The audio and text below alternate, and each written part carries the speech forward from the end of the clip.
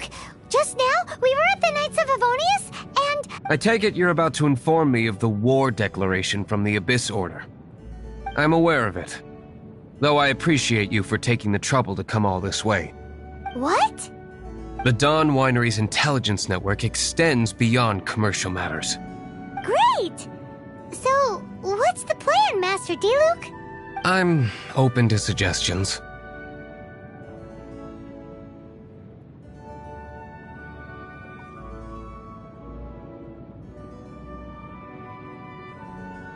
No.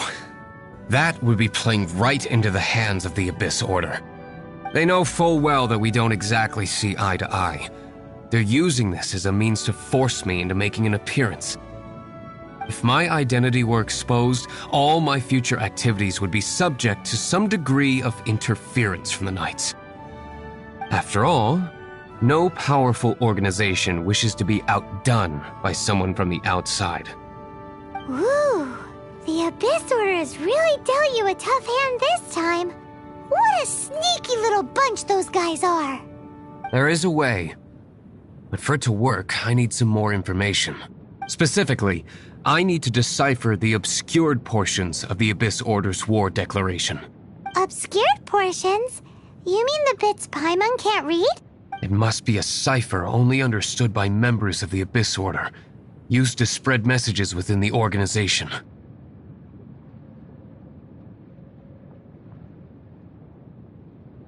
It's not simply a war declaration, but also a notification to their own.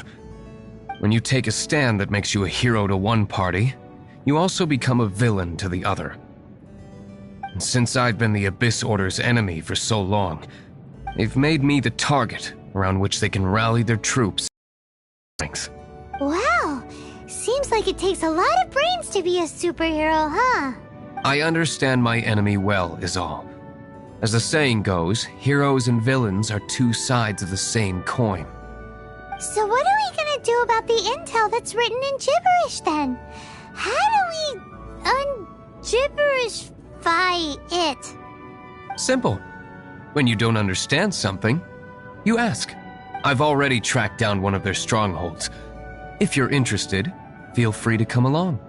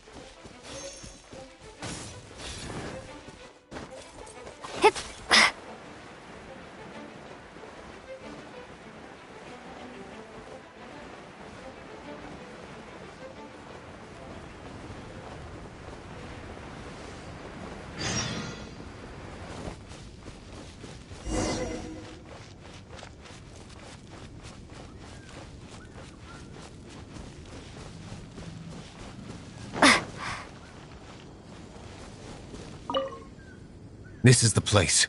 Abandoned ruins like these are precisely the kind of place the Abyss Order likes to camp out. Come on. There's no time to lose.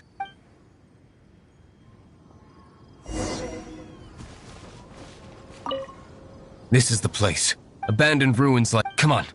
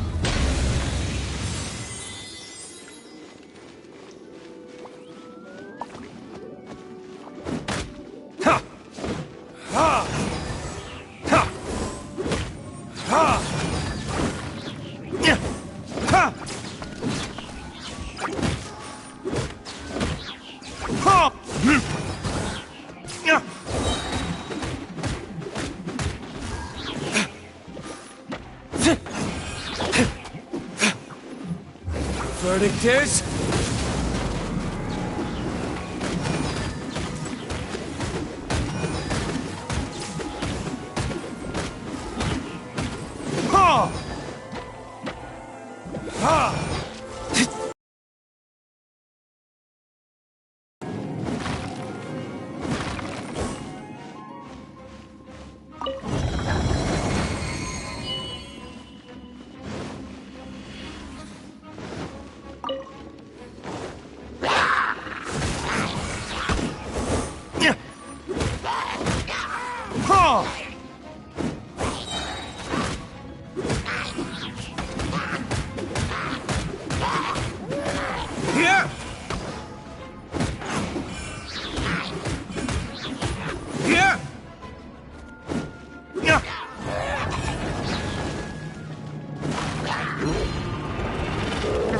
Verdict is...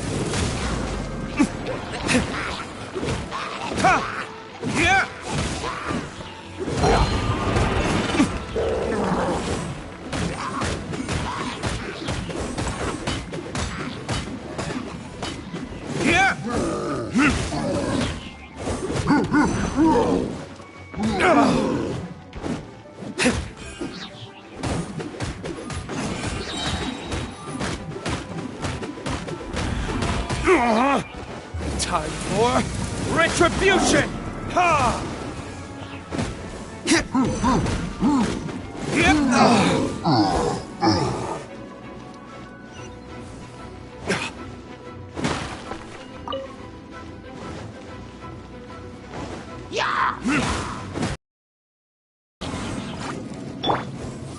I'm going in!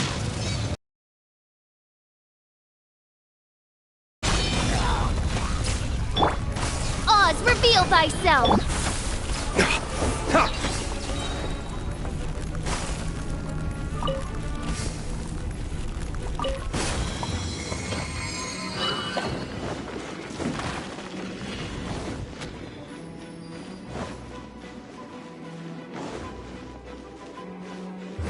Verdict is...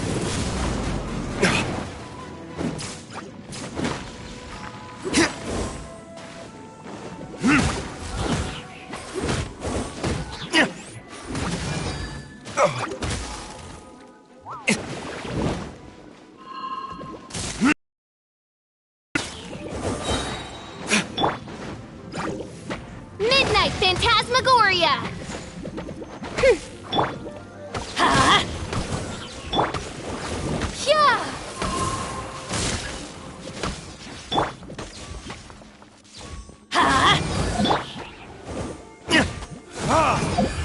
Verdict is...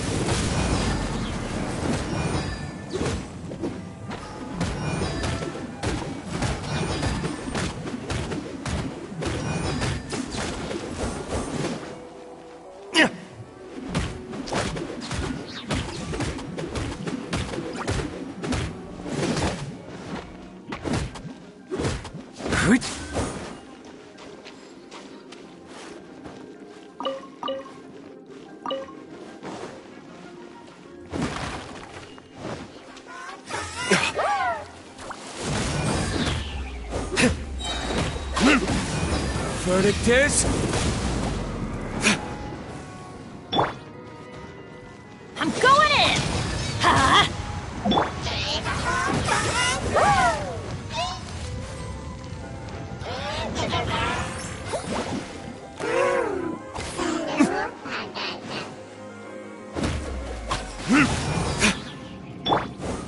Lights out. Yeah!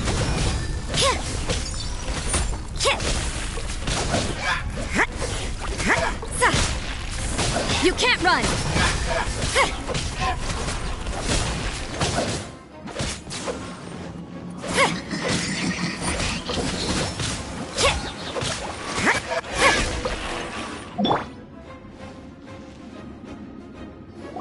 How did you find me here, Favonian scum? I am no knight of Favonius. Now start talking. Your plan, what is it? I see you received our letter. But if you think I'm going to let you in on our secrets, I'm afraid you're quite mistaken. You appear to have misunderstood the situation you're in. Did you just use a pyro vision to shoot fire from your hands? Ah, it burns! Let's see how long it takes for you to crack. Stop! Stop! Please! Pain, I beg you! Make it stop! I'll talk. I'll talk. Ow, ow, ow! Please, stop! I'll tell you everything. The Abyss Order. We've amassed a force bound by a shared hatred for the Dark Knight hero. They will march on the Mondstadt city gates at 10 p.m. tomorrow night. That's everything I know. Please, don't make me suffer those flames again. That's it?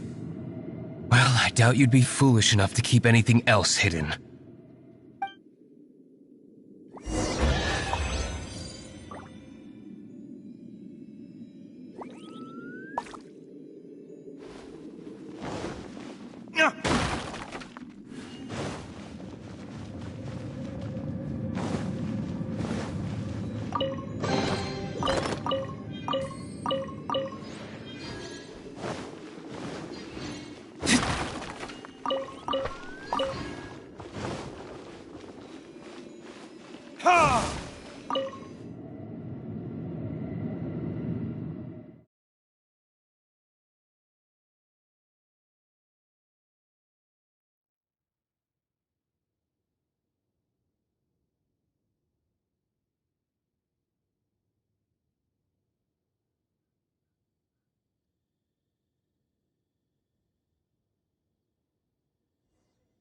Now that I have the information I need, I must prepare. I would be grateful if you could keep me updated on how the Knights of Favonius respond to this matter. Yes, Master Diluc, sir.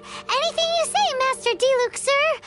Why are you acting so strange all of a sudden? In light of what just went down here a moment ago, Master Diluc has officially reached #1 on Paimon's people not to tick off under any circumstances list.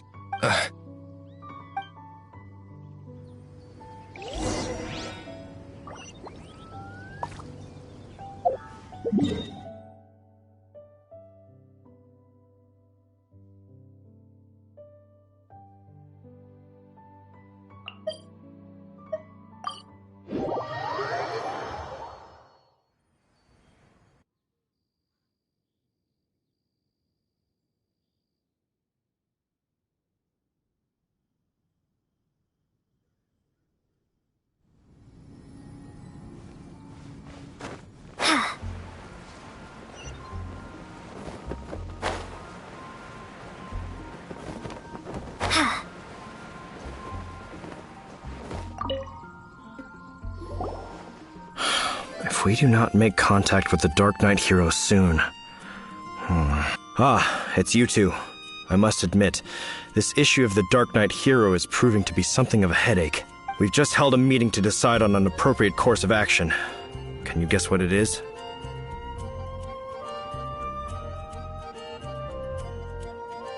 No, that would send a signal that the Knights are in favor of the Dark Knight's hero's continued presence in our city, which we are not.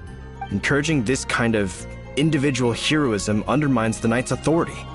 Oh, well, what's the plan then? Find out the Dark Knight hero's true identity and offer him our protection.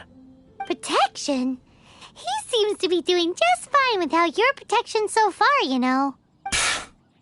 Well, since you've aided the Knights in the past, I might as well just tell you.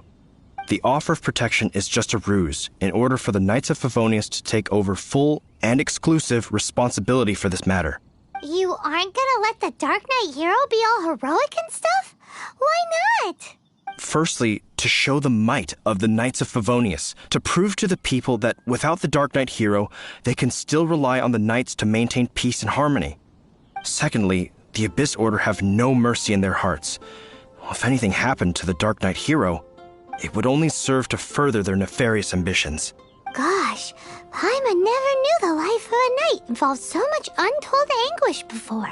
But none of this will work if we don't establish the Dark Knight hero's true identity in time. There's no need to despair, Huffman. Just follow my plan, and everything will be fine. Captain Kaya.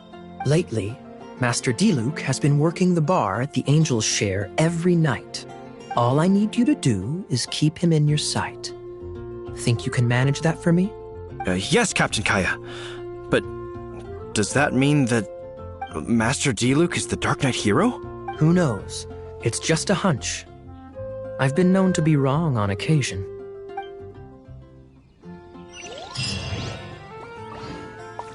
Wow. Paimon feels we saw a whole new side of the Knights of Favonius today. But Paimon doesn't understand. How is Kaya so sure he knows who the Dark Knight hero is? We need to get to the winery and tell Master Diluc as soon as Paimonly possible.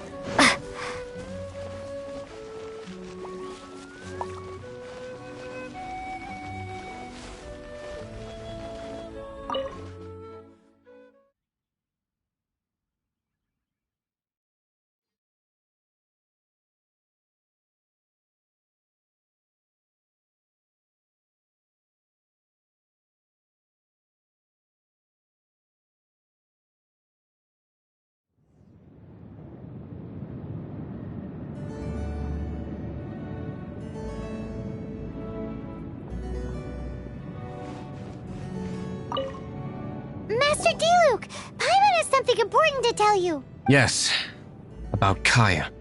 I should have known he would see this as the perfect opportunity to get back at me. Sounds like there's a bit of bad blood between you guys then. I shan't get into that now. More importantly, the Knights of Favonius are responding more or less as I had anticipated. All we need to do now is think of a counterplan.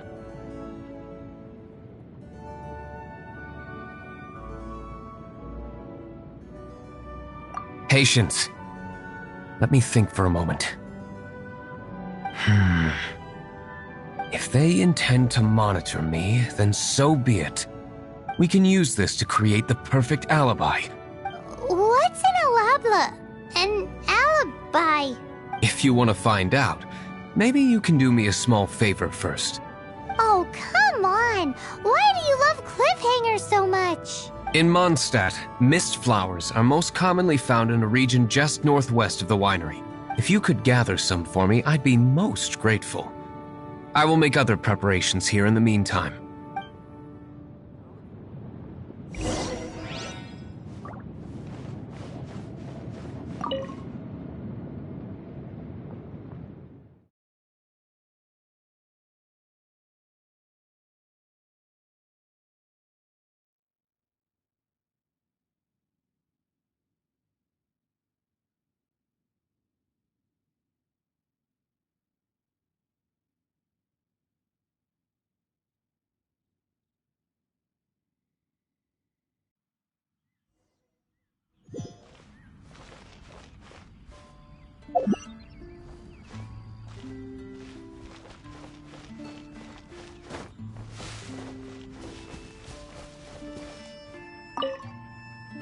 Ah, you're back. Allow me to introduce the winery's master brewer. So many mist flowers. Great! I can't wait to see how this turns out. So, are you certain the equipment can withstand this level of purity? Oh my goodness. The winery owner himself is addressing me directly. Don't worry, sir. It is always my honor to serve you, even if it means risking my life. Huh? What's so life-threatening about this? Please, excuse me. I must get to work. What's he gonna do with a bunch of mist flowers? Long story short, a few days ago, the winery was experimenting with some new flavors. They wanted to see if mist flower can truly add a crisp and refreshing taste. Sure enough, they discovered that the flower's extract is truly potent. So the new batch is selling like hotcakes? No, not potent in terms of attracting customers, but slimes. Slimes need to extract elemental energy to survive. For them, this substance is simply irresistible. So I thought to myself, I wonder how much trouble I could cause now that I know this. Yikes! What was that noise? Oh, cold! So cold. Oh, Master Diluc. Purification complete, sir. But the equipment is... Marvelous work. Don't fret about the equipment. I shall have my butler order more immediately. Marvelous! Jolly-ho! Spiffing! Somebody fetch the butler! Paimon never knew you had to be so well-spoken to get a job in the alcohol industry. This is what I was talking about. Mist flower extract. Or, for our purposes, elemental bait. Wow! It really has a strong elemental whiff. Can we test it out? Sprinkle a little on the ground over there. Careful, just a small amount.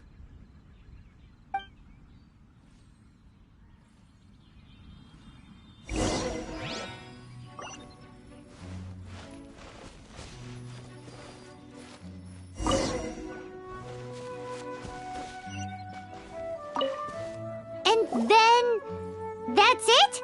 How long does it take before... Holy moly, it really does attract slimes! And even more than we expected. It appears the potency is greater than anticipated. We'd better get rid of them before they wreak havoc on the manor.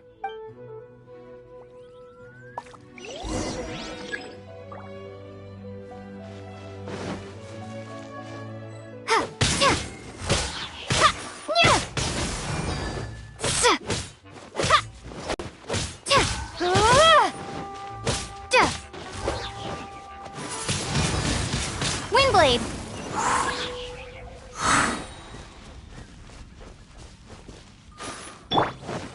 Punishment!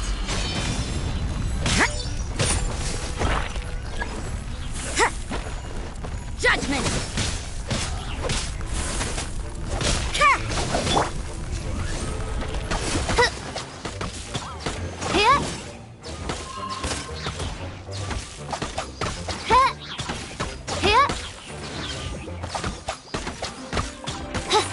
Midnight Phantasmagoria!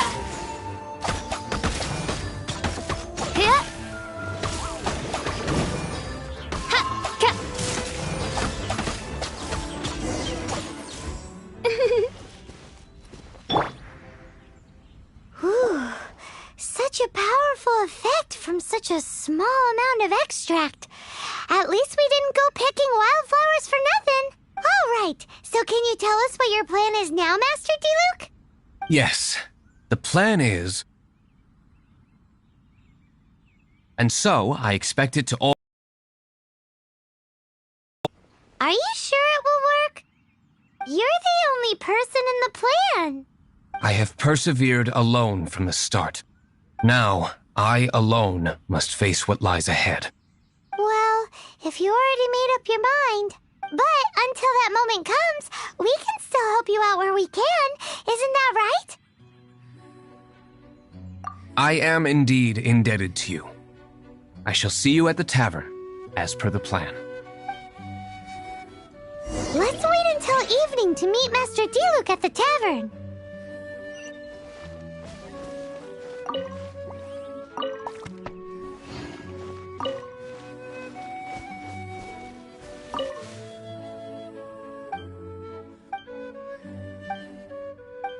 Hopefully we'll have a good harvest this year.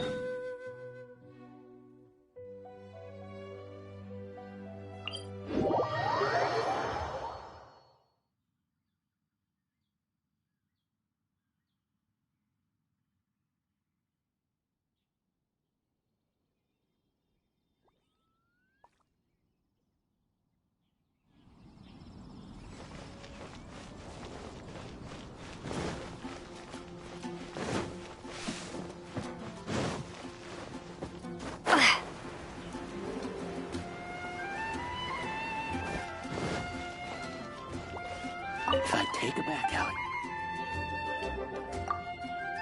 Adventuring in the Ashen Sea.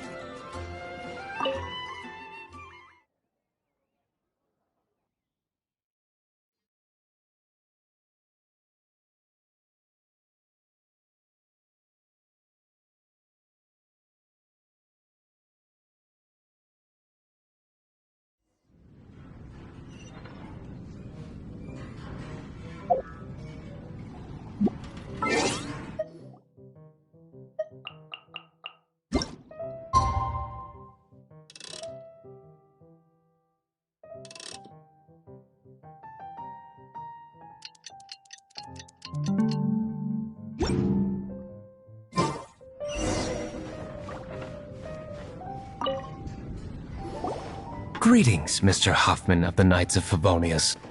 To what do I owe the pleasure at this hour? Oh, nothing. I'm merely procrastinating. I thought I might indulge myself with a beverage or two. Ah, traveler. Fancy meeting you here. Oh, we were in the mood for an evening stroll. What would you like to drink? I'll have a dandelion wine, I suppose. Ooh, Paimon wants apple juice.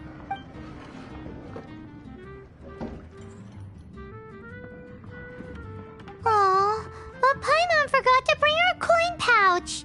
Do you have any more on you? Apologies. We do not give credit here. Well, in that case, let this be my treat. No need. We'll be back in a jiffy.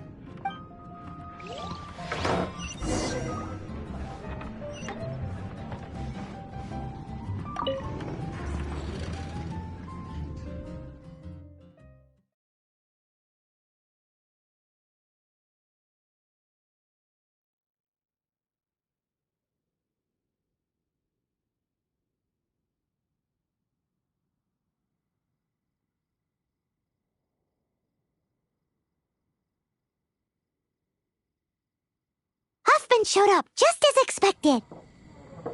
Okay, remember the plan? Go to the city's side gate and place the elemental bait.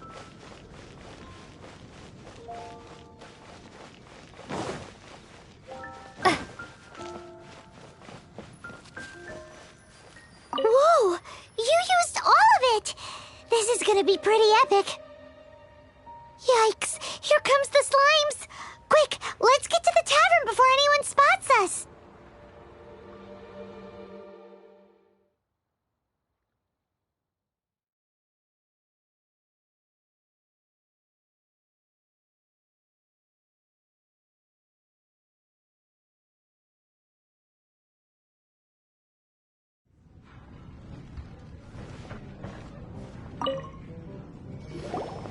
Captain Kaya is no doubt a formidable knight, but he also brings us more than his share of hassle.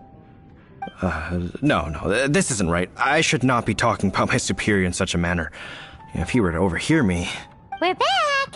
Is my apple juice ready? One moment. Mr. Huffman! Mr. Huffman! A situation at the side gate! Everyone to the side gate! What is it? What happened? It's... slimes, Mr. Huffman. Slimes. You see them all the time. What's the big panic? We do, but... Sir, there are more slimes out there now than all the slimes I've seen in my life added together. Whoa. Surely this couldn't be the Abyss Order's secret weapon. But I have another matter to attend to here. Oh? The matter of your dandelion wine? No, that's not what I meant. So this is how the Knights of Favonius conduct themselves in a crisis. The Abyss Order is encroaching on the city gates, and your response is to sit here drinking wine? It's like I've always said, the Knights are not to be trusted.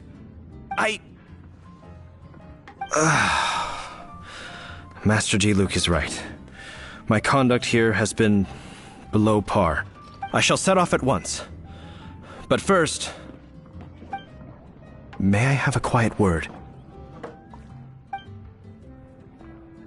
Huh? Shh, keep your voice down. I presume you know what this is about. Please watch Diluc for me. Do not let him leave under any circumstances. I must head to the side gate, but I'll be back shortly. I'm counting on you.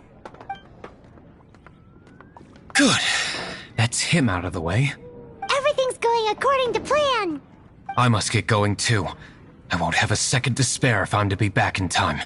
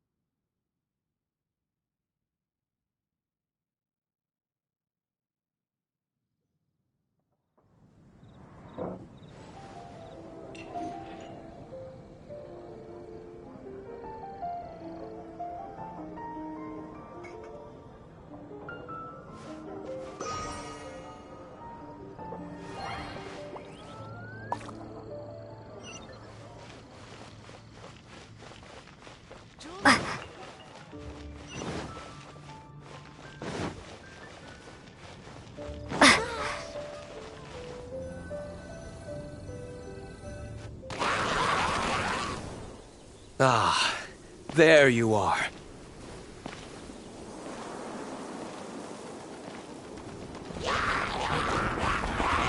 Dealing with you will be the easy part.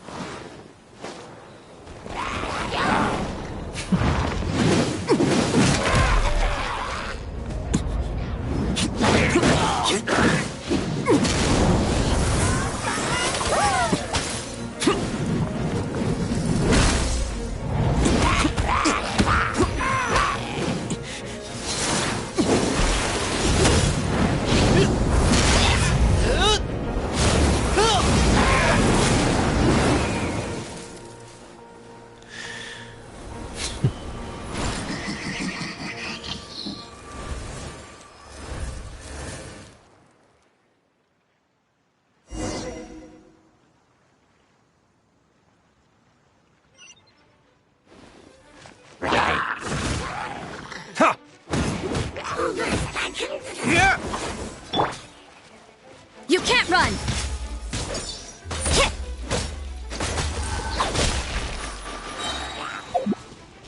Punishment!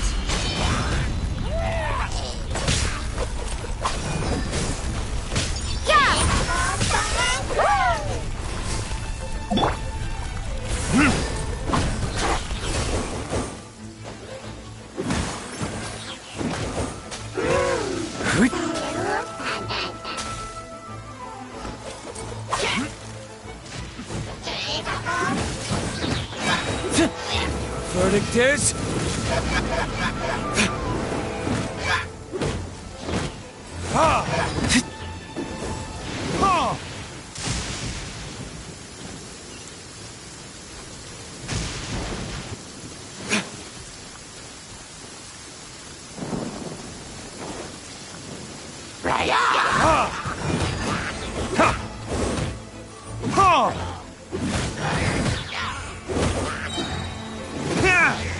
Time for retribution! Ha!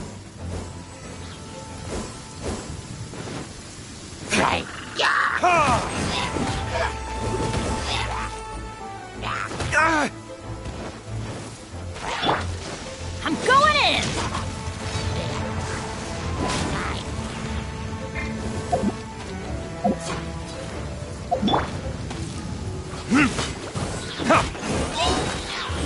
Verdict is...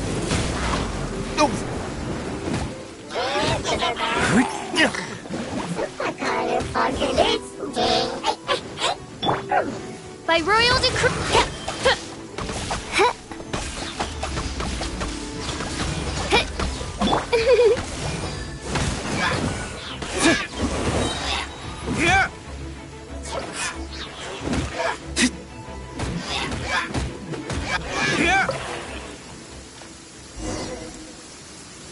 Classic Master D-Luke.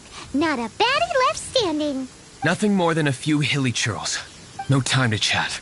I don't know how long those slimes will keep Huffman occupied. Best get back to the tavern.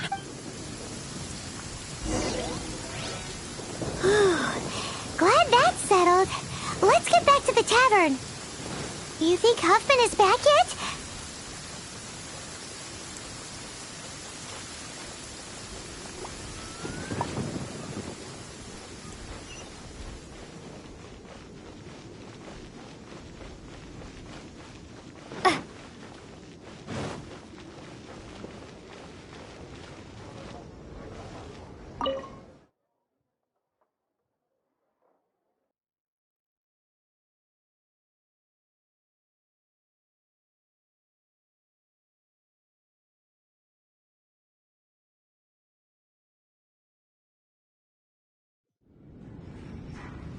It seems Huffman hasn't yet returned. We made it in time.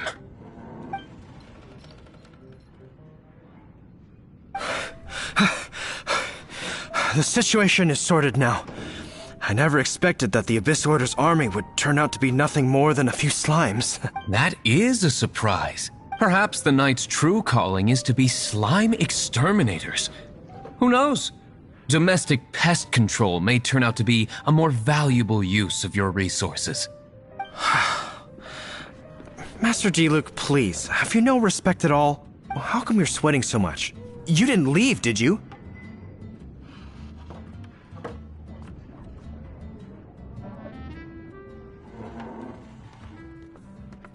Is that so? But why now, of all times, for the love of Barbados? Uh-oh, Huffman is getting suspicious. Excuse me, sir. Might I be so bold as to inquire, did you see Master D-Luke, today's bartender, did you see him leave just now? Yikes, he's asking other customers. We're done for. Master D-Luke? Why, no. He's been behind the bar this entire time. I see. Mr. Huffman, your dandelion wine. You ought to get back after this. Send my regards to the rest of the knights. Oh, never mind. I must be going. I should report back. Here, take this as a token of my esteem. How odd. Whew, that was too close. Paimon was sure we were toast. I foresaw this eventuality. So, all the guests here tonight, save you two, are my own people from the Dawn Winery. They're all in on it? Not all of them. Or should I say, not all of us. Kaya, where did you come from? I just picked a good spot to quietly sit and watch the show. What? You've been here this whole time? Correct. The Dark Knight Hero's Alibi. I think it's my favorite chapter so far. More intriguing than a fine wine. So, you plan to report everything to the Knights of Favonius? Come now, Diluc. You know me better than that. I have no interest in exposing secrets. I was just curious to see how far Mondstadt's Dark Knight hero would really go. And you did not disappoint. I have nothing to prove to you. Oh, naturally. I must say, though, one thing I didn't see coming is that the mighty Dark Knight hero would actually need help from other people. Sorry, we're closing. Please see yourselves out. All right, all right. I have no further need of wine to entertain myself tonight in any case. Just one last thing before I go. It had better be the very last thing. I feel strangely comforted by the fact you now have an assistant, Diluc. I hope you all have a wonderful night.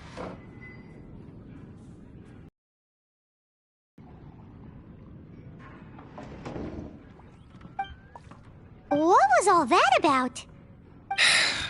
Don't mind him. Thank you for all your help with this matter. This is a token of my gratitude. Wow! Thanks, Master Diluc. I'm in the habit of working alone. But I did enjoy having your assistance this time. In the future, if there's anything you ever need, you can come to me for help.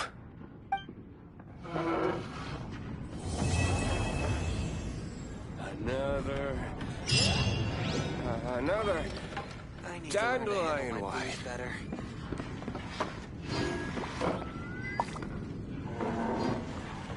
Come, my friend. Why?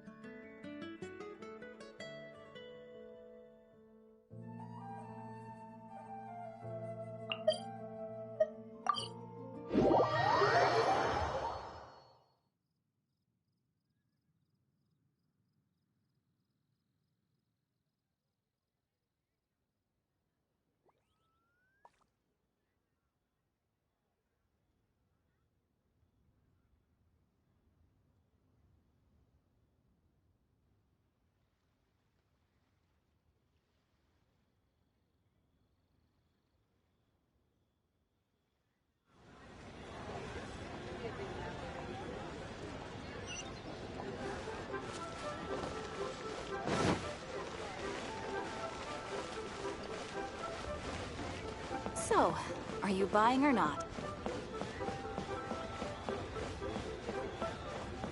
One Win Bookhouse. Guess this is where we go to buy books in Liyue. Should we ask here if they have a copy of the Liyue volume of the Teyvat Travel Guide? It's super duper interesting. Feel free to look around. There's no obligation to buy. We're looking for the Liyue volume of the Teyvat Travel Guide. Do you have it in stock? Sorry, dear. We stopped stocking that a very long time ago. It just wasn't selling. Huh? But the Mondstadt volume was so interesting. Bummer. The thing is, the author made it too personal, and the result wasn't really much of a guide. It barely sold any copies, and the few travelers that did buy it made complaints afterward. Well, that's a shame. The Mondstadt volume was a good read, even just as an adventurer's diary. The fact remains that I don't have it in stock. If you must read it, try your luck at Chang the Ninth's place. Who's Chang the Ninth? A book collector who lives in Qingse village. He's a complete grouch, but he will behave himself if the conversation is about books. He was a regular customer here back when he lived in Liyue Harbor, and I still send him the odd out-of-print book or two every now and then. Did somebody say out-of-print books?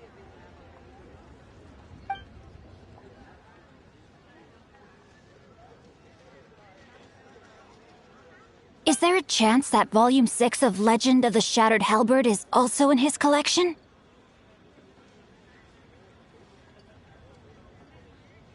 Apologies, my liege.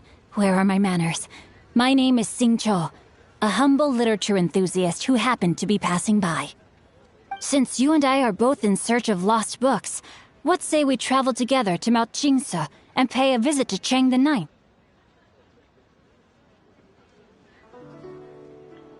My pleasure, fellow book lover.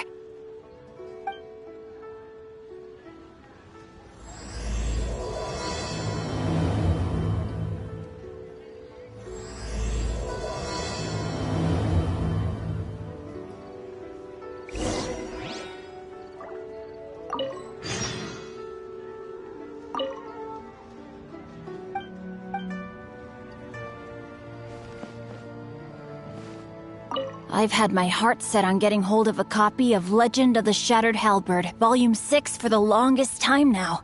Frankly, I'd be willing to do whatever it takes to get my hands on that book.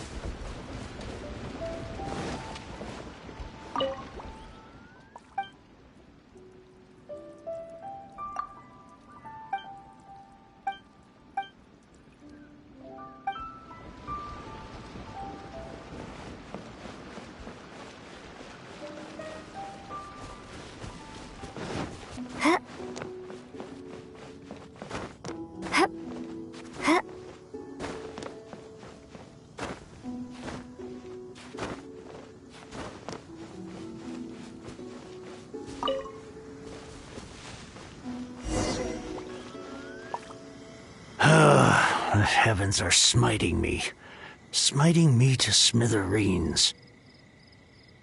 Uh-huh. And what do you want? Come on, spit it out.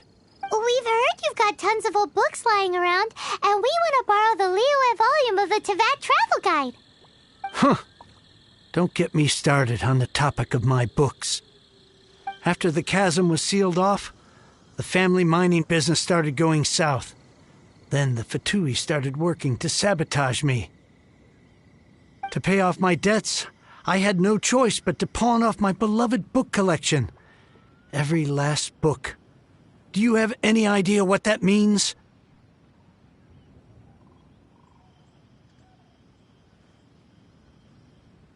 Wrong. That was my life's work.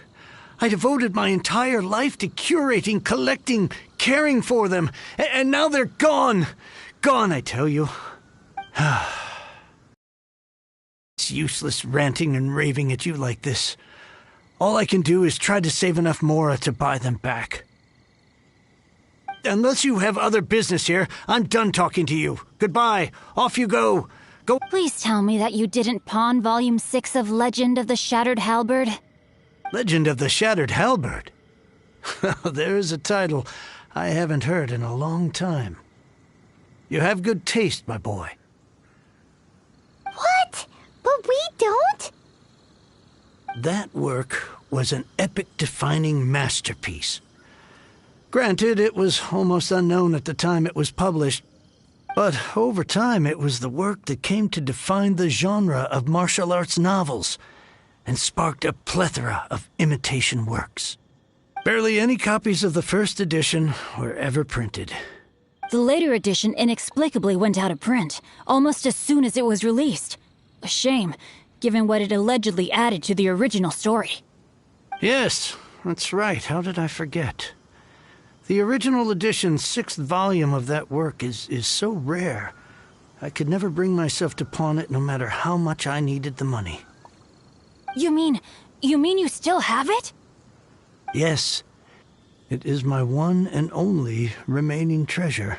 Hey, Chang! You've got some nerve keeping me and my boss waiting like this. I need an answer. Will you sell the core lapis or not? I'm sure you don't need me to remind you that if you mess with Gentry Moutsai, you're messing with the Fatui. Oh, you again. But you know I can't afford to give a 70% discount on the price. I'd never be able to buy my collection back. That's your business. The question is, do you want your books, or do you want food on your plate? Perhaps you'd like to take your books with you to an early grave. You... Whoa there, friend. Come on. This gentleman is either willing to make a deal or he's not. You can't force him to sell against his will. Just who do you think you are? Keep your nose out of other people's business. My liege, I am but one who comes to the aid of this gentleman in his moment of need. I am Xingqiu, disciple of the Guhua clan.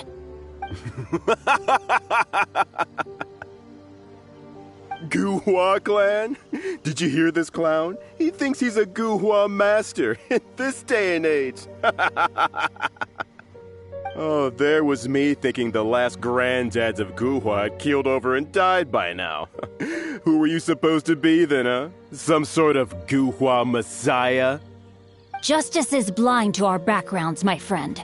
That just makes me someone trying to do the right thing. But you? The weasel who does the tiger's bidding may be less powerful than his master, but he is no less guilty. Get a load of this guy. Just you wait. You'll be sorry you crossed me. And you, Chang, you're selling that core lapis whether you like it or not. Oh, how the wolves prey upon the fallen tiger. My day... So, just to come back to what we were talking about earlier, could I get a yay or nay about borrowing that book?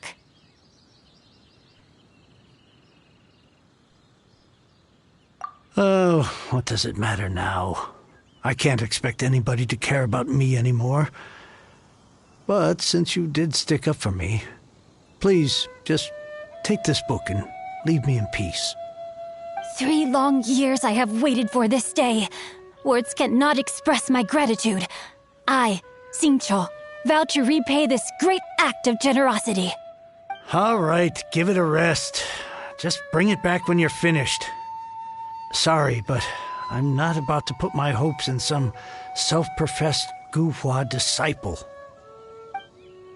Hey, where are you going? We've still got a job to do over here.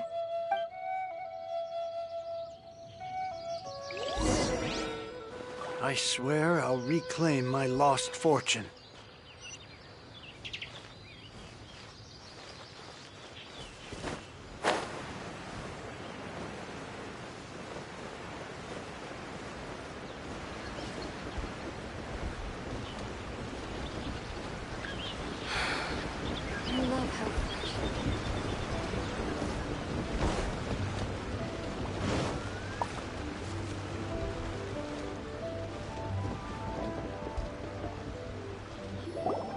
So, you like reading, huh, Mr. 5-second hero? Oh, amazing! I never saw that coming. Hello, Xingqiu? Anybody in there? No wonder this book is so highly sought after. How can they bully poor old Chang the Ninth like this? Forcing him to sell his ore for dirt cheap? It's daylight robbery, pure and simple.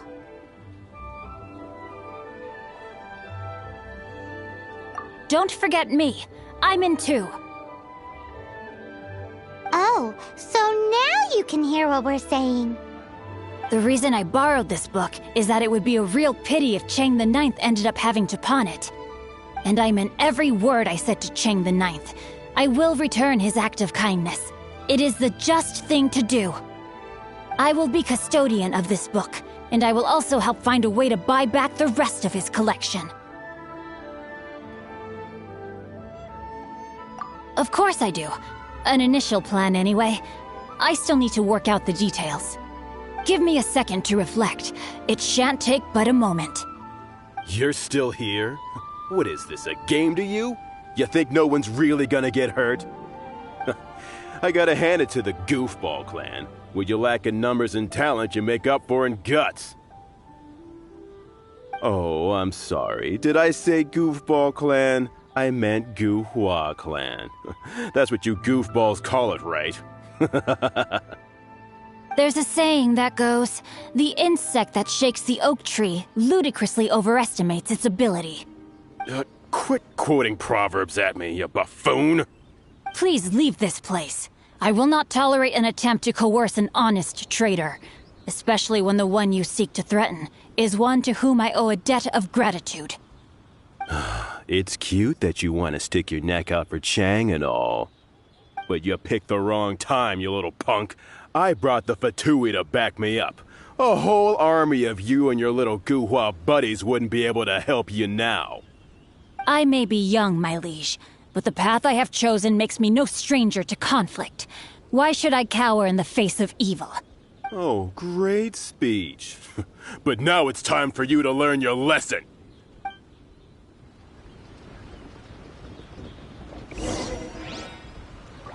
There you are, evil. Rain outlines your fate.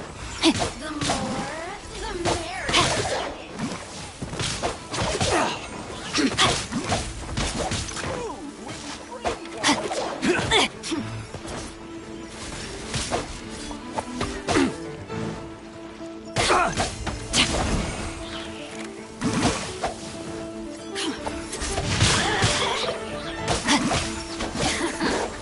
Over here.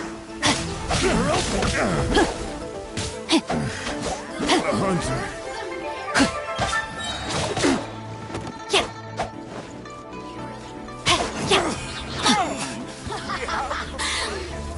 Let me weave you a verse.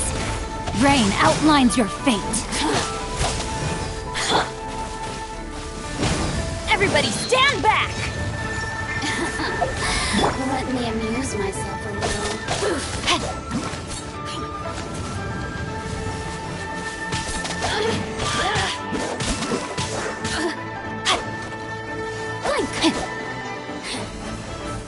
No, my sword!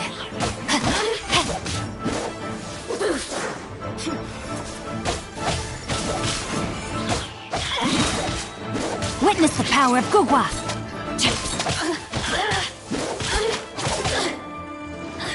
Over here. Look at me. I thought that was just a regular pendant you were wearing, not a vision. You won this round, but you better watch your back. This isn't over. Would it be too much to hope they've learned their lesson?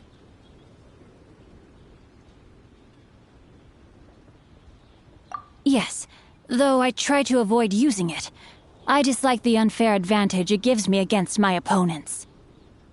Though I long to restore Guhua to its former glory, it is no easy task. They've gone for now, but they'll be back looking to cause more trouble before long. I'll see to it that no harm comes to those who show me kindness. There is a just and unjust way to do business, and I will ensure the matter is resolved satisfactorily. It's not like the Fatui to pick sides in a business dispute. but the confident demeanor of their errand boy suggests there is substance to his words. There must be a deeper level of collusion at work here. He mentioned Gentry Maotai. I know this name. He has a stately residence in Liyue Harbor. Maybe the two of you could go and investigate. That idea works, but what are you gonna do? Me? I have other things to look into. Let me see. Let us meet at Yujing Terrace in Liyue Harbor in a bit. You really have stuff to do? Are you sure you're not just using us as your errand runners? Wow, so that's how that turned out. This whole passage is just extraordinary. Ugh, this guy is so annoying! Paimon just wants to slap him right in his stupid face!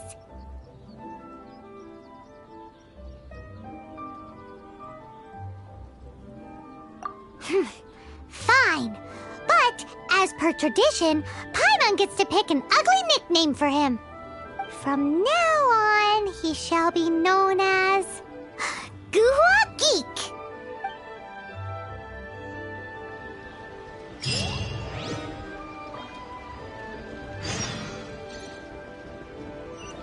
Come, we have the finest of teas.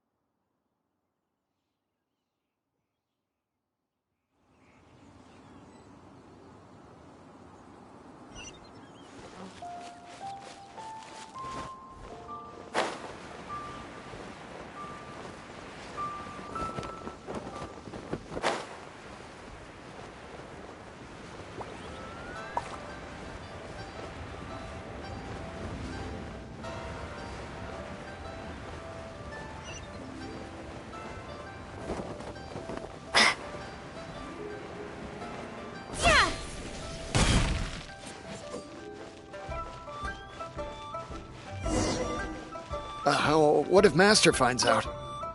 Who goes there?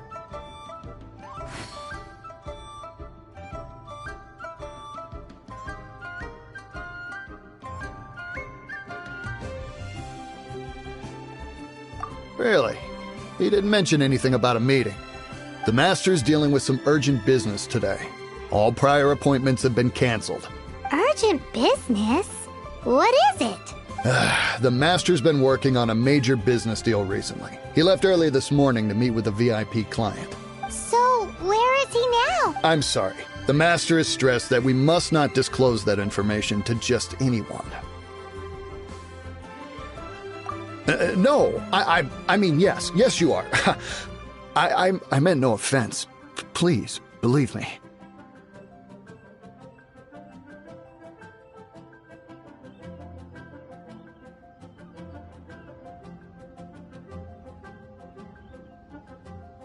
I'm sorry. Master's currently in business negotiations at Shinya Kiosk. I beg for your mercy, please. My master will show me no leniency if he finds out. Well, my master has much more important things to do than talking to rude guards like you. Luckily for you, your bad attitude will be the last thing on his mind when he's busy negotiating a big business deal with your boss. Thank you. May your business forever be blessed by the Lord of Geo. Nice work! Paimon never knew you were such a tough negotiator. Paimon loves compliments and all, but treating Paimon to some tasty snacks would show that you really mean it. Anyway, seems like the VIP client in question must be one of the Fatui.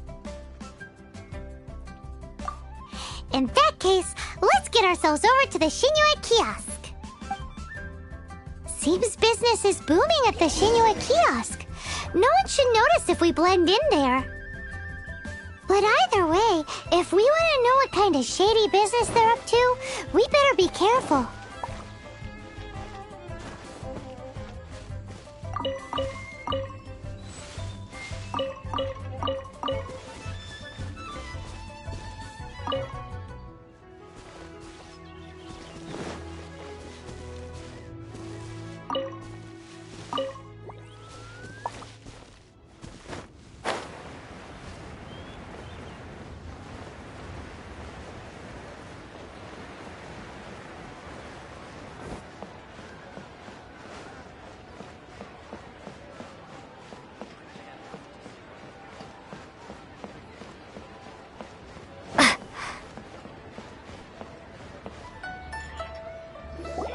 I understand.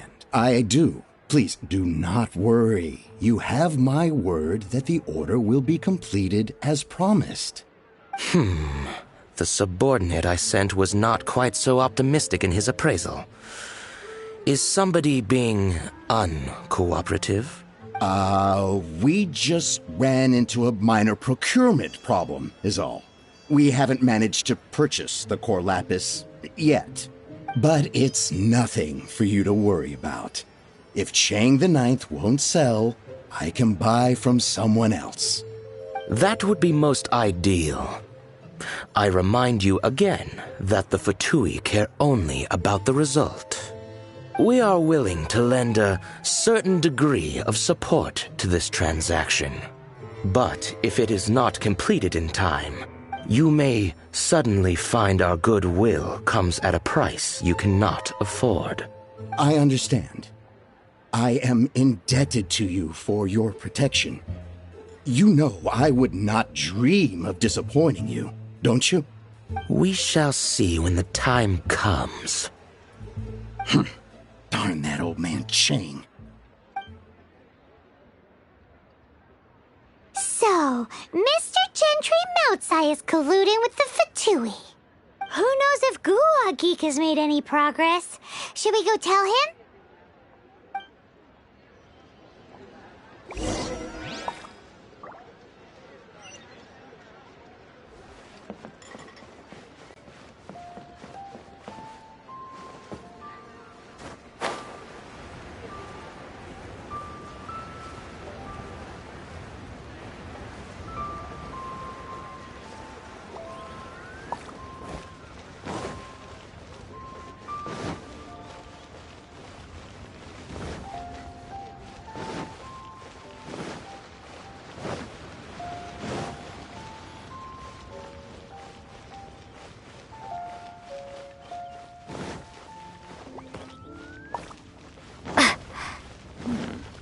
This is a peaceful neighborhood. You said you had other things to look into, as if you're some sort of man of mystery. When actually, all you meant was you wanted somewhere new to park your backside while you read your book. I see. I guessed as much. Did you really guess, or are you just saying that to sound clever? The course of action we must take is now clear. To start with, please deliver this letter to the Feiyun Commerce Guild. They will know what to do.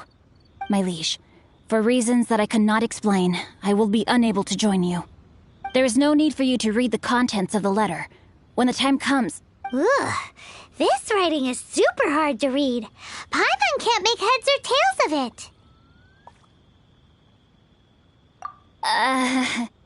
Hence why I said there's no need for you to read it. The Feiyun Commerce Guild will have someone who can understand it. But why would you want to get them involved? They're one of the bigwig commerce guilds in Liyue. Why would they want to help us? Since we got to Liyue, Paimon keeps hearing people mention it. Seems they oversee a lot of business that goes on around here. Having such big backing would be great and all, but are you sure they'd want to help? No need to worry about that. From what I know, they share my sense of chivalry. Once they have read the carefully reasoned and passionately argued case I put forth in this letter, they will certainly be moved to action.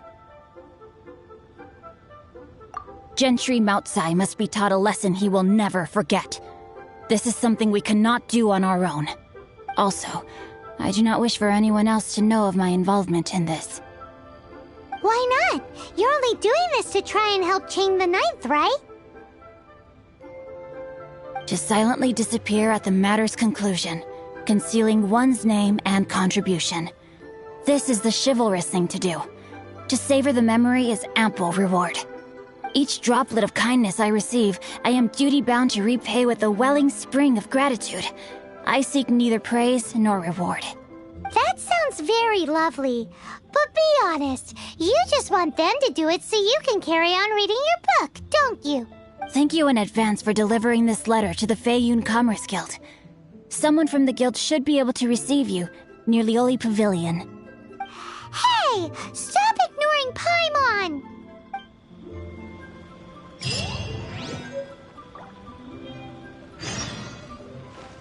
This is a peaceful neighborhood.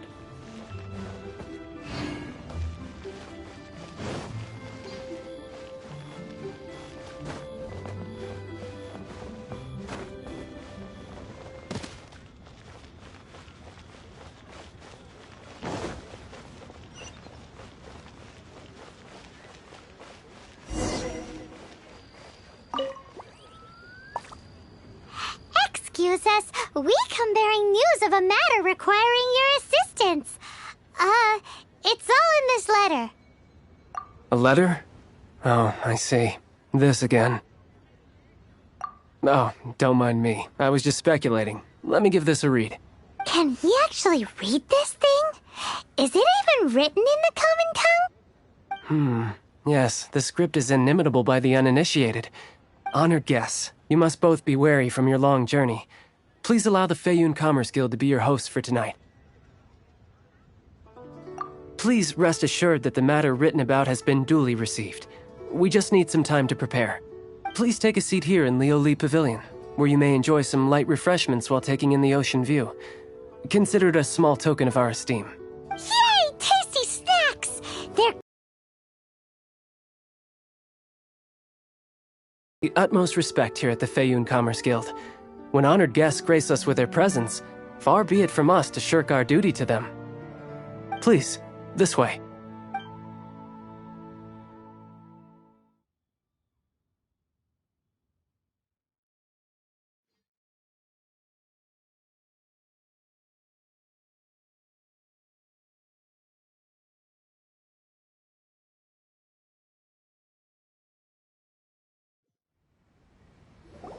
And Paimon thought we'd get kicked out, or turned away at the door. Paimon didn't think Guhua Geek had so much clout.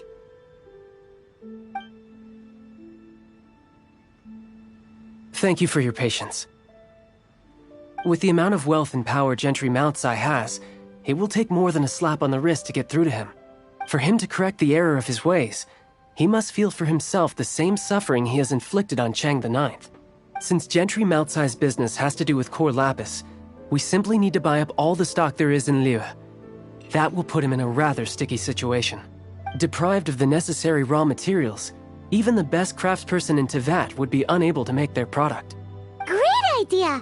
That'll be sure to mess things up between him and the Fatui. But Liu is huge. Is it really possible to buy up every last bit of core lapis in the harbor? With the timescale we are on, it is indeed a challenge. Hence, as stated in the letter, we must ask for your further cooperation in the matter.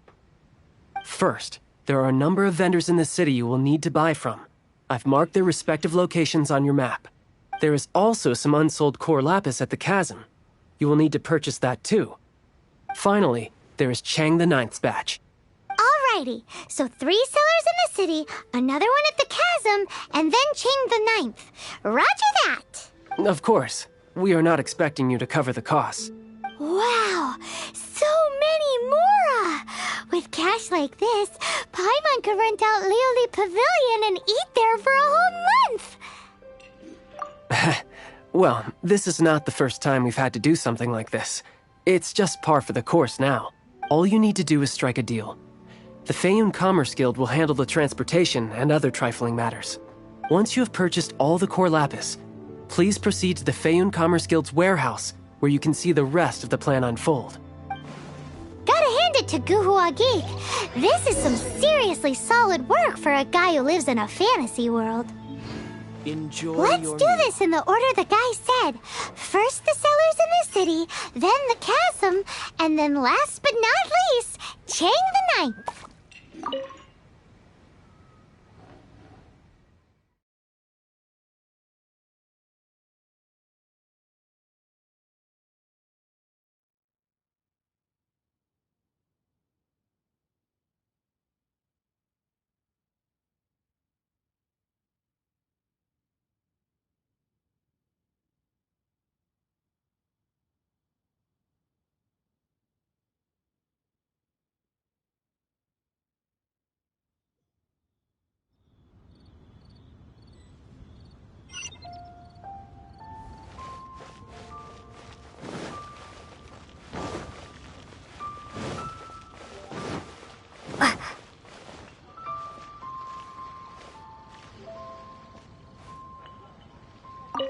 Hi, anything I can do for you? You want all my core lapis? I've already agreed to several orders. That said, none are in writing. The buyers are being incredibly indecisive. Oh, it's for the Feiyun Commerce Guild? Seems business trends are about to change in Liyue.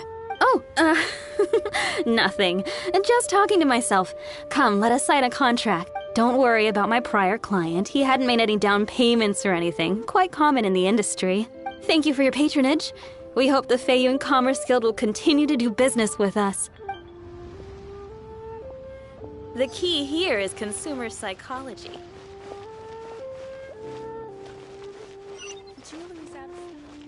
Senua Kiosk, the place to go for classic.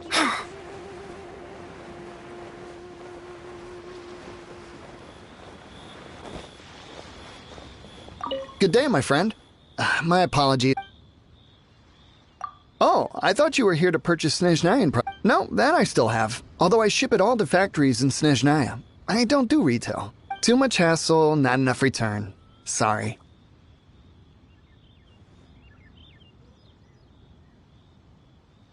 What? No. Give me a second to think. All right, I'll do it. Just need you to sign for it. Clearly no shortage of cash flow in Liyue.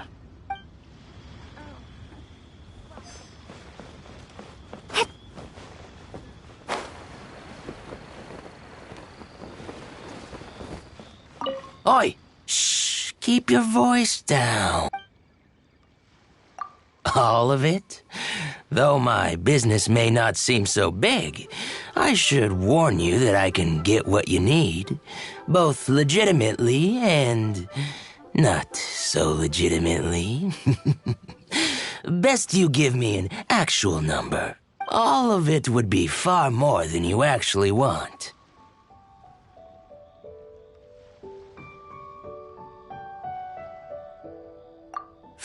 Feiyun Commerce Guild?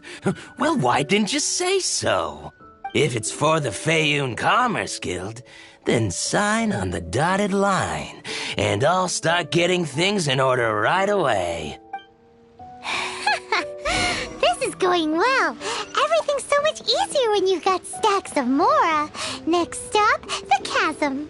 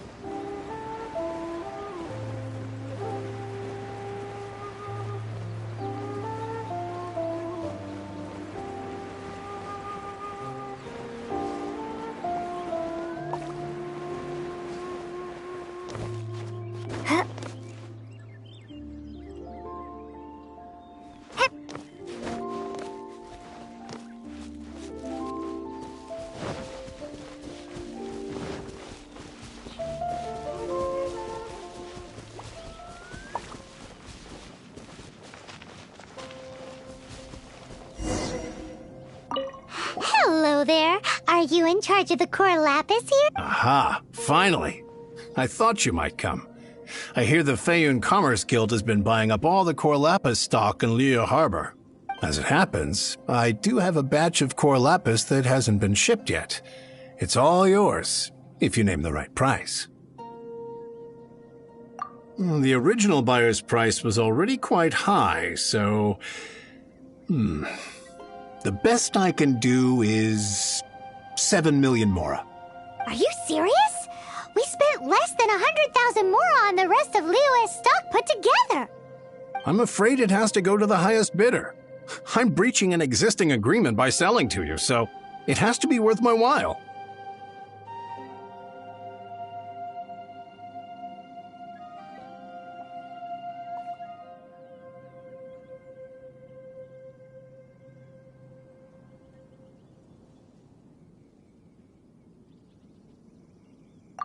Look, you have your problems to deal with and I have mine.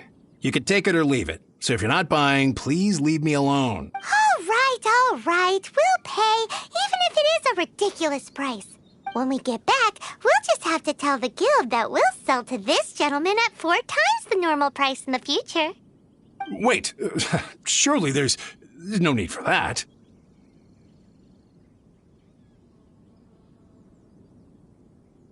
Please, don't do this. It's not even your money. Why be so frugal with it? It might be the guild's money, but we'll have a tough time explaining to our boss why we spent so much in one go. If he asks, all we can do is mention your name and say you gouged us over the price. I understand. I'm sorry, please. I don't want any trouble with the guild. There's just one other thing, though. There's been an issue with the delivery of this batch. Several carts were ambushed by hilly churls. I don't know where exactly, but if I can't retrieve the goods, I can't sell them to you either. So maybe you could go and look for the carts? There should be 5 of them in total. If you can find them all and tell me where they are, I'll sign the contract right away. Oh, yes, of course.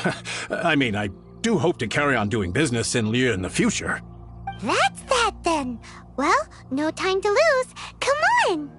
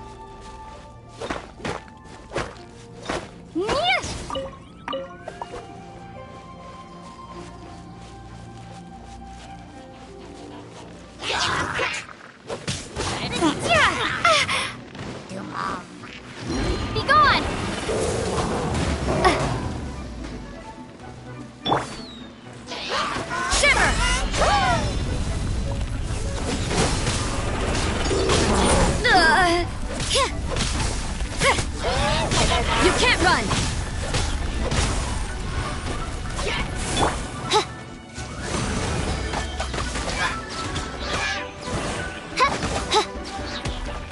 Wings of darkness! Come, sever night from day!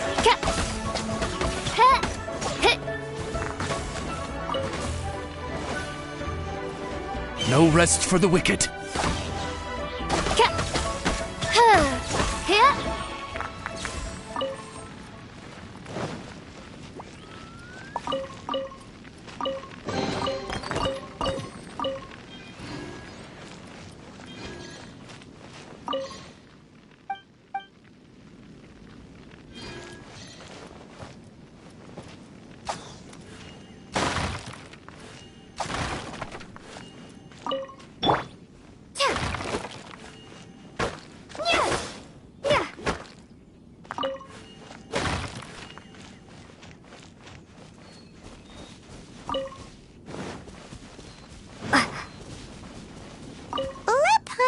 See. Yep, that's it.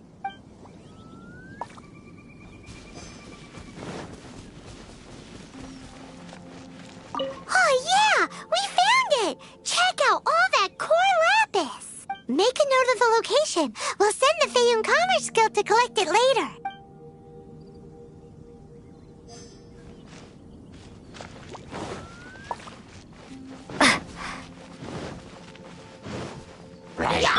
Teamwork is dreamwork! Adventure time!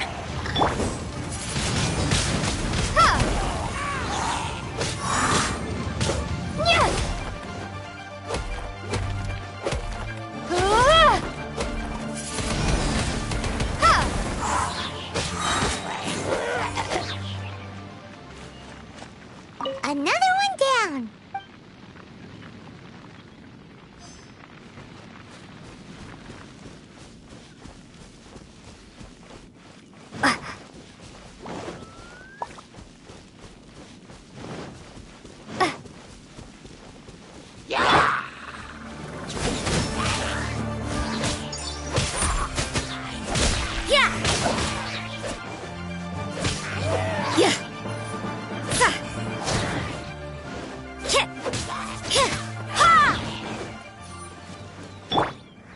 That's it, all right. That's a big old stash of core lapis.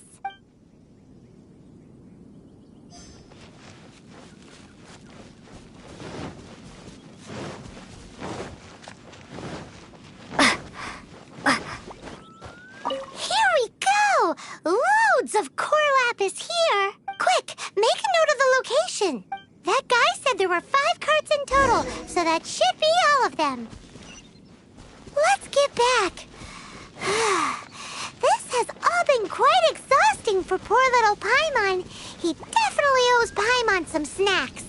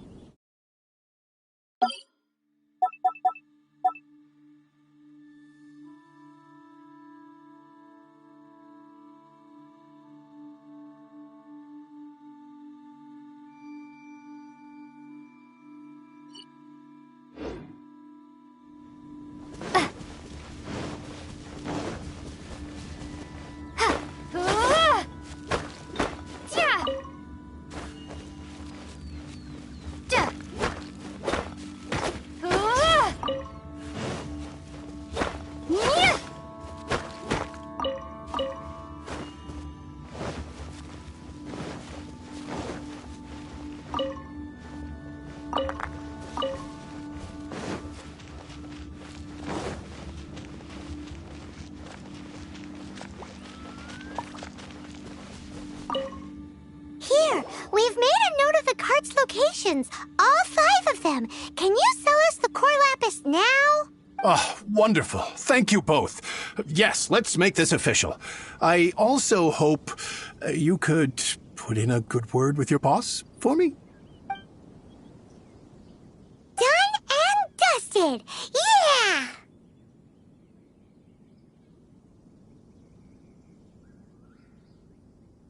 Paimon's got a knack for this business malarkey, don't you think? Now for the final stop on our core lapis crawl, to Chang the Ninth's place.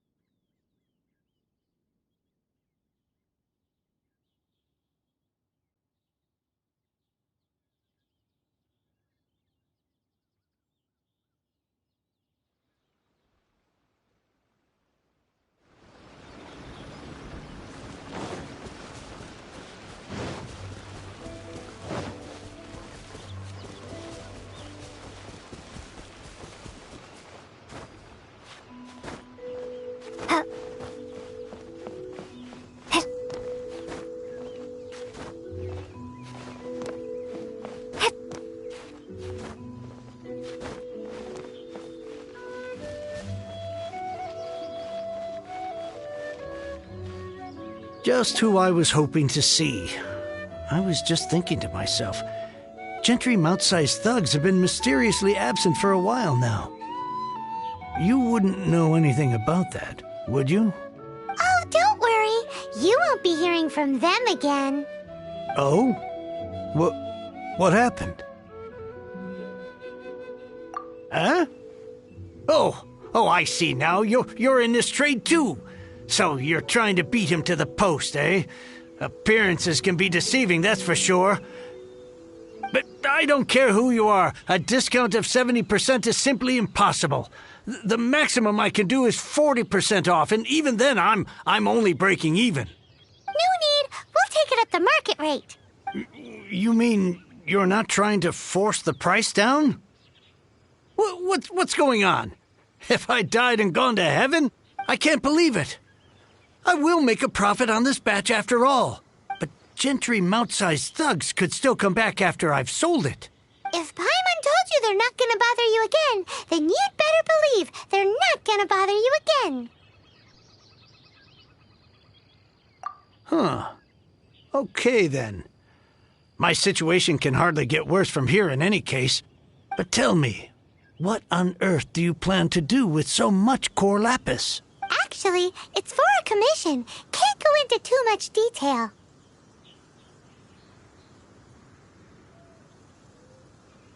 Thank you. Thank you a million times over. I really don't know what to say. Good people always get what's coming to them in the end. And so will the nasty people. Anyway, let's get going, because apparently we have a show to watch at the Feiyun Commerce Guild's warehouse.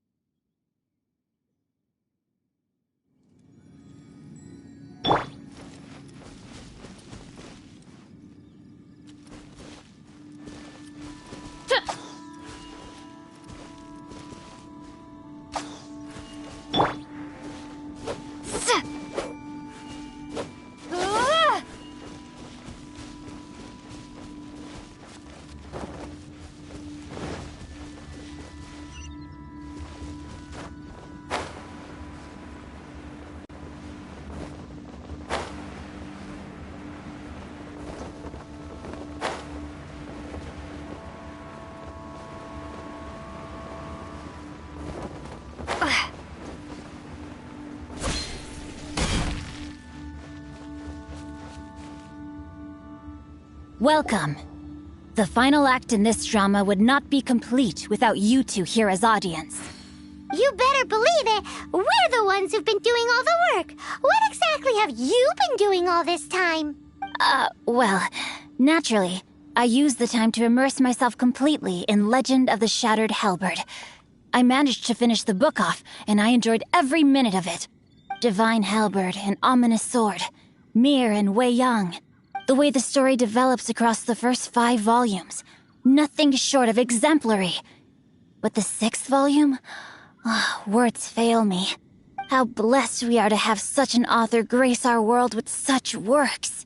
And this is related to Gentry Moutsai how? It's not. But when something surpasses expectations to such a degree, one must show one's appreciation. And it is thanks to your help that everything will play out just as I had foreseen. Why does Paimon have to be the only one who doesn't get what's going on? No fair. So go on then, tell me, what are we doing here? And what's this big dramatic showdown thing that's supposed to happen? Think about it. Gentry Moutsai goes searching for core lapis all over Liyue Harbor, and he doesn't find a single piece. He panics. Without the goods, he can't fulfill his contract. And if he can't fulfill his contract, he can't stay in good standing with the Fatui. He hears a rumor that the Feiyun Commerce Guild is the culprit. Panic turns to disbelief. Gentry Moutsai is a hugely powerful figure in the business world. Never has anyone dared to target him like this. So regardless of whether it is revenge or a swift resolution that he seeks, he is certain to— So it was you! You were the one sticking your necks out for Chang the Ninth! Speak of the devil. I went everywhere trying to find someone selling core lapis before I realized the Feiyun Commerce Guild had been on an acquisition spree. Core lapis is hardly a rare mineral, and yet suddenly the stocks dry up. Just that. Explain yourselves. What is the meaning of this persecution? We are not persecuting you, but protecting another, one to whom I am indebted. Upon witnessing an injustice, it is a perfectly normal response to rush to the aid of he who has been wronged. Was it not one of your own men who said, "This isn't over"? You clearly don't know what's good for you. I won't beat around the bush. Master, if you please, seize their core lapis!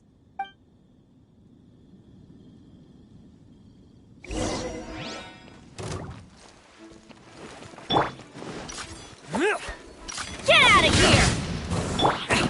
Be gone! You're open!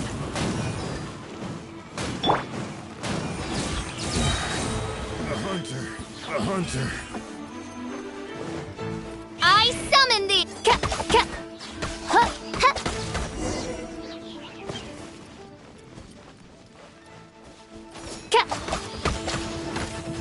Huh. Huh.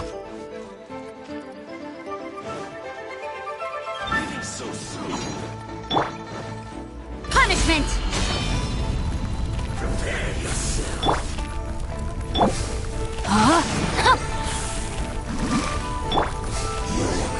Can't run from death. Impressive. You are no commoners. To continue this fight would be to incur greater losses than I can accept. Their strength is almost spent. Finish them off! The core lapis is almost within our grasp. Might I remind you that the Fatui's relationship with you extends to business matters only?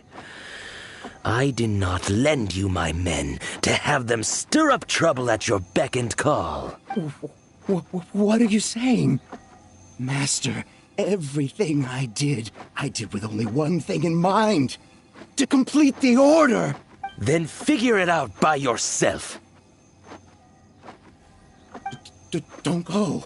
Wait. Master, wait! My lord, what are you doing here? Are you hurt? Thanks to this valiant young woman, I am unscathed. My lord? You? You are the heir of the Feiyun Commerce Guild? Indeed, my liege. I am Xingqiu, disciple of the Guhua clan and second son of the Feiyun Commerce Guild manager, and I make no secret of it. Drats! I've been played like a fiddle.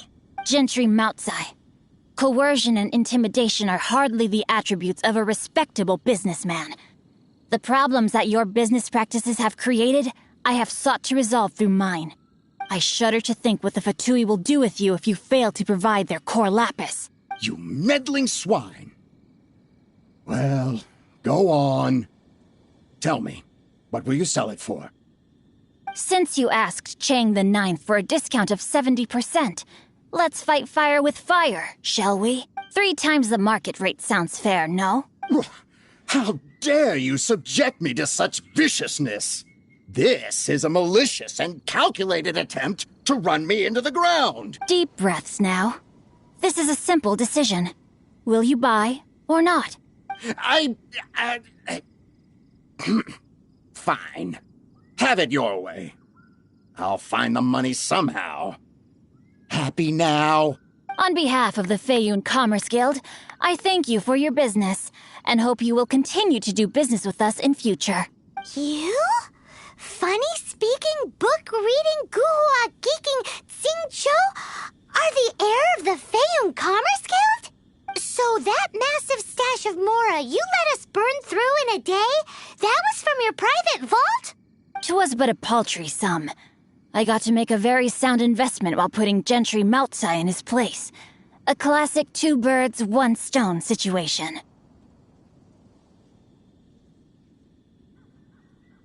You're too kind.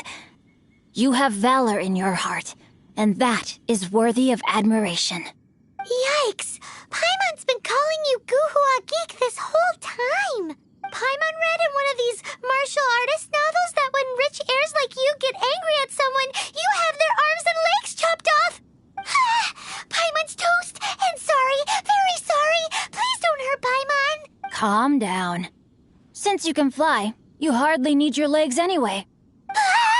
Save me! Save me! This is not a drill! Repeat, this is not a drill! Jokes aside, I have the two of you to thank for this successful resolution. Really, you were a huge help. Meanwhile, Legend of the Shattered Halberd was positively riveting. Much obliged if you could return it to Chang the Ninth for me.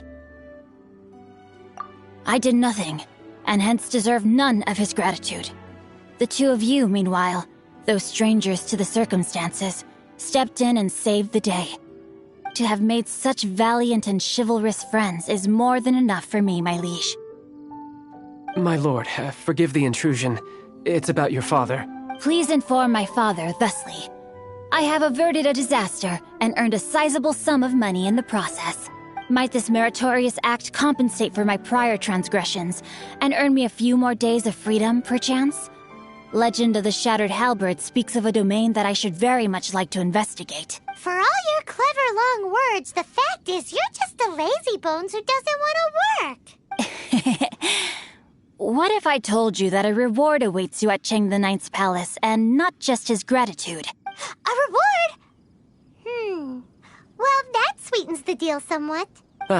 It seems whatever I say, there's no persuading you to stay. Oh, I didn't realize you weren't aware.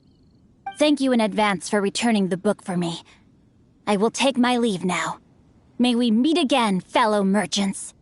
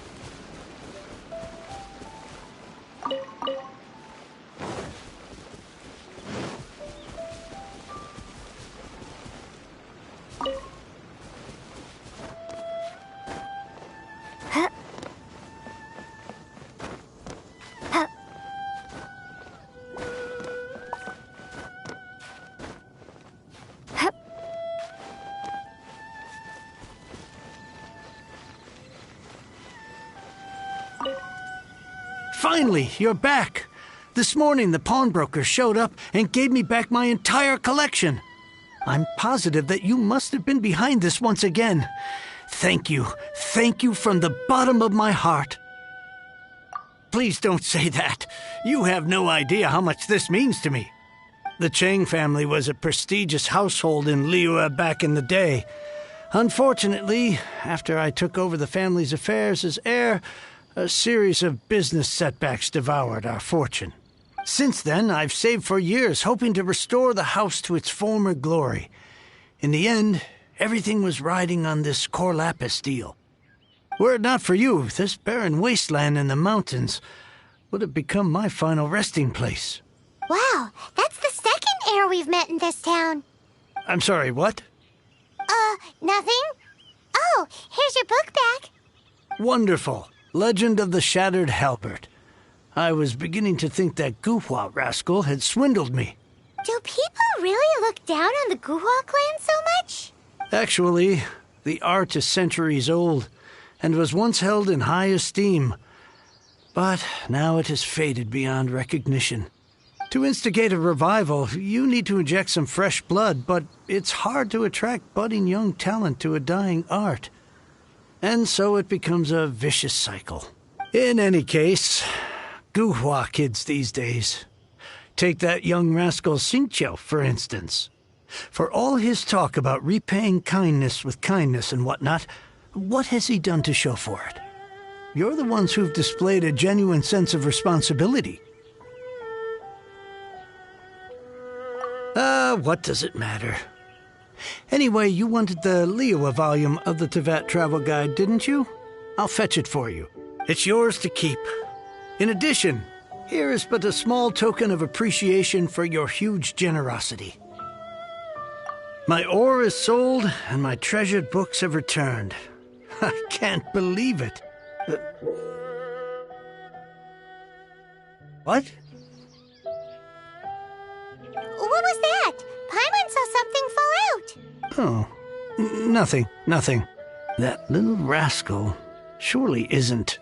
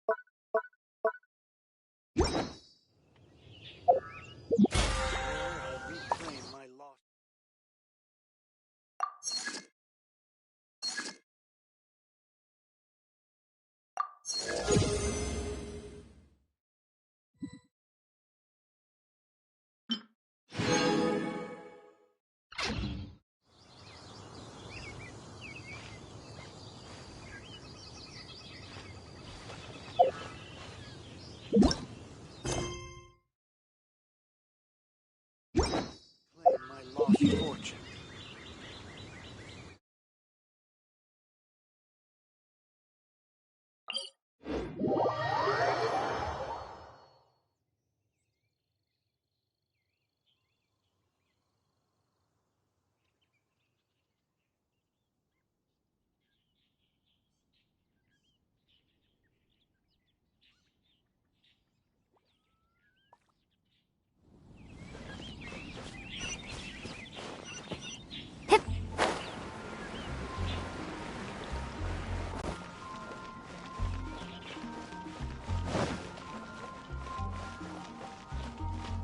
Ad Astra Abyssat.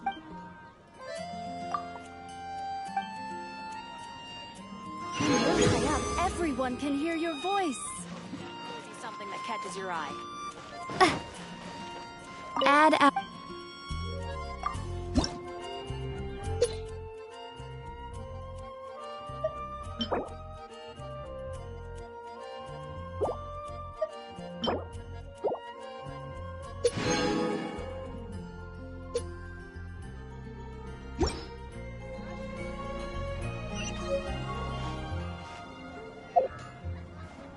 When you're high up...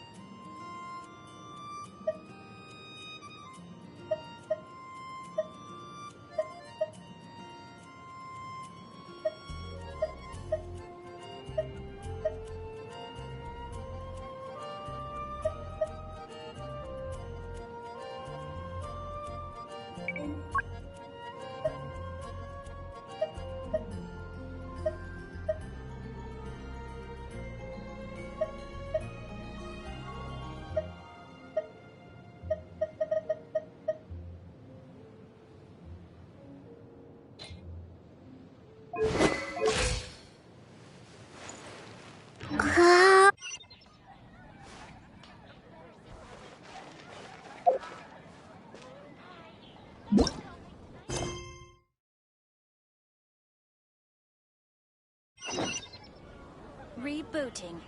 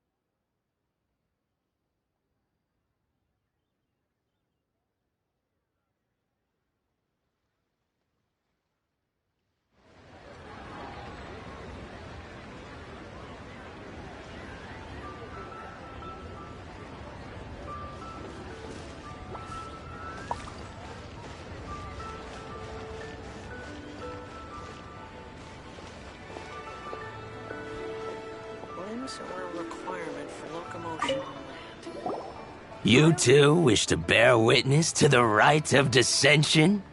Me too. We all do. As a businessman myself, how could I not take interest in Liyue's most important business trends? The 17 predictions given last year made more than a few ripples throughout the industry. What's more, there's been a rumor going around that the Tianshui herself, Ningguang, has been acting secretly in the shadows. She wants the rocks created by geovision holders to be exempt from taxation. Wow, that's some super professional legal stuff, that is. To be on the pulse of the predictions and the market is what makes this harbor what it is. Among the 7, Rex Lapis is the oldest deity. His keen sense of strategy is well trusted among his people. Understanding the predictions as soon as possible can make all the difference in making your fortune.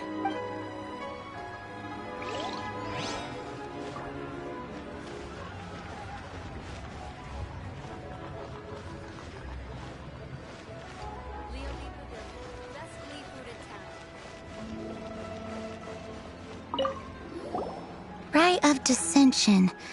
Oh yeah, that reminds me. Isn't that today? Once a year, Rex Lapis bestows upon us his divine prediction, guiding us on how to run Liyue for the coming year. Last year, it was the Yuheng of the Liyue Qixing that was given the honor of asking for the divine prediction. Ooh, Paimon knows this one. Mondstadt is to freedom as Liyue is to contracts. Liyue has a strong focus on business and trade. The Liyue Qixing, the 7 leaders of the 7 enterprises of Liyue, hold true control over Liyue. That's what foreigners always say. But true control over Liyue will always be held by Rex Lapis. The Qixing is comprised of mere mortals. Rex Lapis is a god. Mondstadt's god is nowhere to be seen, whilst our god is forever with us. Stay in Liyue long enough and you'll see. Given that you just left your godless city, it's time you experienced what it's like to be in a city whose god has walked with it through all of history.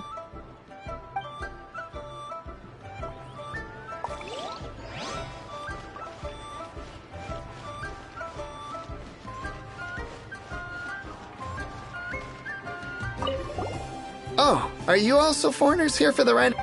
To think I've lived in Liyue all these years and never come to see this before. I guess it's like they say, locals never visit the tourist spots. I wish you well on your travels. Liyue always welcomes you.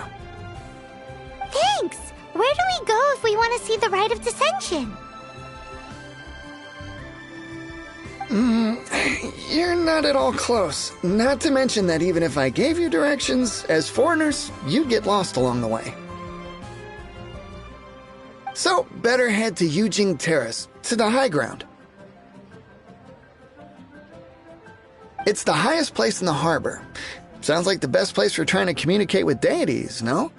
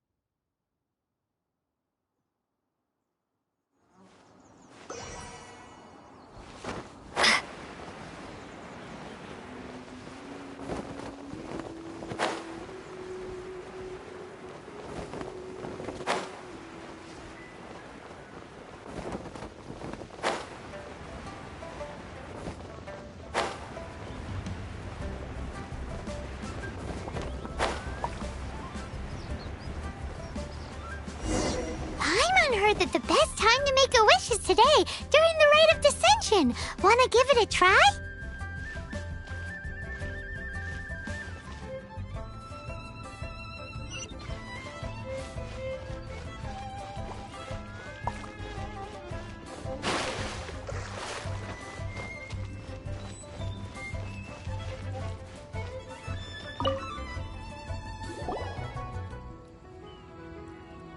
Oh, you also want a little Adepti luck too?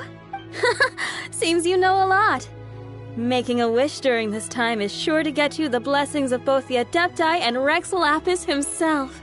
I've already made my wish, so you can take this. Great! Thanks!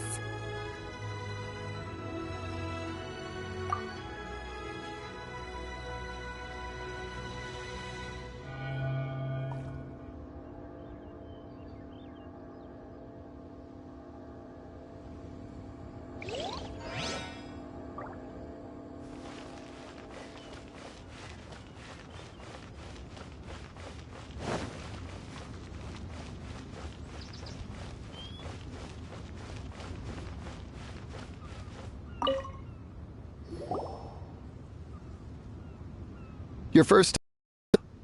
Actually, it's my first time to see the Rite of Descension, too. Ah, look, that's Miss Ningguang of the Liu Xixing. Only those who have control in Liu can preside over the Rite of Descension. Oh yeah, not sure if you knew, but most of the Adepti appear in the form of various beasts. I heard that when attending these kinds of formal occasions, Rex Lapis himself appears as a celestial cross between two of Liu's ancient mythical creatures. Ah, sorry, I shouldn't interrupt your wish. Please, take this.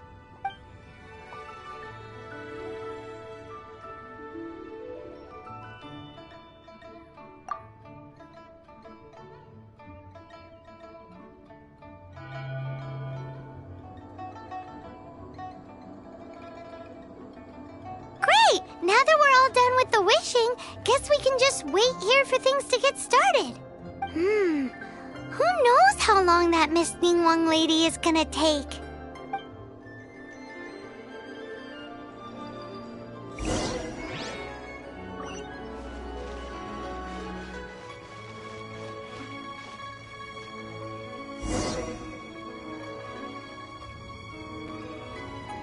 Whoa, look at all the people! We gotta get up front. We can't see squat back here.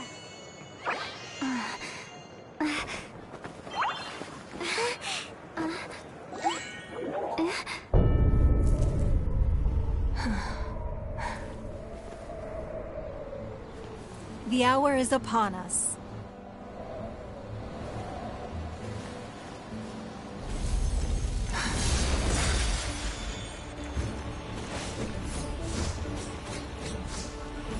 Hey.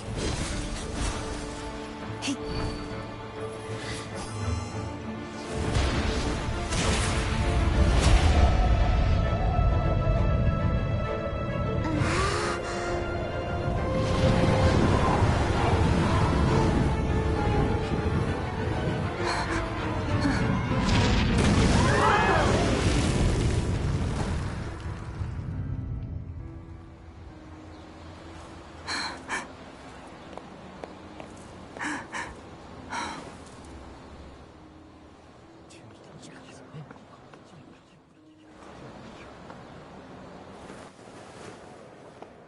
Rex Lapis has been killed. Seal the exits.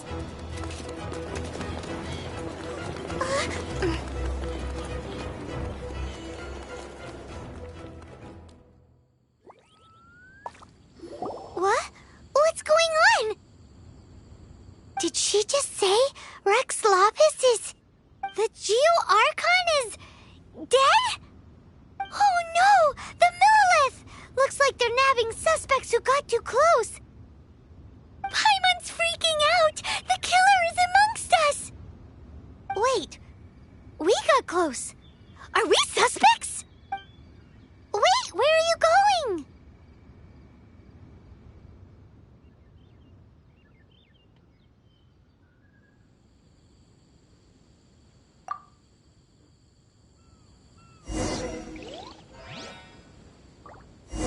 Oh no! There's a whole bunch of soldiers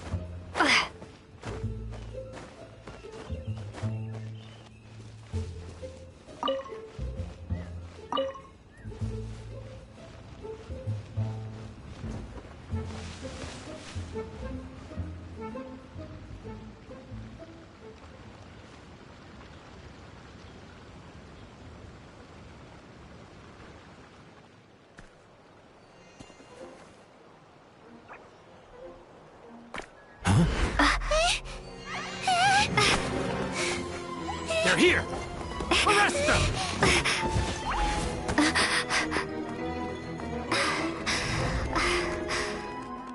There's nowhere to run! Hey, girlie, hold still.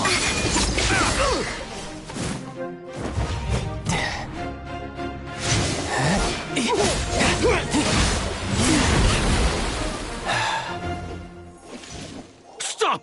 Stop! Come with me.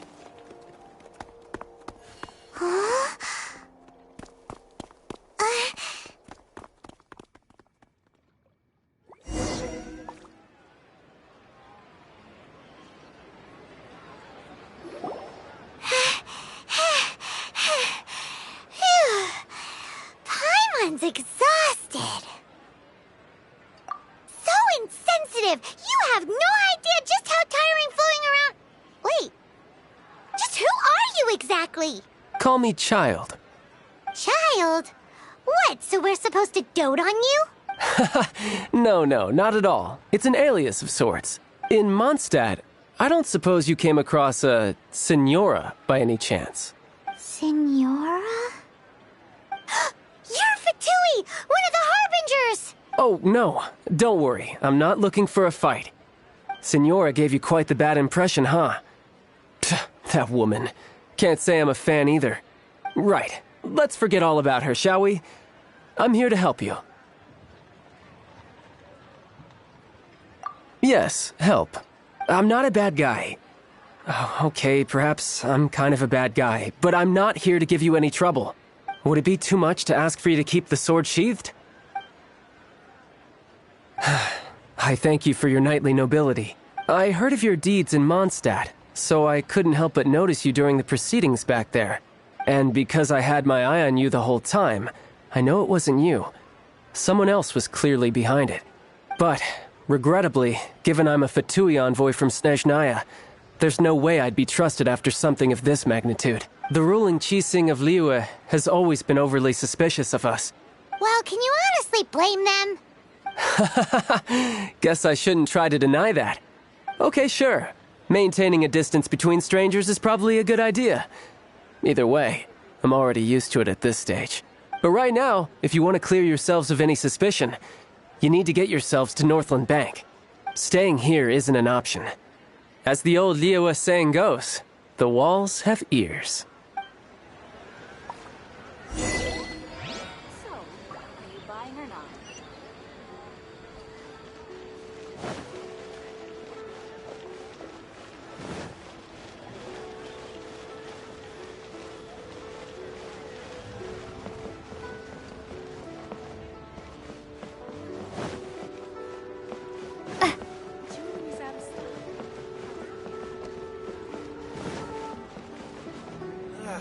family cuisine is in...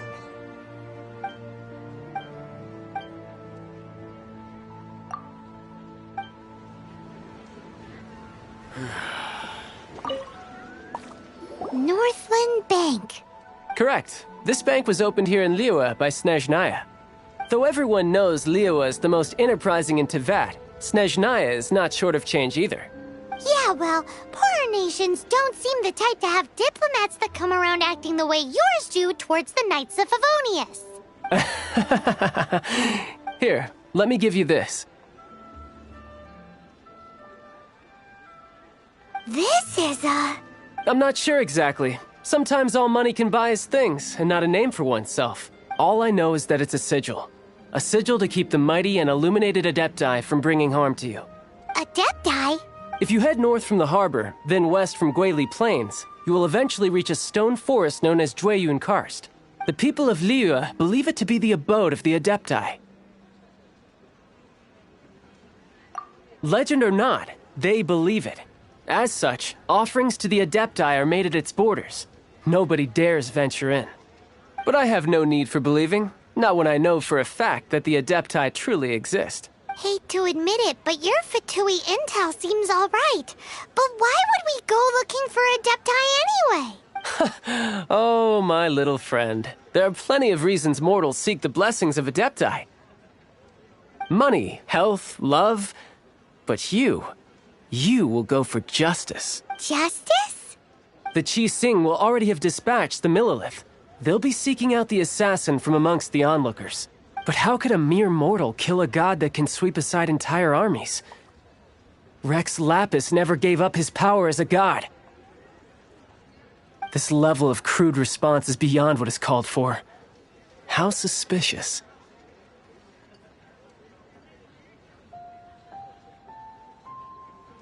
Your thinking is even more radical than my own, Honorary Knight.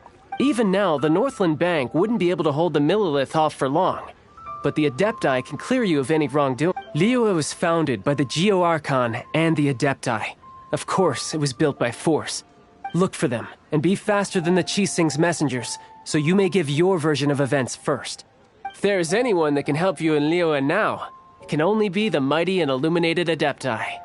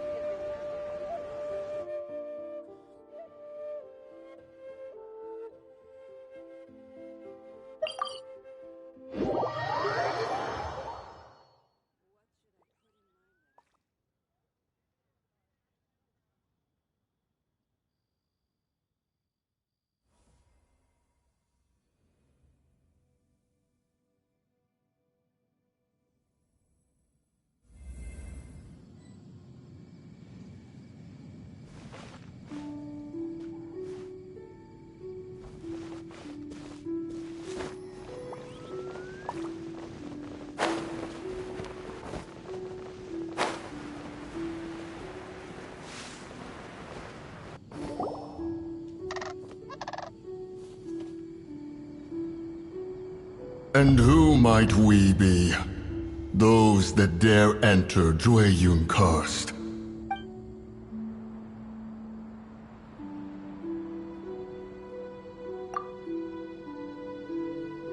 A sigil of permission.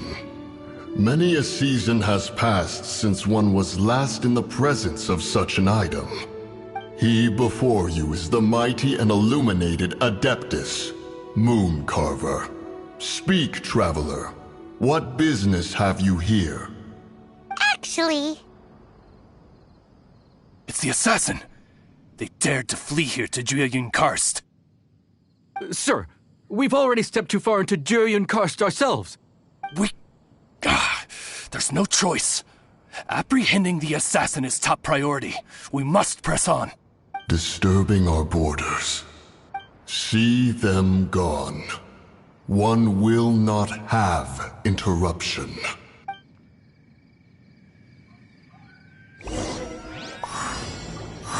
To arms! Take the target alive! Prepare to be blown away!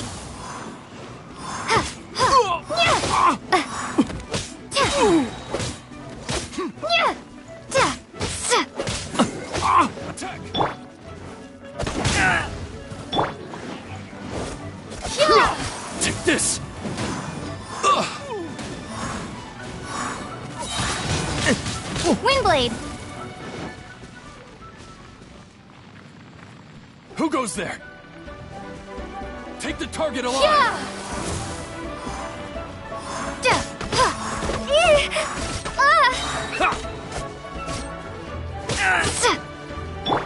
Everybody stand back!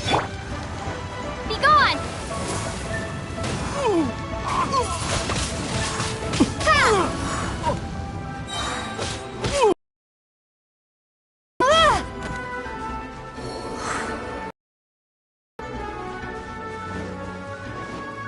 Be gone! Let the triad!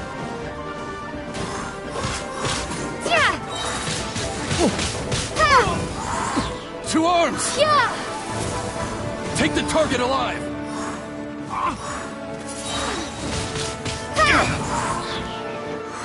Yeah!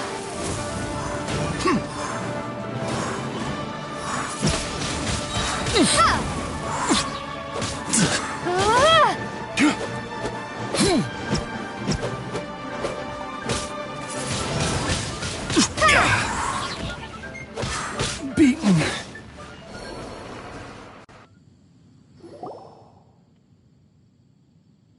Well...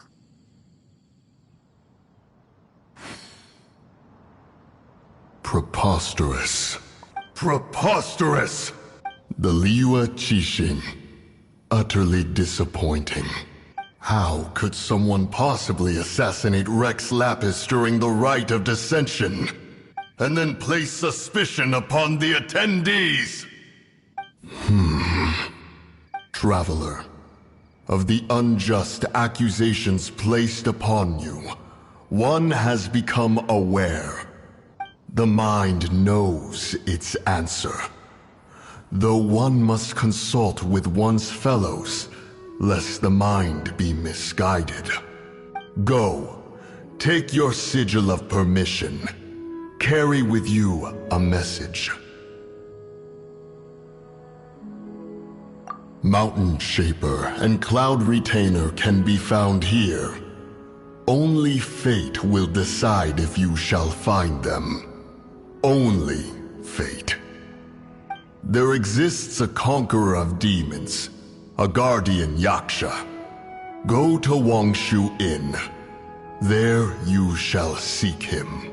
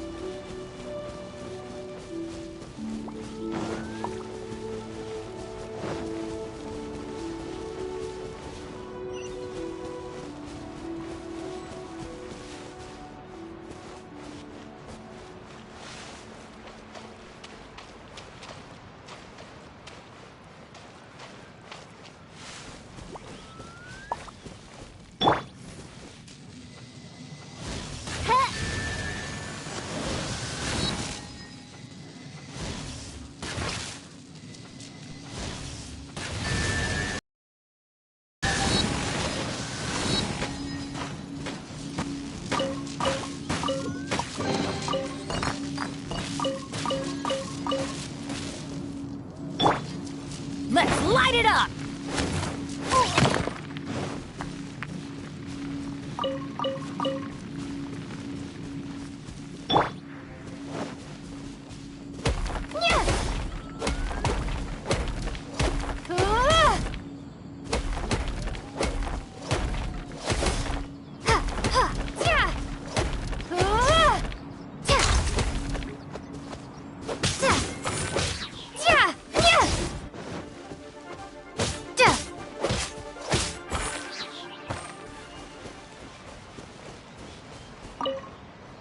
Have mercy, O mighty Adeptus. I beg you, show mercy upon me and my brother. Spare our lives. Who are you? What's going on? We asked you first. Oh. You enjoy safe passage in Joyun Karst. It can only mean one thing. You must be Adepti messengers, sent here to rescue me and my brother. What is he talking about? Oh, have mercy, mighty messengers of the illuminated Adepti. I beg you to save us.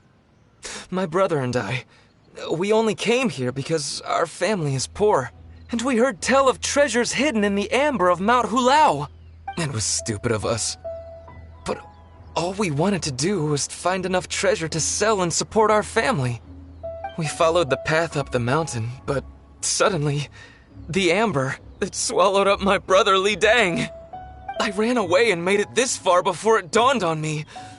We were trespassers in the abode of the Adepti, and this was our punishment. I had no idea how to rescue my brother, so I just started praying for the Adepti to have mercy, right here on the spot. And now, at long last, 2 messengers come to my aid. What? We're not Adepti messengers. We just want to find the Adepti like everyone else. No, you must be messengers. You have to be. I have no idea which amber trapped him. Please, you have to rescue him. I beg you, show me some Adepti mercy.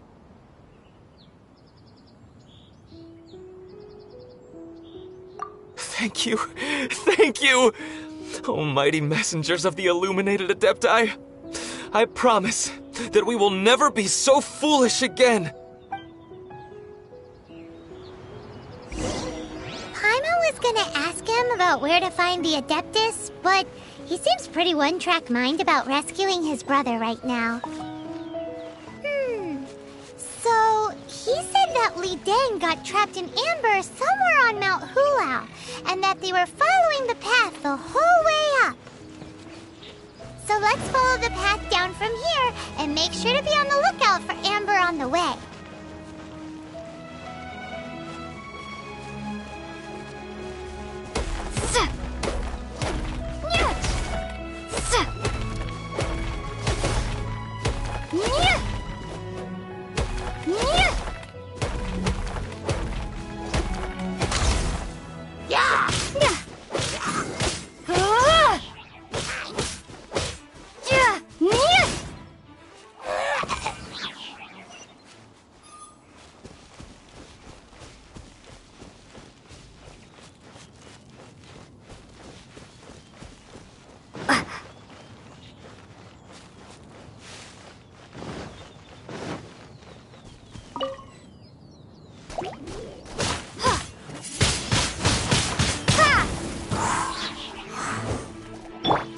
By royal decree. Ha, ta, ha, ta, ta, ha.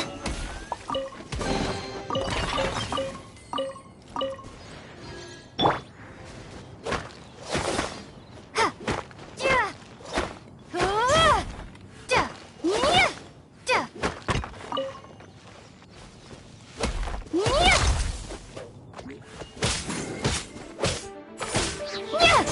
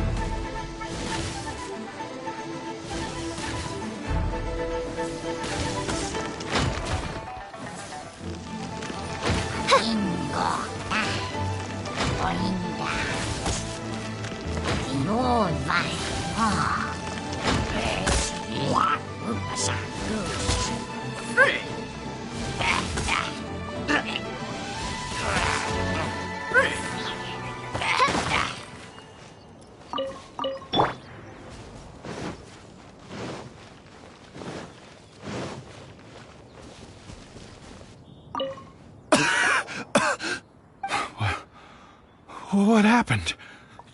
You rescued me? Oh, and have you seen my brother? His name is Li Ding. We were climbing the mountain together. I just hope he didn't get trapped in Amber too. He made it to the top. That means he should be okay. Oh, thank you. I will head up to find my brother now. Here's hoping I don't run into any more Amber on the way.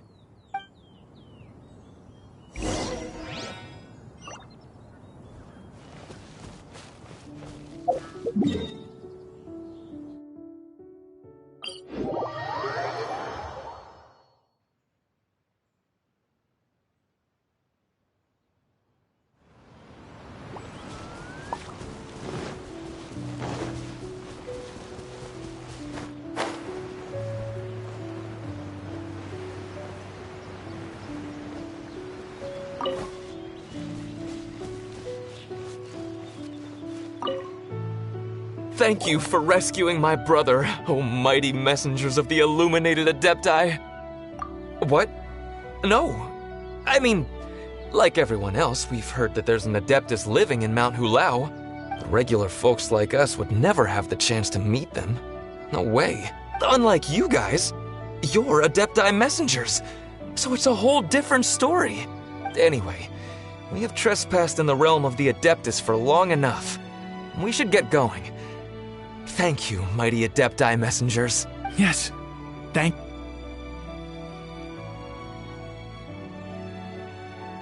Boy, it'd be super helpful if we actually were Adepti messengers. Cause it seems like this Adeptus has got a real temper problem. But it's not like we've done anything wrong, so... Who dares trespass on my mountain?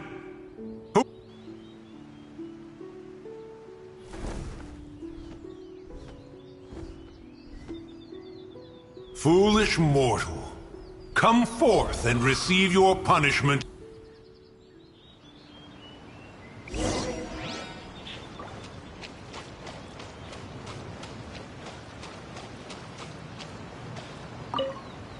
You intrude upon the sanctity of Mount Hulao.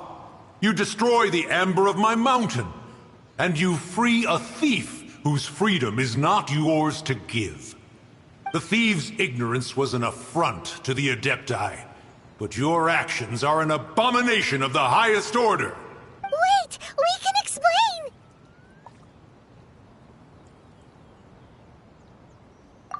Mooncarver trusted a mere mortal as his messenger?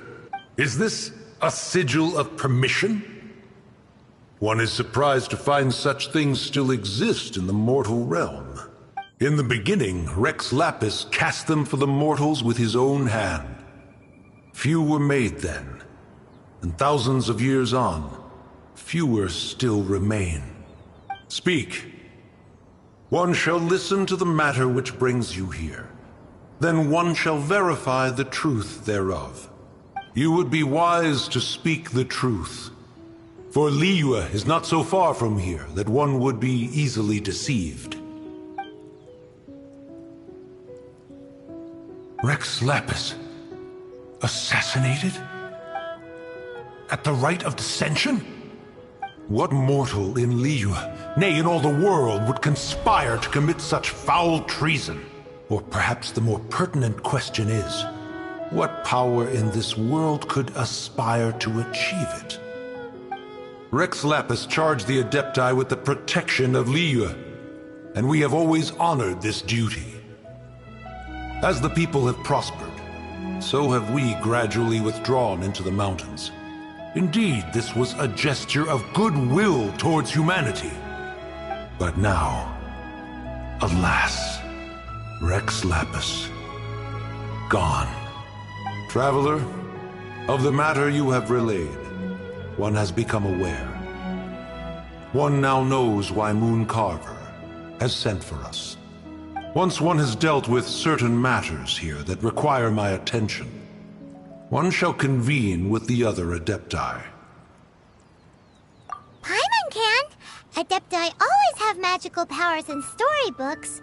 Seems it's true in real life, too.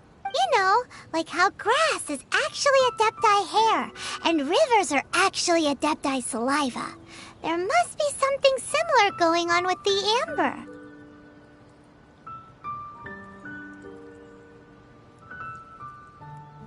Your nonsense knows no bounds. This amber is produced by a flower that one has planted here, called the karst crawler. The majority of the plant is hidden underground. When stepped on, it produces amber to trap the invader. After taking up residence here, one planted many karst crawlers to ensure that the tranquility of the mountain would remain undisturbed. Over the years, they have helped to prevent many disturbances. But in the process, they have also trapped many curious things. Oh, so the amber is alive? Correct.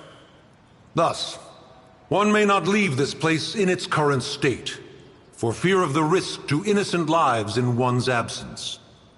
One will depart as soon as one has attended to this matter. One trusts that the manner of your departure will be swifter in nature.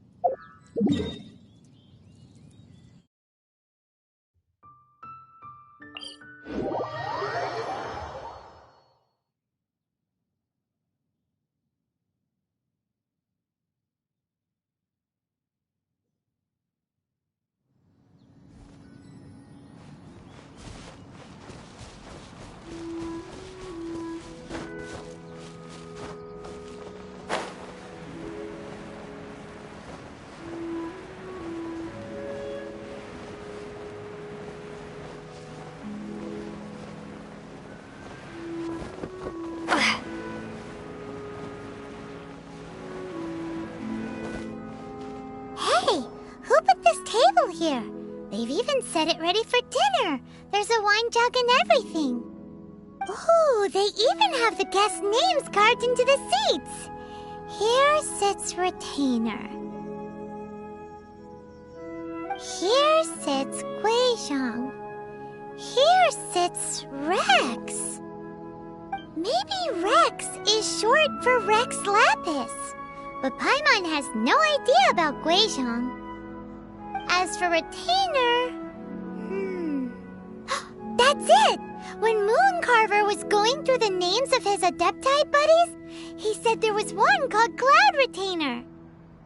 So this must be where Cloud Retainer and the other Adepti have their dinner parties. How about we cook up some extra special dishes for the Adepti? We're sure to get Cloud Retainer's attention that way. But what do Adepti even eat anyway? Paimon has no idea. People must make offerings here all the time. Guess all we can do is look around the area for any leftovers. Maybe that'll give us some ideas. Do you think maybe it's at all possible that the Adepti might like to try some sticky honey roast?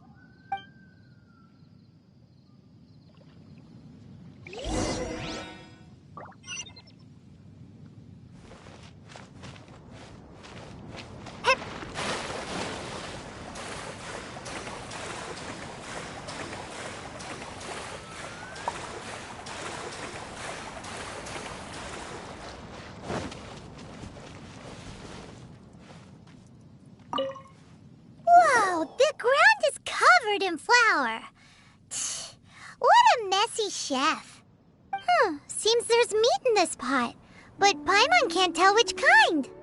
Do you think whoever cooked this made it as an offering to the Adepti?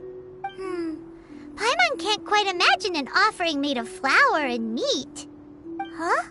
Our messy chef dropped a piece of paper on the floor. Ew, and there's a huge footprint on it too. But footprint aside, maybe it has something to do with this mystery dish.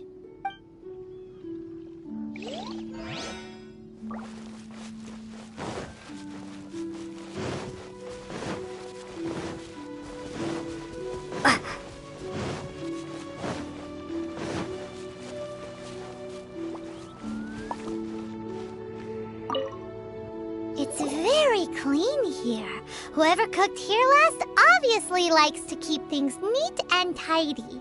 Paimon bets they were making an offering to the Adepti. Looks like we got us some matsutake and some raw meat. And what do you know? The recipe is right here. This chef was a super organized person.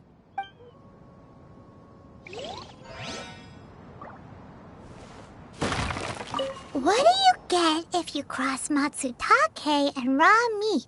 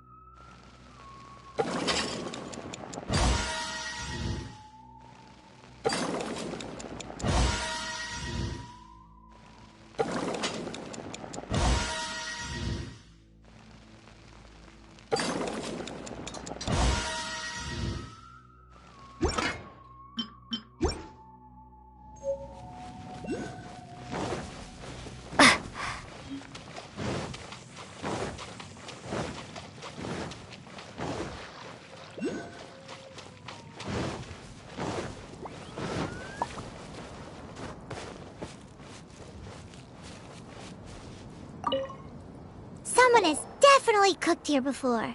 Do you think they were making an offering? Looks like they didn't use all the ingredients. Let's see here.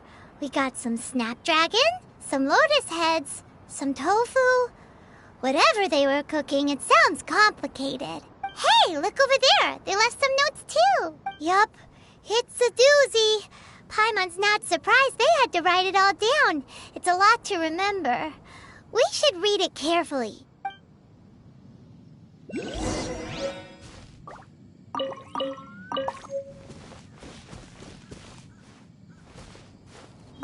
What would you call a dish that's made from snapdragon, lotus heads, and tofu?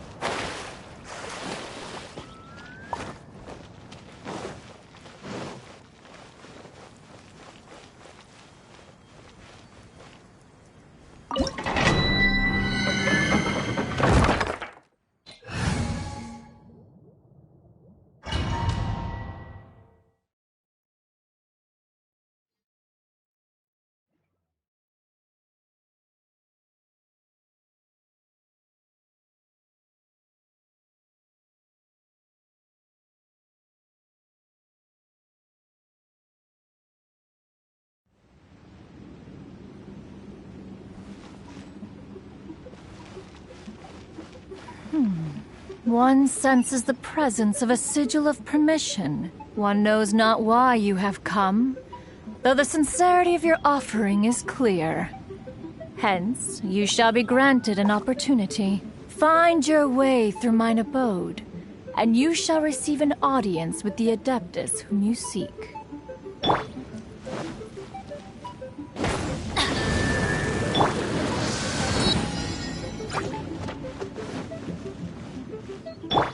Everybody stand back! Prepare to be blown away! Windblade!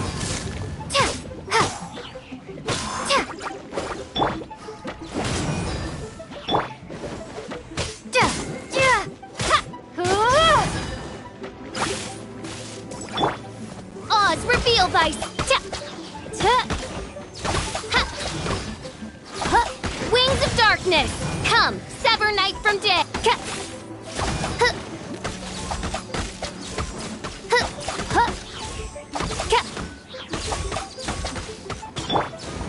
You can't run!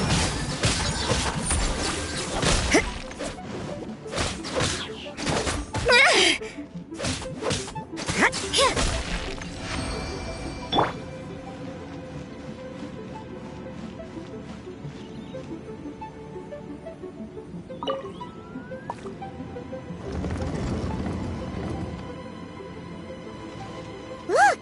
That platform is moving! So that's what this button is for!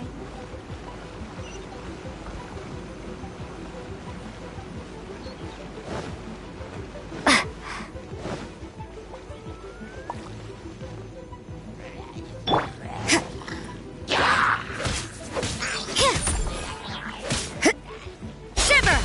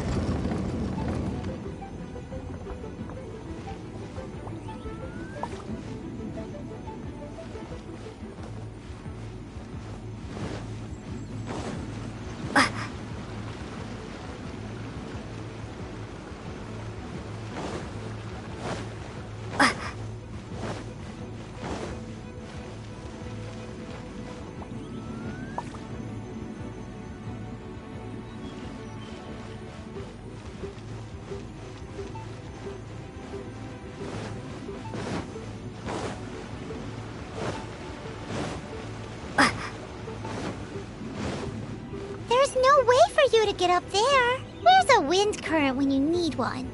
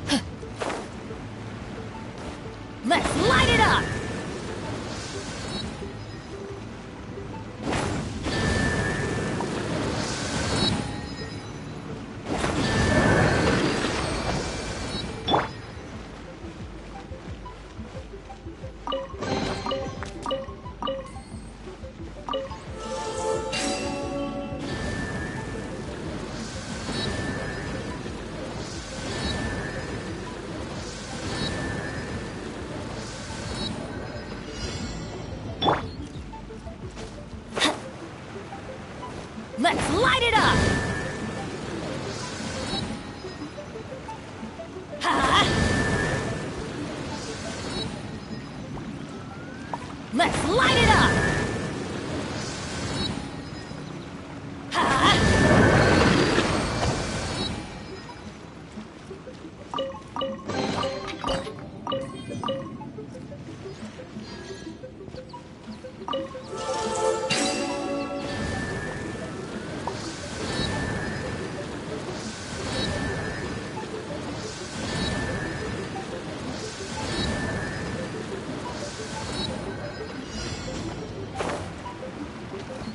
Let's light it up!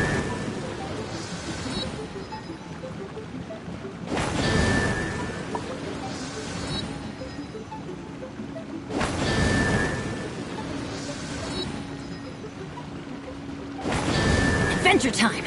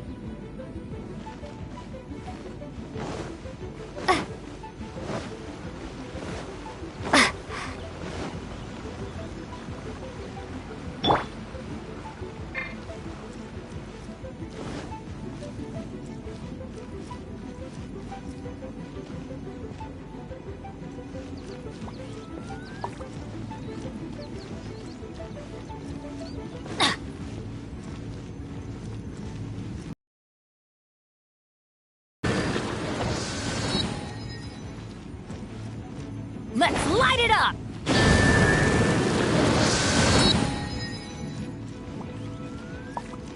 Let's light it up!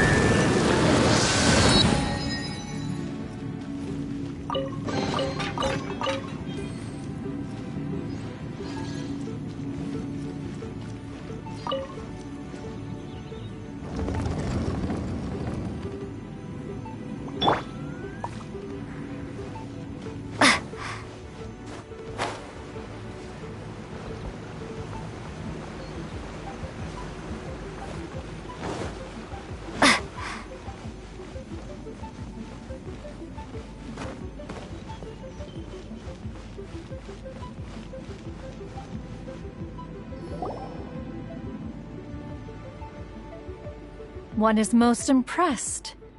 The path that leads through this abode defies those of ordinary abilities. The one before you is the Adeptus Cloud Retainer. Now speak of the matter which brings you here.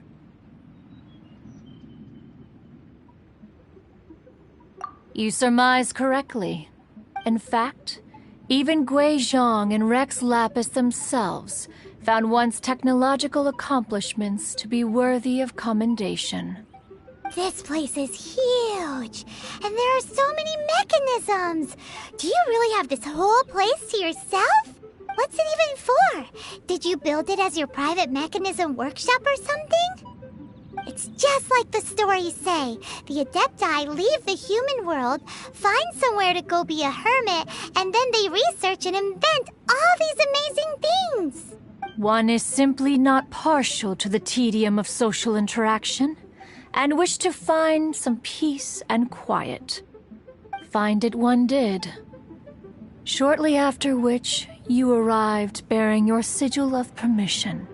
But enough. State the matter which brings you here at once. You have disturbed the tranquility of this place for long enough.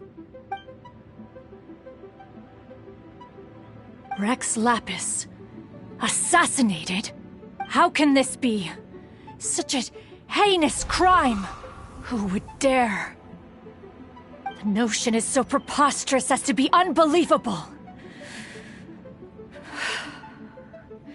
One shall have to verify the truth of the matter independently. Perhaps one shall quash Liyue first, then convene with the other Adepti. Wait, what? Did you just say squash Liyue Harbor? Are you seriously gonna wipe out the whole city? Only a response of sufficient magnitude can negate the possibility of further incidents.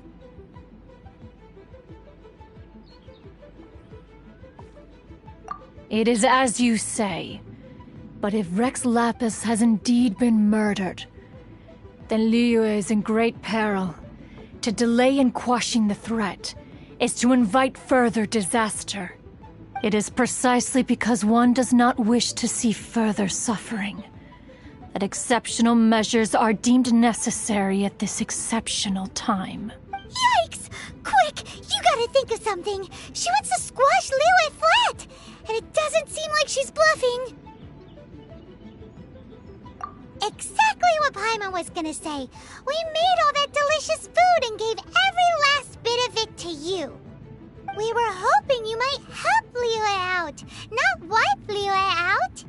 Or at least let's, discuss it first. Can't hurt for you to get a second opinion. Contract?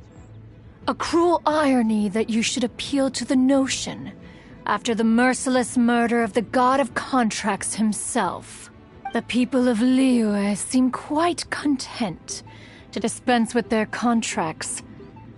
They are quite adept at taking that which is composed of black and white and turning it gray. Nevertheless, since you come here in the name of contracts, far be it from one to abandon one's own contractual obligations. Least of all when you come bearing a sigil of permission. Rex Lapis infused these sigils with adeptal power when he first cast them. That power once aided humans in battle.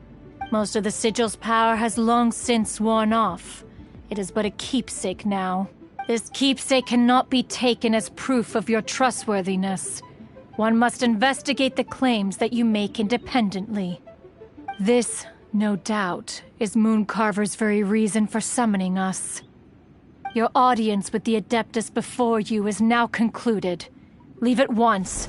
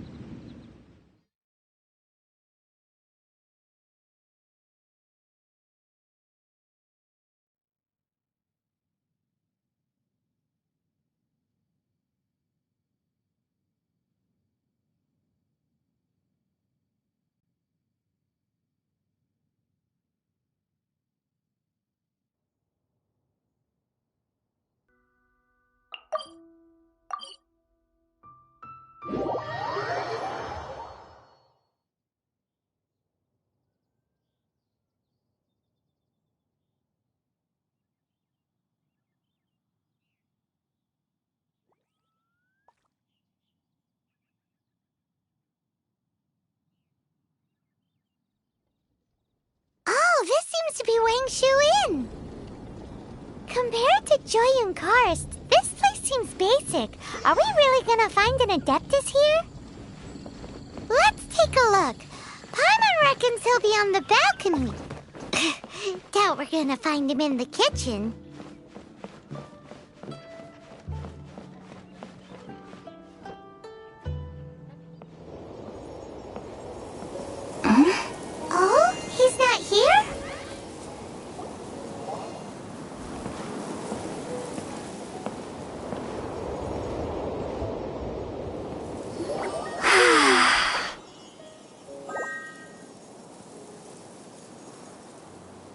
To the blind, everything may not be as it appears.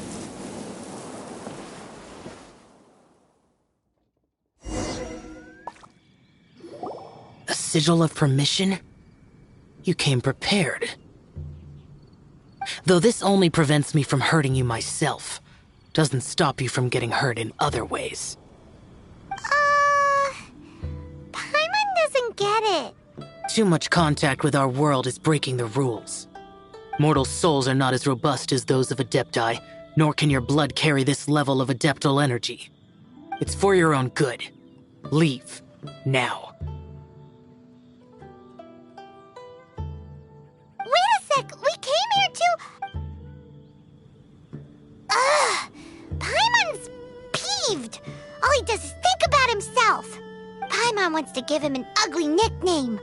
But if you tick off an Adeptus, the only thing you'll probably ever find in treasure chests is cabbages. Blech. Guess we should go ask the boss lady of the inn about just how she manages to talk to Adepti.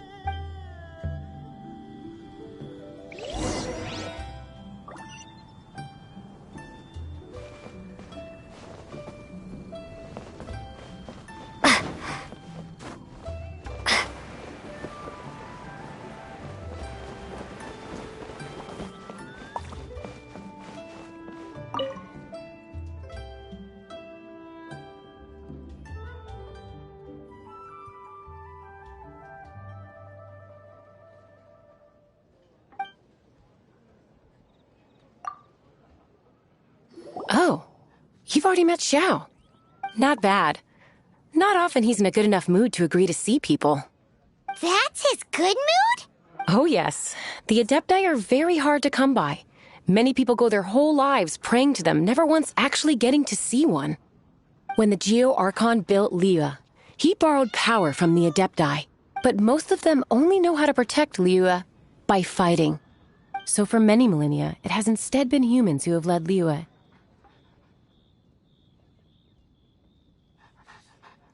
You really know a lot, huh, boss lady? It's not boss lady, it's just boss. Anyway, seeing as you have the favor of the Adepti, things should be a lot easier. Well, if you want to know my opinion, if you keep Xiao in a good mood, things should be okay. Good mood? Can't really imagine what a good mood looks like for that vigilant yaksha. Will be interesting, won't it? Come to think of it, I've never seen him smile either. How about this?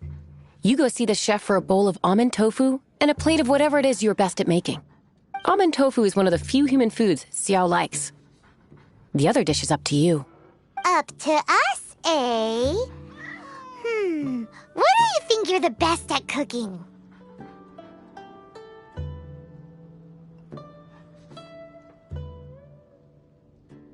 Wow! Never heard of that one! Paimon wants to try it! But if we're gonna be cooking for an Adeptus, perhaps a satisfying salad would be the safer choice.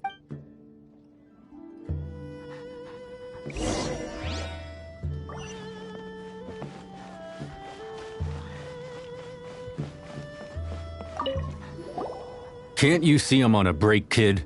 Scram! Scram! Whoa, this chef guy's service is about as good as that Wagner guy's back in Mondstadt. I see.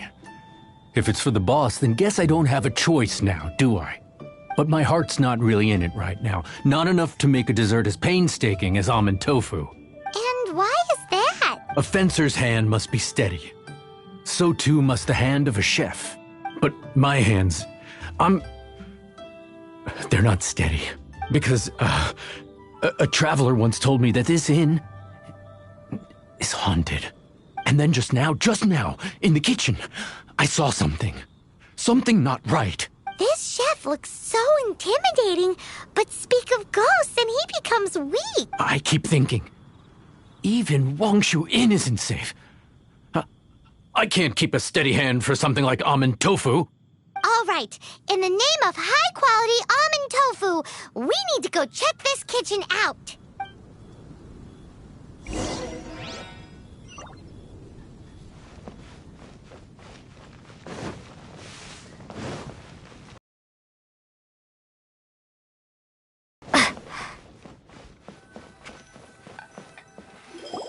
doesn't seem to be anything.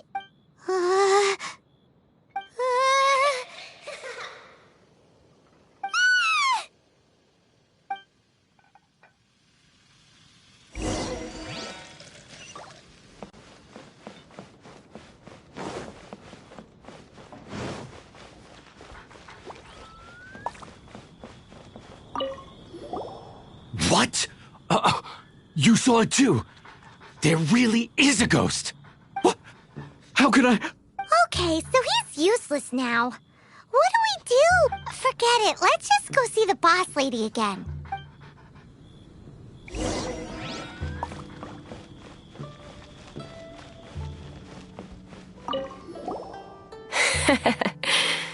Scared of something so insignificant. Hard to believe he was once a notorious bandit. You don't seem that afraid of ghosts, boss lady. Gods and ghosts. I've seen it all before. Come to think of it, others don't seem to know there's an Adeptus here at the inn except for the boss lady. Shh. Say any more and you'll be divulging my little secret. Right. Best you two be off. Go see to it that that little ghost doesn't go scaring anybody else. Not that I'm ordering you around. It's like the Adeptus said. Mortal souls are not as robust as those of the Adepti. So as not to be harmed when dealing with the Adepti, you can start by practicing with that ghost.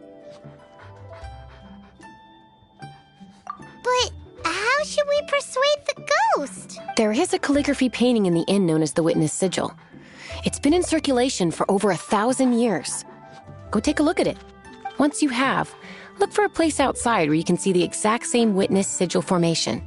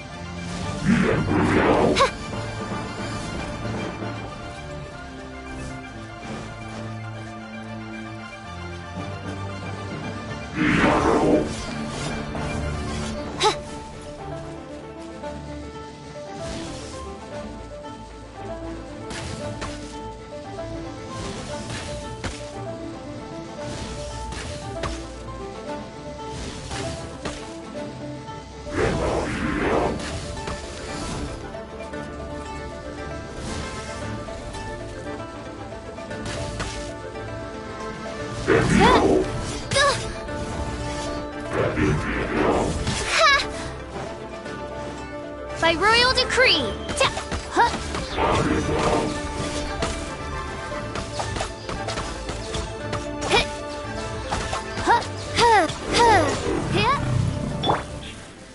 Silly churl, Billy churl.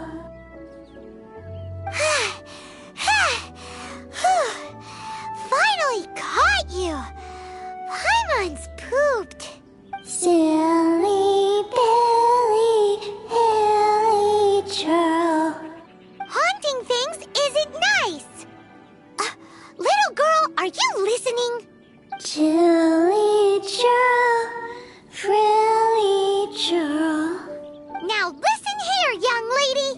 Oh. Okay. Dusky Ming won't tease the travelers at the inn anymore. Next time, you can come play with Dusky Ming. If you don't come and play, Dusky Ming will come find you.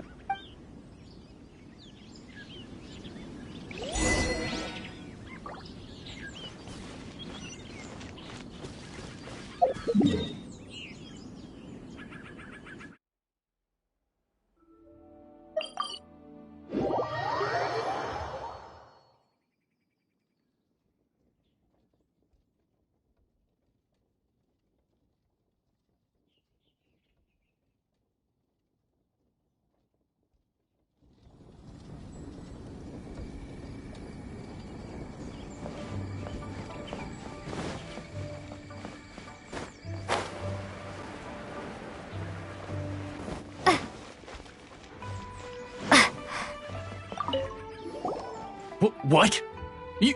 You really got the ghost to promise to stop haunting the inn? Wow. You really are something. I am in your debt. Please, wait a moment. I'll make you the smoothest, silkiest bowl of almond tofu. Haha, my hands are steadier than ever now that she's gone.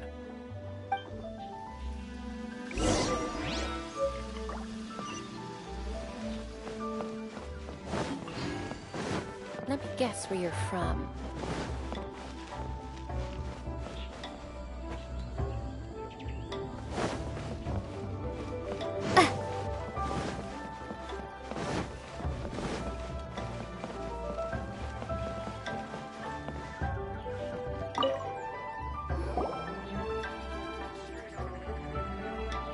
You two, again. Wait, don't go disappearing again. What's this? It's your favorite almond tofu, as well as this distant traveler's best dish, a satisfying salad. Quick, tell him everything before he finishes eating. Rex Lapis. How could this be? I can't imagine it. Though times have changed, I've never imagined a Liyue without him. The ruling Qixing. Just what role have they played in this? I will seek Mooncarver, Mountain Shaper, and Cloud Retainer. It is time they too made their decisions.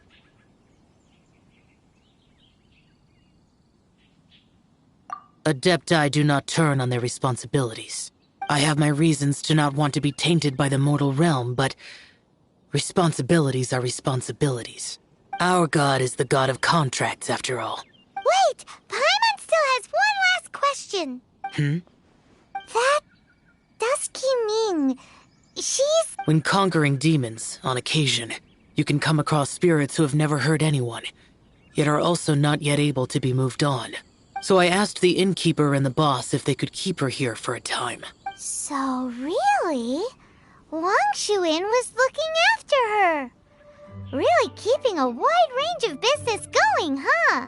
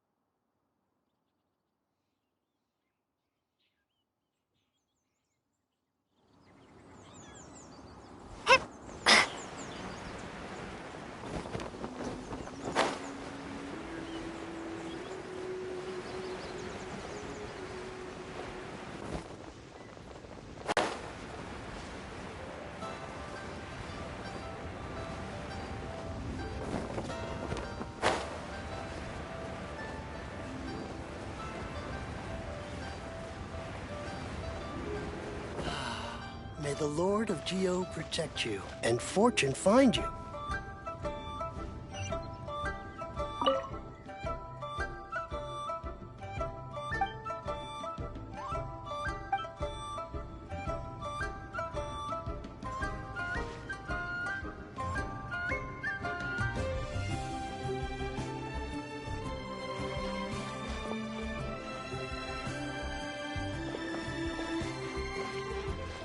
It's the culprit! The culprit has returned to the scene of their crime! Don't let them get away! Uh-oh, uh-oh.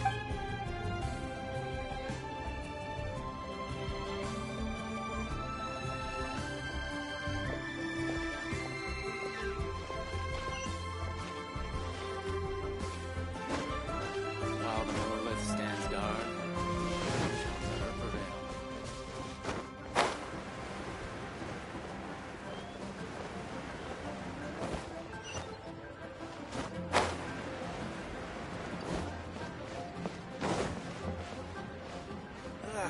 Lee cuisine is inedible. You finally returned. How was your journey to Jueyun Karst? I see. Huh. Moon Carver, Mountain Shaper, Cloud Retainer, Conqueror of Demons. Some of these names have never come up in the intel the Fatui gets hold of. As a returning gift, I too have information for you. Regarding the Archon's passing, the Liu Qixing's response really has given me food for thought. They've announced that, as the true killer has not yet been found, they are not allowing anyone to pay their respects to the Exuvia. They've even gone so far as to try and cut off information. But with the right of dissension and all, even the Qixing isn't able to keep a lid on things. Exuvia? It's common knowledge in Liyue that Rex Lapis is also an Adeptus. The Geo Archon is also the god of contracts, and is also known as the Exuvia, prime of the Adepti. The mighty and illuminated Adepti of today all signed contracts to protect Liyue way back then. Guess that explains why they're all so focused on Liyue's well-being. Naturally, they both have the responsibility and the aptitude for the job. If the ruling Qixing became unable to perform their duty properly, the Adepti have the right to take corrective action. The Geo Archon's spirit has risen, so why would the Qixing hide his vessel? Truly suspicious. Oh, right! He's the whole reason we came here! If the Liyue Qixing has locked up Exuvia and won't let anyone near, then our quest to find the Seven is already over. Oh? You're trying to find the Seven? And just why might that be, pray tell? Nice answer. A knight that gets duped by the Fatui would really be no knight at all now, would they? But I can help you with that too, you know. Really? Give me some time. Time to find someone. Someone who can help you break through this stalemate. Truly fascinating. The harder they try to silence the situation, the greater the chaos that erupts. If you want to be around to see it all come crashing down, best you stay alive until we next meet, yes? cuisine is disgusting.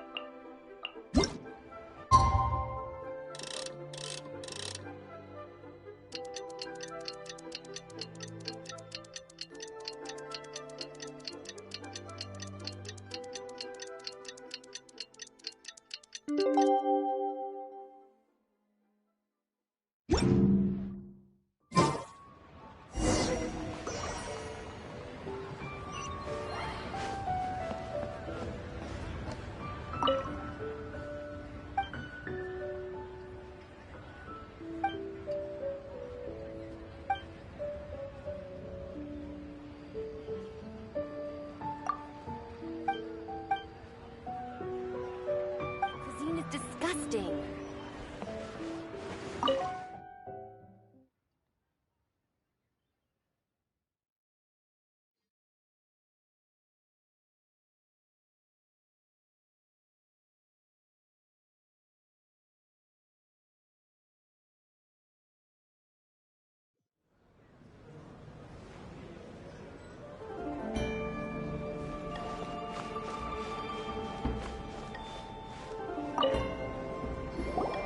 Welcome, friend of child, and congratulations on the first day of your illustrious career with the Fatui.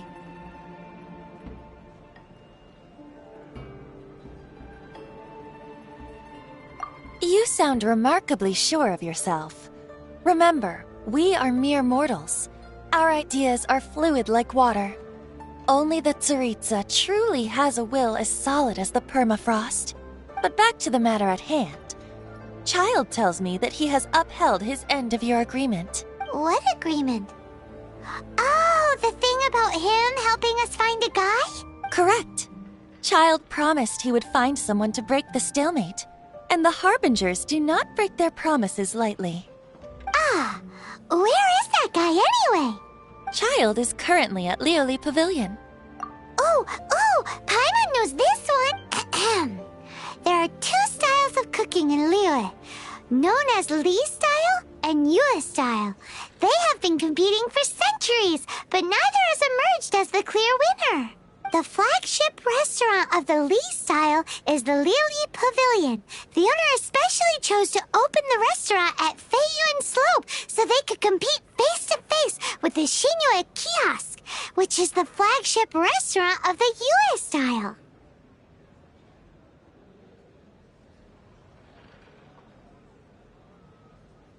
Don't talk to Paimon like that!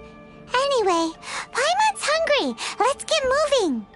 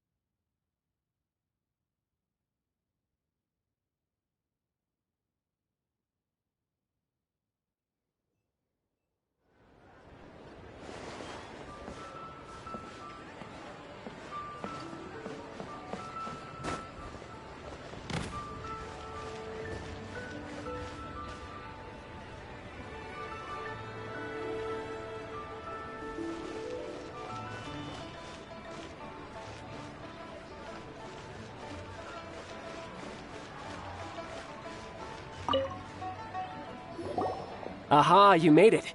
As promised, I've found someone who can help you.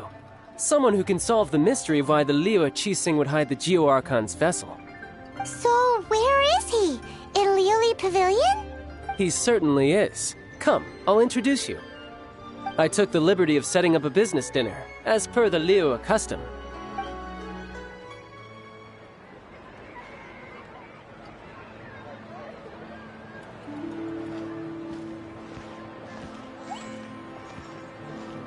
Welcome back, sir. You honor us with your patronage. Mr. Zhongli is awaiting your arrival in the room you booked.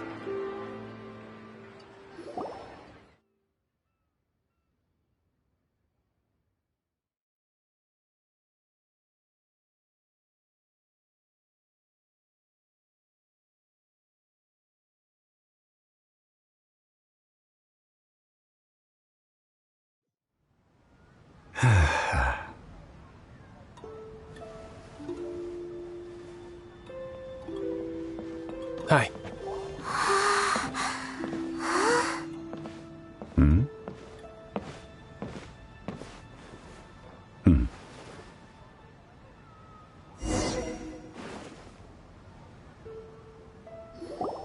Allow me to introduce Mr. Zhong Li, consultant to an organization known as Wang Sheng, and a trusted associate of the Fatui. Indeed, Wang Sheng's line of work can be sensitive at times. Let's just say they understand when discretion is needed. And we, the Fatui, have always been glad to do business with friends who walk in the shadows. Walk in the shadows? It is an honor to meet you. I have heard tell of you from Mondstadt.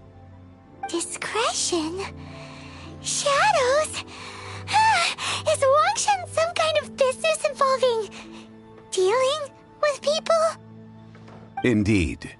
It is as you have guessed. The Wangsheng Funeral Parlor organizes burials. We ensure that those who pass on do so in peace. Huh? Did you think he was some sort of hired killer? The Fatui calls many such people friends, but the Wangsheng Funeral Parlor does not dabble in such business. Well, ostensibly. Well, they are still... I shouldn't say too much. In any case, I brought you to meet Mr. Zhong Li because... Because I can bring you to see Rex Lapis's vessel. What? Don't be so surprised. Sure, the Geo Archon's body has been squirreled away by order of the Tianquan Ningguang. But first, let's hear what Mr. Zhong Li has to say, shall we? Rex Lapis may be the prime of Adepti, but he is ultimately an Adeptus. Many Adepti have left us over the millennia. This is the inexorable trend. The times have changed. You must have felt it too when you were at Jueyun Karst.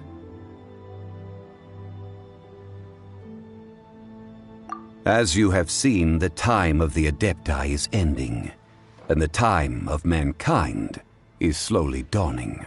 In years past, Liu's tradition was that a huge memorial service be held to mark the passing of every Adeptus. But this time, the Qixing have made no attempt whatsoever to respect this tradition. It is sacrilege. Yeah, the killer hasn't even been caught yet. Deicide or not, the concern of the Wangsheng Funeral Parlor is this.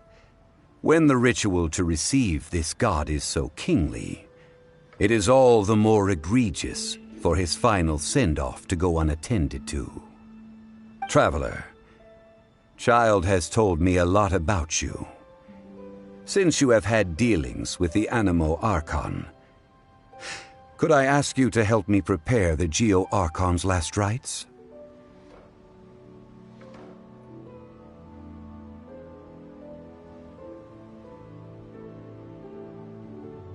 A wise decision. The Tianquan Ningguang has forbidden anyone from accessing Rex Lapis's vessel, which of course you would need to access if you were to achieve your goal of meeting all of the seven. Precisely. Only by participating in the rite of parting will you be able to see the form of Rex Lapis again. If we are agreed, come with me. We will speak of the details as we walk. Alright, my bridge building work here is done. Turned out well, didn't it? You can go if you want to. Don't worry about me. I might just have a few more drinks. And get acquainted with these things they call chopsticks in the meantime.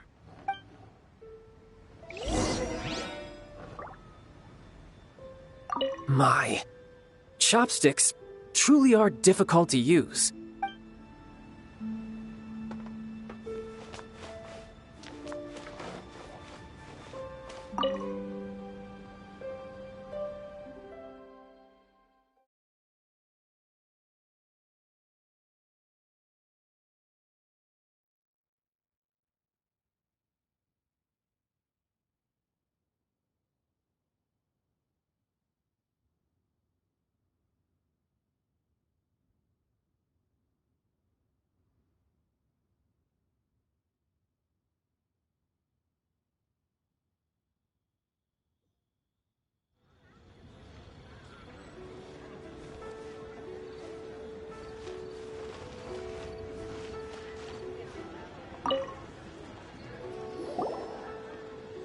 After having experienced the land of the absentee Archon, traveler, how does it feel to know that our Archon and Adepti are here all around you in Liyue?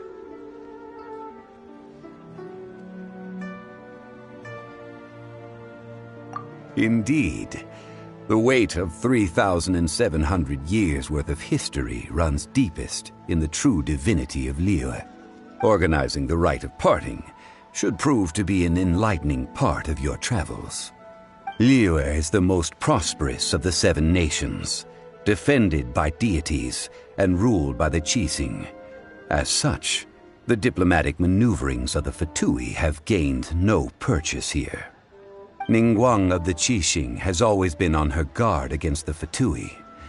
That is in all likelihood why Child wants to make use of the Wangsheng funeral parlor's connections. Huh. What would Child get out of us doing the rite of parting anyway? I neither know nor do I wish to know. As far as I am concerned, the Fatui are merely financial sponsors. I only wish for Liyue's traditions to endure. These are the advance funds that Child has provided. If you use them up, you can go to him to apply for any subsequent funding. Wow! Well then, let us be off. The first step in our preparations shall be to obtain some prize Noctilucous jade worthy of a deity.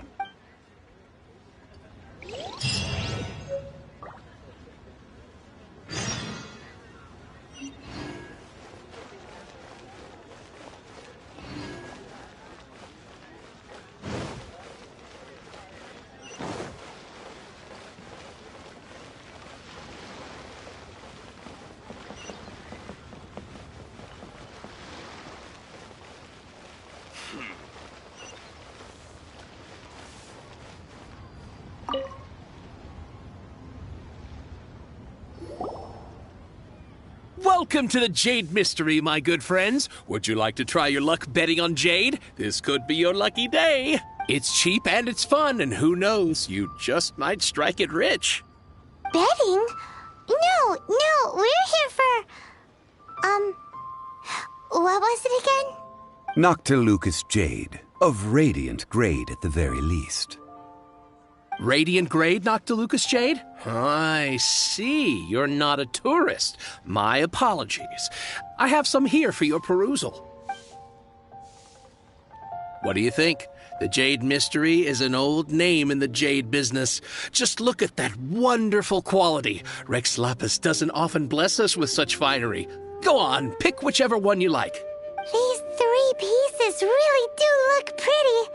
Not like the ones you usually dig up. But how do we pick? Should we just grab one and go?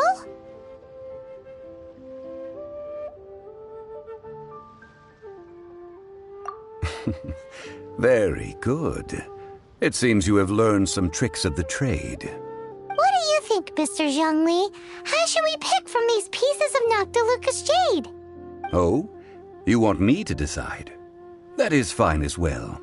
If it were me, the answer would be simple. Oh? And that would be... I'll take them all, boss. Oh, you act with such panache, good sir. I always knew you were not a man of ordinary caliber. Oh, wait, boss! That one didn't count! We need to discuss it again!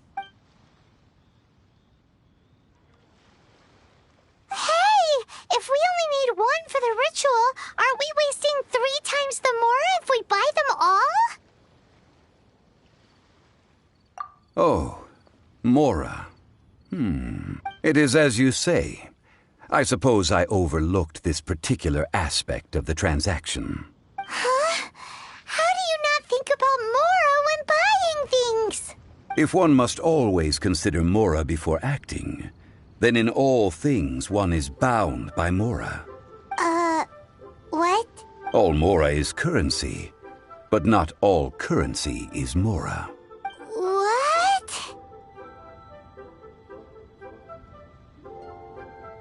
Is this how the rich live? Well, he knows a lot about big money, but not a lot about big savings. No need to waver. Even when I am constrained by Mora, I have ways of working around my limitations.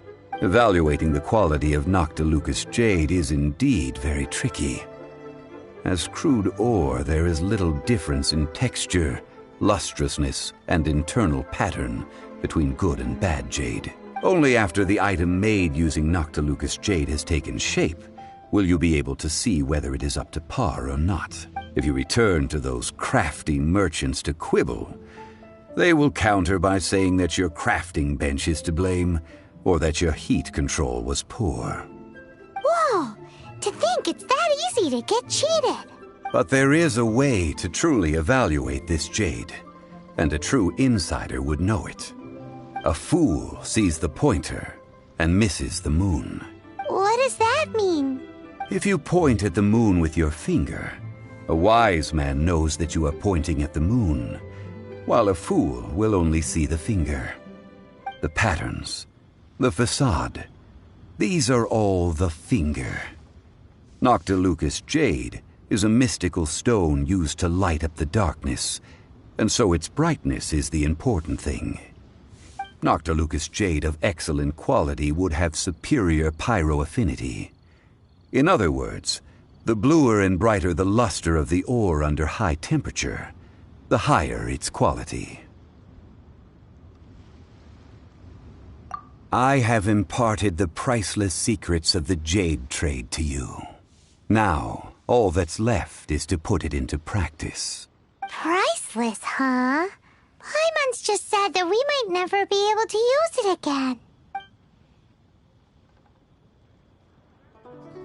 We're back to buy some rocks, boss. But can you let us burn them first? Burn them? You can't do that, my friends. If you were to do so, what would I have to sell?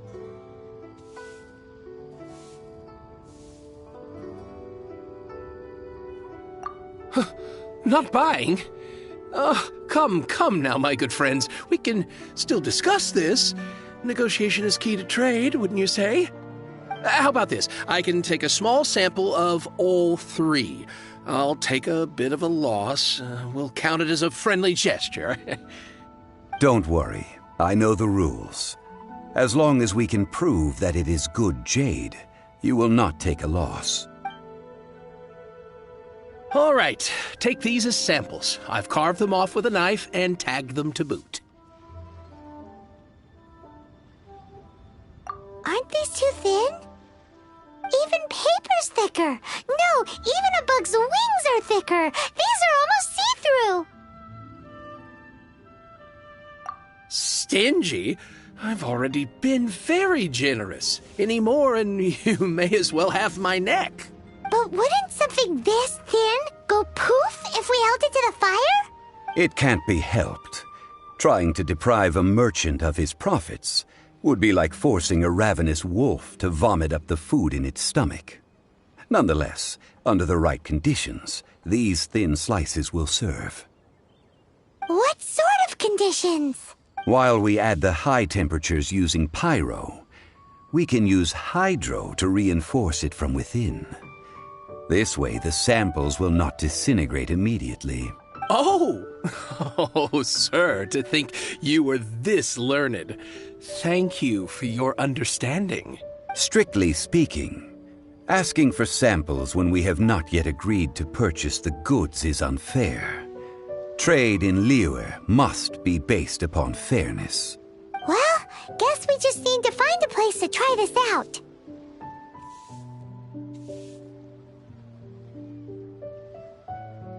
You mean at Wanmin Restaurant? As long as we do it when she's not in. That would not do. It is a place where people come and go. They would be endangered if the elemental reaction were to get out of control. We cannot take such a risk. Oh, Paimon remembers! We once saw this big pot down at the Dada Upa Gorge in the camp of the hilly churls from the Meaty tribe. It's real sturdy and should be able to take the elemental reactions. Now, let's pack those samples up and make a move.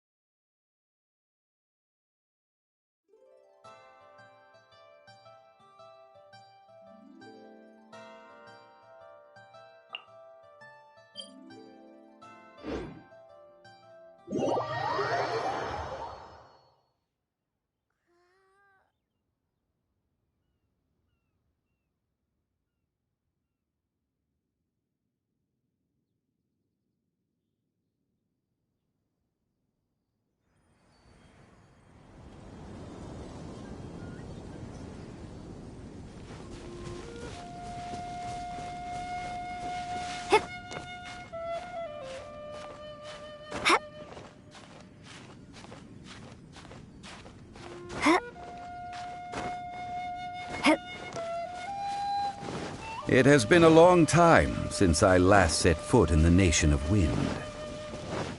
A friend of mine from Mondstadt would always bring a few bottles of locally brewed dandelion wine whenever he came to visit me in Liyue.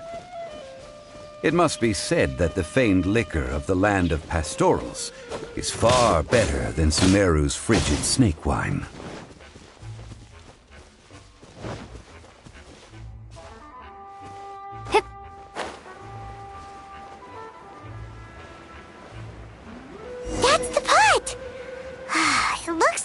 Trolls are still using it.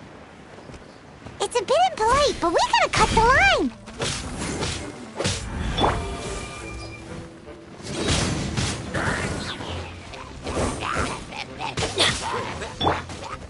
Be gone!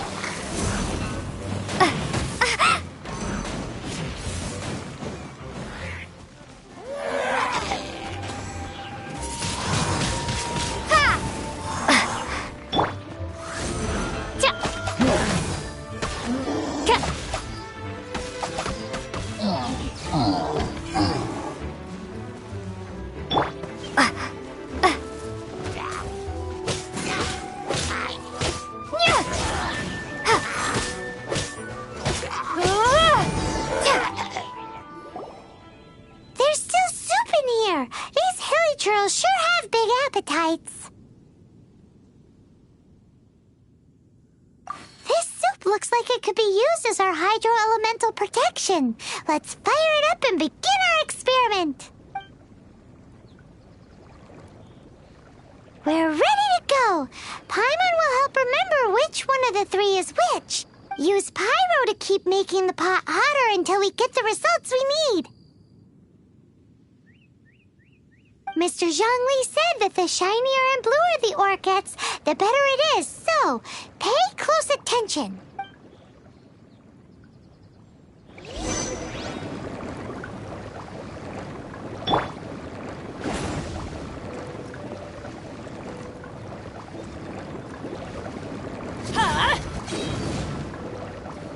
I'm going in!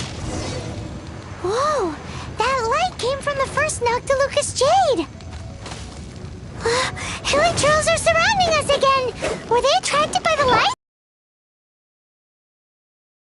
Let's take care of them and continue again after.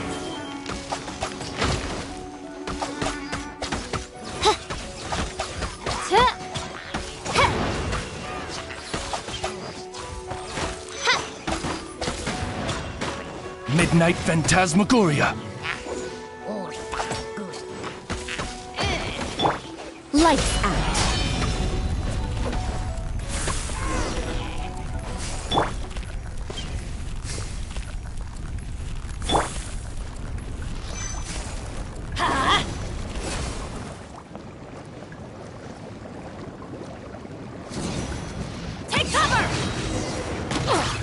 Came from the second Noctilucous Jade, didn't it? More hilly churls. They don't give up, do they? Looks like they're mad that we ruined their food.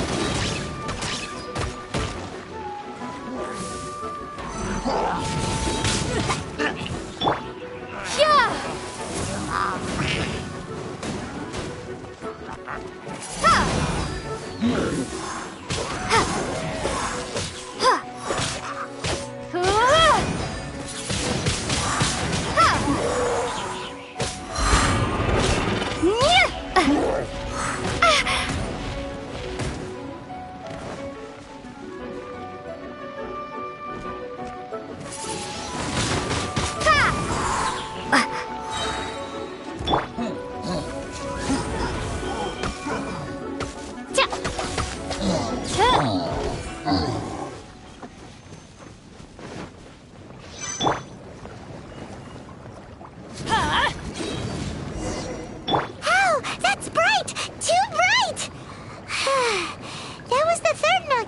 Jade, wasn't it?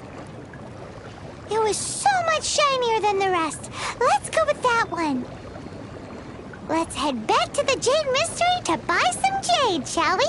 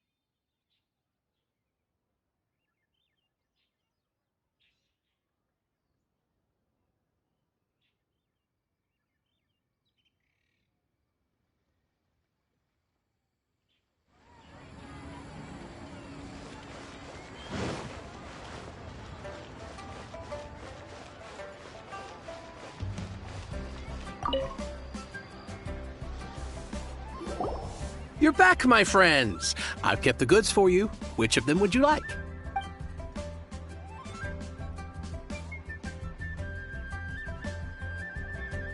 Exactly! That's the one Paimon remembers too!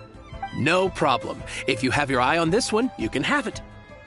Then we'll take a box of the third type of jade. Done. All the same, and pardon me for asking, but I'm curious. Whatever do you need this much top-quality Noctilucous jade for? I suppose it would not hurt to tell you. We need them to make implements for the rite of parting. Parting? Oh, dear. I'd heard the rumors, but had given much thought to them. This means that Rex Lapis really is... Oh, it's hard to believe. Even though the Jade Mystery has been in decline, we have always been under his protection.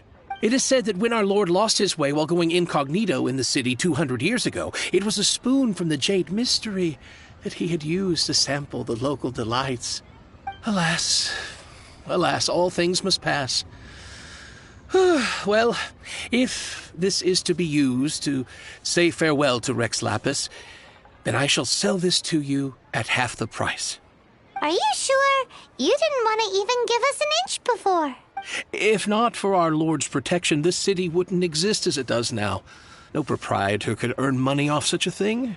Oh, I'm sure Rex Lapis will feel your sentiment, boss. In the safe hands of the Liu Chising and good honest merchants such as yourself, I for one believe that Liyue will continue to prosper as it always has done. All right. Thank you, my friends. What's with me getting all sentimental like this? I'll practically be giving away all my fortune at this rate. Now that we've made our choice, let's take this Noctilucous jade back. Hey, wait a minute. He said it was half price, not that we could leave without paying. Oh, right. I'm sorry. I must have forgotten to do that too. Let me see. As I thought, I didn't bring any. Any what? Mora. My apologies. Another oversight on my part.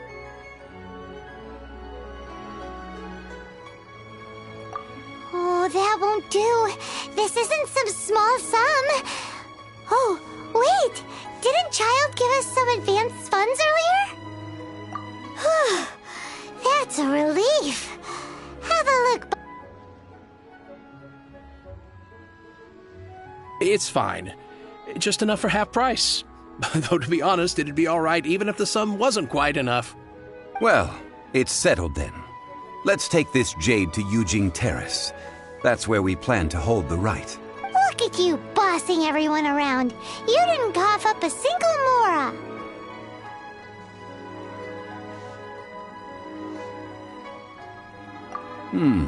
It seems that we must. I will keep that in mind. Thanks, both of you.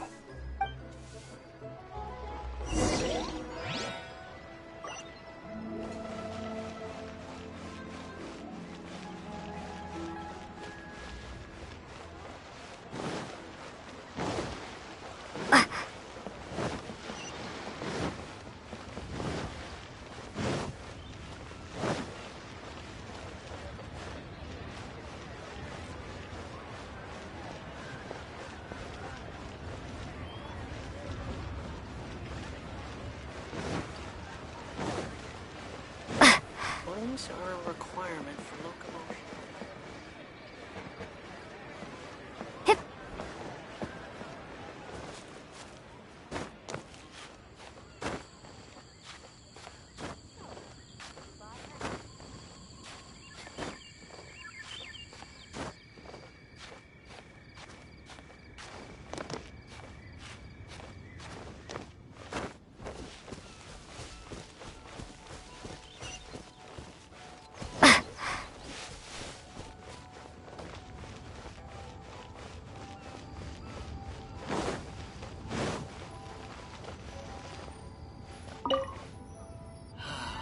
May the Lord of Geo protect you and fortune find you.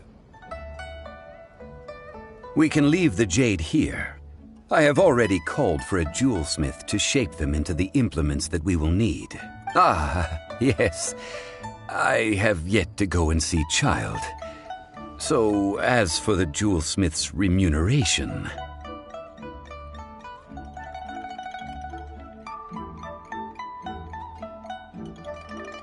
Guess we can't do anything else. Also, is this where we're doing the rite of parting? Yes. I have already rented this location and have begun making preparations for the rite.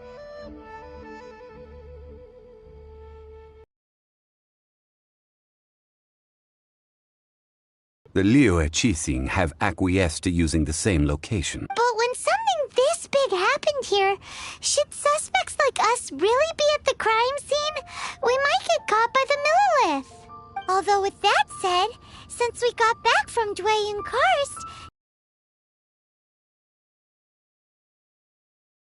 I wonder what that's about.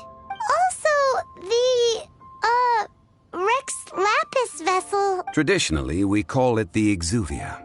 Ah, right! That's what it was called. You seem to know everything, Mr. Zhongli. So, was this Exuvia hidden away by the Qixing? I mean, we haven't even figured out who the murderer is. One must think that they already have someone in mind. Or perhaps they already know. Surely they must have found all the evidence that there is to find here. These things are for the authorities in Yujing Terrace to consider. Trying to help would probably only add to their troubles. Before the rite is conducted, the Exuvia will be kept temporarily in the Golden House. Golden House? The only mint in Liyue, which is to say the only mint in Tevat. All the mora that flows throughout the world is minted there. Wow! Oh, no! Paimon wasn't thinking about anything bad. Paimon thinks it suits Morax. But why do you know this, Mr. Zhongli? Since the rite of parting has the approval of the Qixing, it is a semi-official event. As such, there is already some limited information available. Perhaps each has their motives, but this is the capital of commerce. A little exploitation once in a while is not unacceptable. In Liyue, where the god of contracts reigns, only contracts may not be betrayed. I, for one, have no issue with little maneuvers outside their remit. Well then, we should go and prepare the perfumes used in the rite. Perfumes? Where'll we get those? Do we buy them? No. Perfumes used to honor the gods must be freshly decocted. The quality of the silk flowers we require is also special. Silk flower petals contain a fibrous material of good quality, often used in brocade making. Its scent, however, is most elegant, and is especially suited for solemn events, like giving offerings to gods and adepti. It's time for Zhongli's lectures on high society again. We shall not speak of the details right now. Follow me. We shall go to the merchants to purchase our ingredients.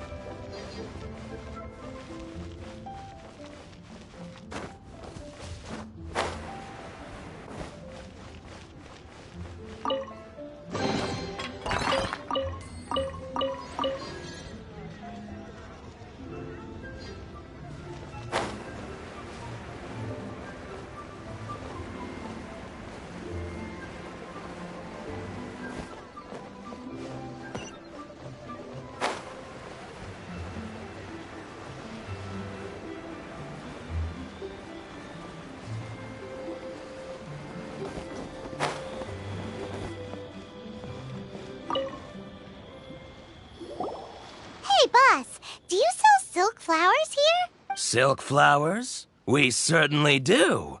Which kind would you like? Which kind? The good kind? The best kind? Remind Paimon what kinds there are again? Ugh, you ignorant shoppers. Always coming in here with your stupid questions. Golden House Maiden, Valley Weaver, and Fate's Yearning. One of each to start with, if you don't mind. My goodness, this gentleman is quite the connoisseur. You two must be his servants. Please refrain from any further attempts to contribute.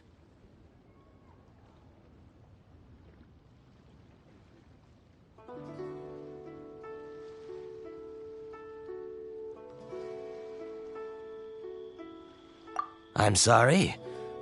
Ah, yes. We've met before, haven't we? Sorry, traveler. I shouldn't have spoken to you in that tone. Now then, please peruse at your leisure. Do let me know if you have any further thoughts. Silk flowers exhibit different properties based on how their environmental conditions differ from their ancestral habitat. Nevertheless, these are fine specimens, excellently preserved. Just look at the abundant foliage here, and these stamens, glamorous as a maiden of the Golden House. This strain is an evergreen, and mostly grows under complex hydrological conditions. By contrast, this variety thrives in any dark, damp location, often in large clusters. Morphologically, it is distinguished by the profusion of petals and densely packed stamens, though its powerful scent gives it away just as easily. Lastly, this strain is quite the recluse. Unlike its exuberant cousins, flowers and foliage are minimal, and when in season, it has a subtle yet enduring scent. It was first discovered by the ancients when they scaled the mountains in search of the Adepti. Silk flowers have all but disappeared from the wild today due to geographical changes over Liyue's history. Most are not grown by horticulturalists. Wow! A true connoisseur. Most of that was news even to me. I possess but a smattering of trivial knowledge. My traveler friend is the one to watch. They are on track to set foot in every corner of the world.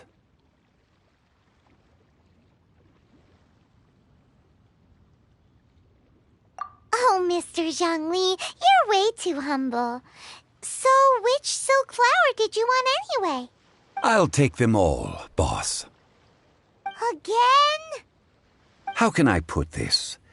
When purchasing opera tickets, it is natural to decide based on which singer has the most melodious voice. The same logic applies when purchasing a pet bird. But this silk flower purchase is not an analogous case. The same logic does not apply. Perhaps you don't know. Tradition states that we should decoct perfume from different subspecies of silk flower when making an offering to a statue of the Seven. Like several other tedious and complicated traditions, this one has become simplified over time. But this is the only rite of parting to take place for one of the Seven in 3,700 years. Now that's settled, a question. Do you have any mora on you? You forgot to bring money again? Zhongli.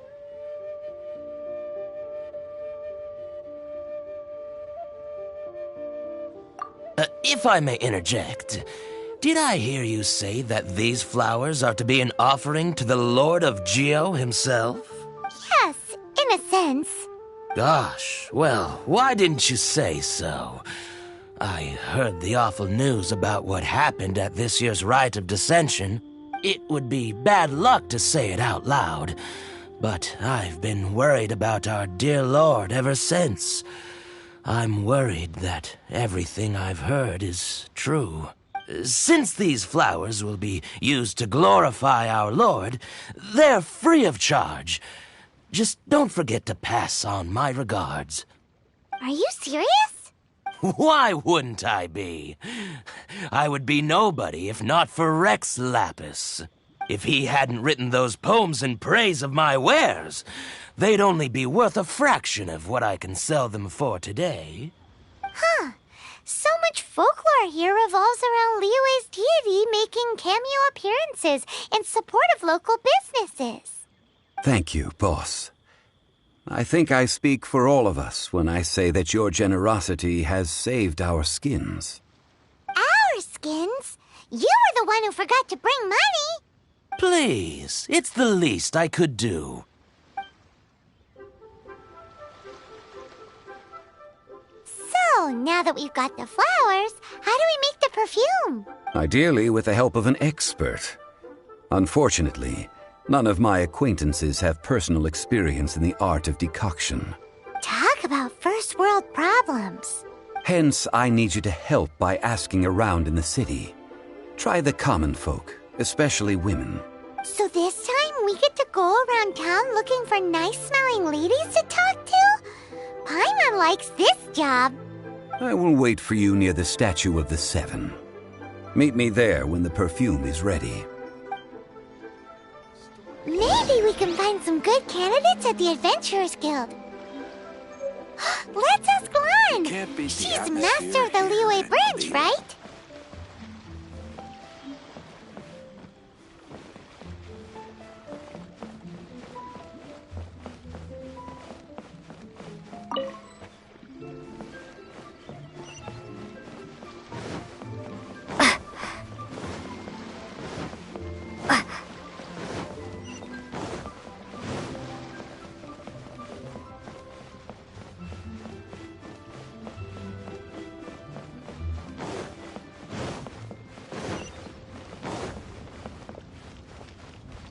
copy of you.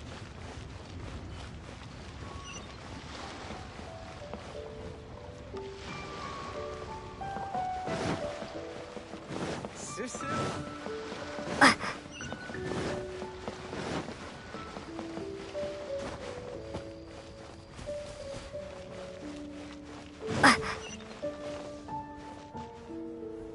Hey there. Don't be shy. Come inside.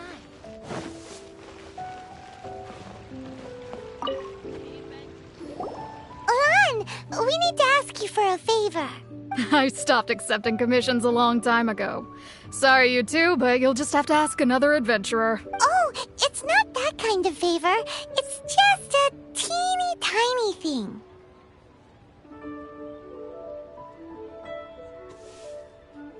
Wow. Just wow. I'm just going to assume that you're either joking or being sarcastic. To be fair, I put a lot of effort into my appearance for someone who spends all their time in the great outdoors. But I smell great? Don't be ridiculous. Well, Paimon thinks you smell amazing. So come on, Lan. What's your secret if not perfume? Now that you mention it, yes, there is something. What is that scent? Oh, it must be from the Genshin flowers I picked on the way back. I forgot I still had them with me. Aha! The truth is out. Lan's got a soft spot for wildflowers. No, they were for medicinal use only. Anyway, this is a pointless conversation. If you want to know about perfume, try talking to Qiming. The fortune teller, right? Paimon remembers she smells pretty good. Thanks, Lan. See you around.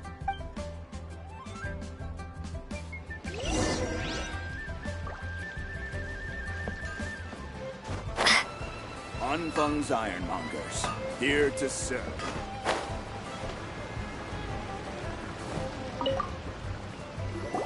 Hello. How may I help? We've come to ask you a question.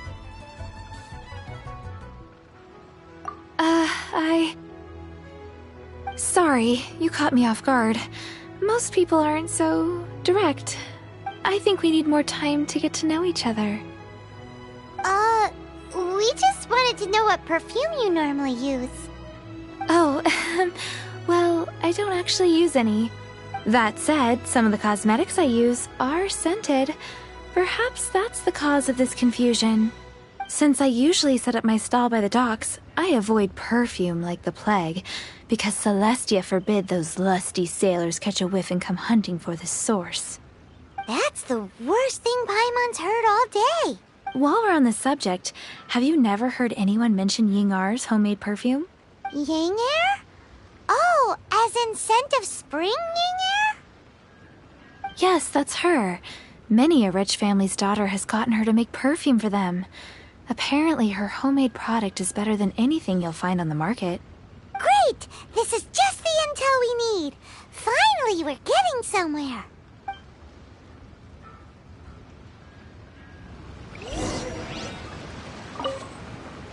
If you have the time, come and have your fortune told down by the harbor. I'll give you a special price.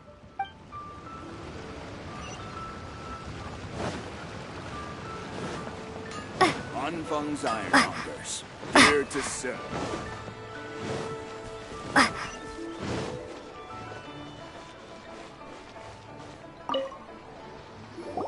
Well, hello. You found me at last. I've been waiting for you. What? How did you know we were coming?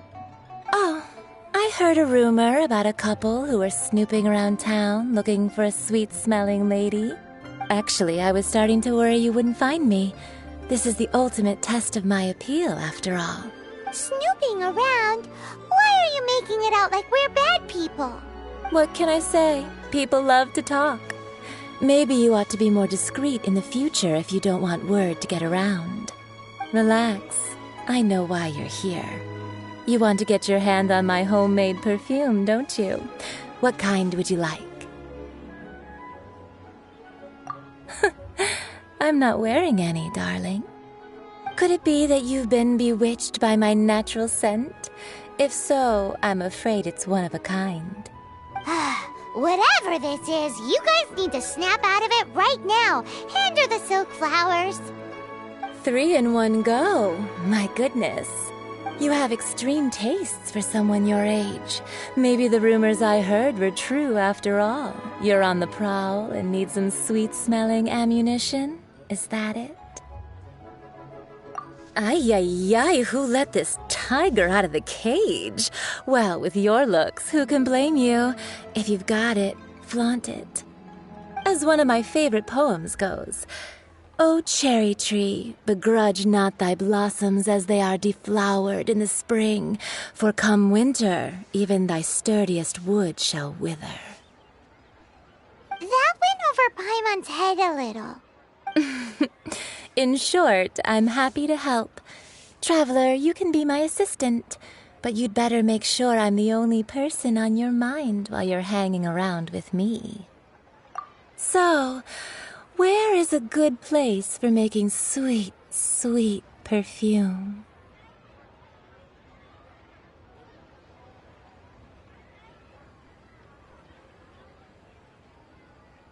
You mean Wanmin Restaurant?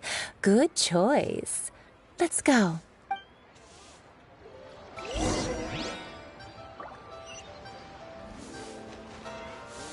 Prey upon a fallen tiger.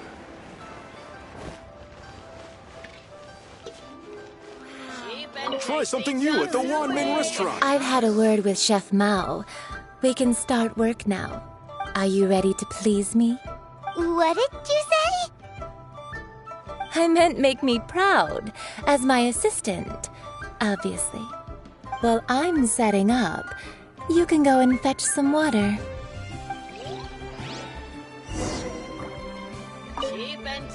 Have you fetched the water? Have a look behind Wanmin Restaurant. Chef Mao is a professional chef. He must keep a store of pure water.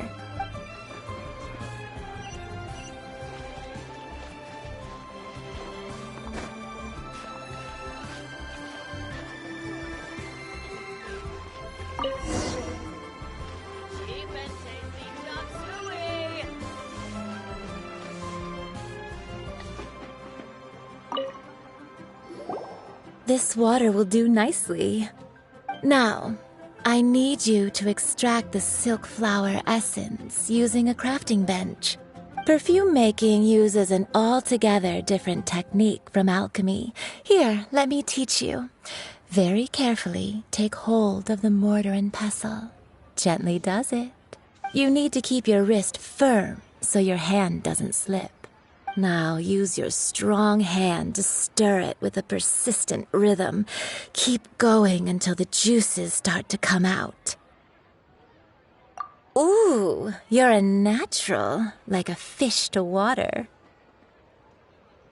Now take these and try it out on your own using a nearby crafting bench. Don't forget to do all 3. They look visually identical during the essence extraction process, but I will put them into separate containers when the perfume is ready.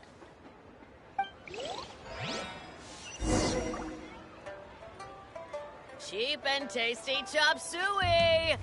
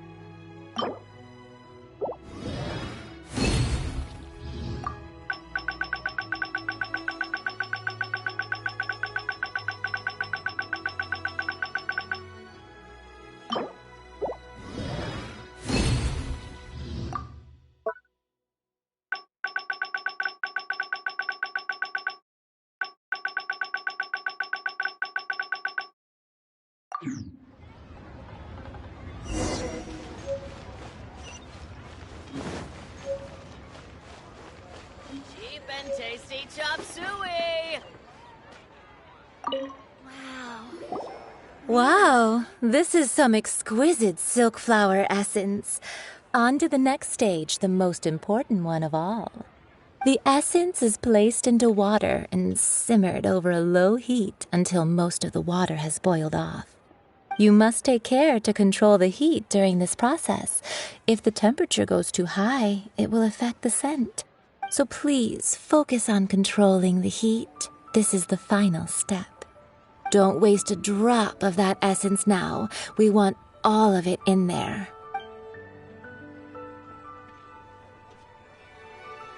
All 3 perfumes are ready, and you, my friend, were a wonderful assistant. A testament to the lengths you will go to for romance. It's so rare to see nowadays. Wow, you actually remembered my throwaway comment. You know, you're cuter than people give you credit for. If I didn't have my guard up, I can see how easily one could be taken in. Anyway, shall I give you a brief overview of each scent? It might just help you match the right scent to the right occasion. Paimon wants to hear this. This first one is sweet as candy, straight out of a fairy tale. Younger women will love it. The second one is for those with more refined tastes, the first choice for daughters of high society. Finally, the third one has a soft but lingering scent, like a mist that captures the last light of dusk. Mature women adore this one. All clear? Don't get them mixed up now. You'll ruin the mood. Good. Be sure to come visit if you ever need help with anything, okay? I'll leave you with some parting words. One who tries to sail 3 boats simultaneously should be careful not to go overboard. Come and hang out with me at Scent of Spring sometime, okay? Let's take these 3 perfumes over to the Statue of the Seven. Mr. Zhongli's probably been waiting a while. Listen, try something new at the Wanmin restaurant. Leo's really got a lot going for it. Oh, how the wolves prey upon the fallen tiger.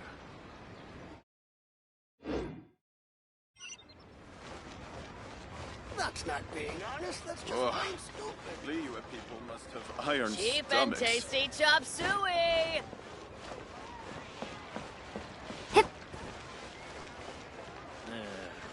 Not yet.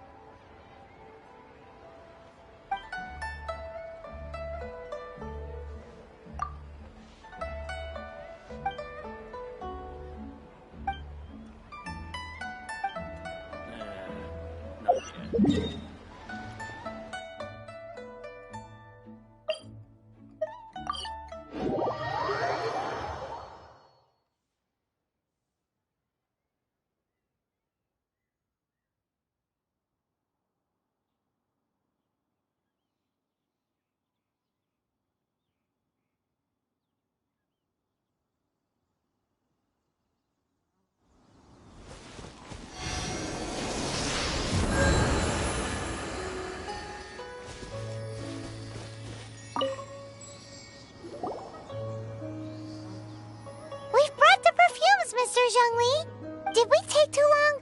You were just staring up at the statue. Oh, you're back. Don't worry, I haven't waited long.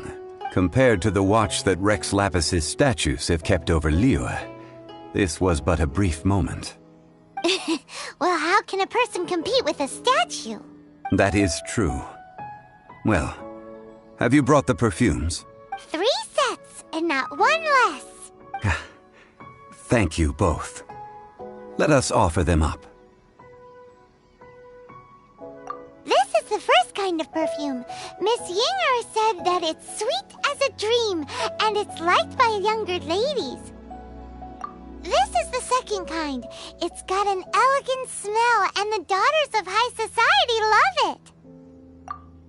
The third kind has a gentle but lingering fragrance.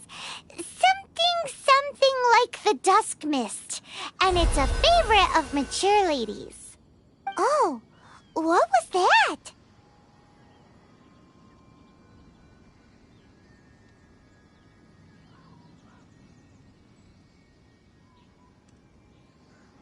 That's the one older ladies like, right? Does that mean that Rex Lapis is actually an older lady? Perhaps. Perhaps. Rex Lapis has taken on countless forms. Perhaps that really was one of them. What a shame. We only got to see the giant dragon form, and... Let's hope the Qixing can catch the real killer. We can leave that to the authorities. Let us focus on the fond farewell for Rex Lapis. So, we finished another step in our preparations. What's next? Next, I would like the two of you to help me borrow the cleansing bell. Cleansing bell? At present, a friend of mine named Madame Ping is the guardian of the cleansing bell. She lives near Yujing Terrace. If you ask her, she will know what to do. Sure, but aren't you going to come with us? I have certain reasons why I cannot be there in person. Please, do this for me. Man, why's he gotta be so secretive this time?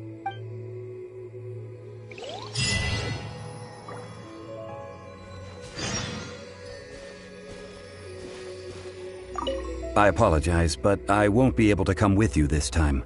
Once you've acquired the cleansing bell, meet me at Yujing Terrace.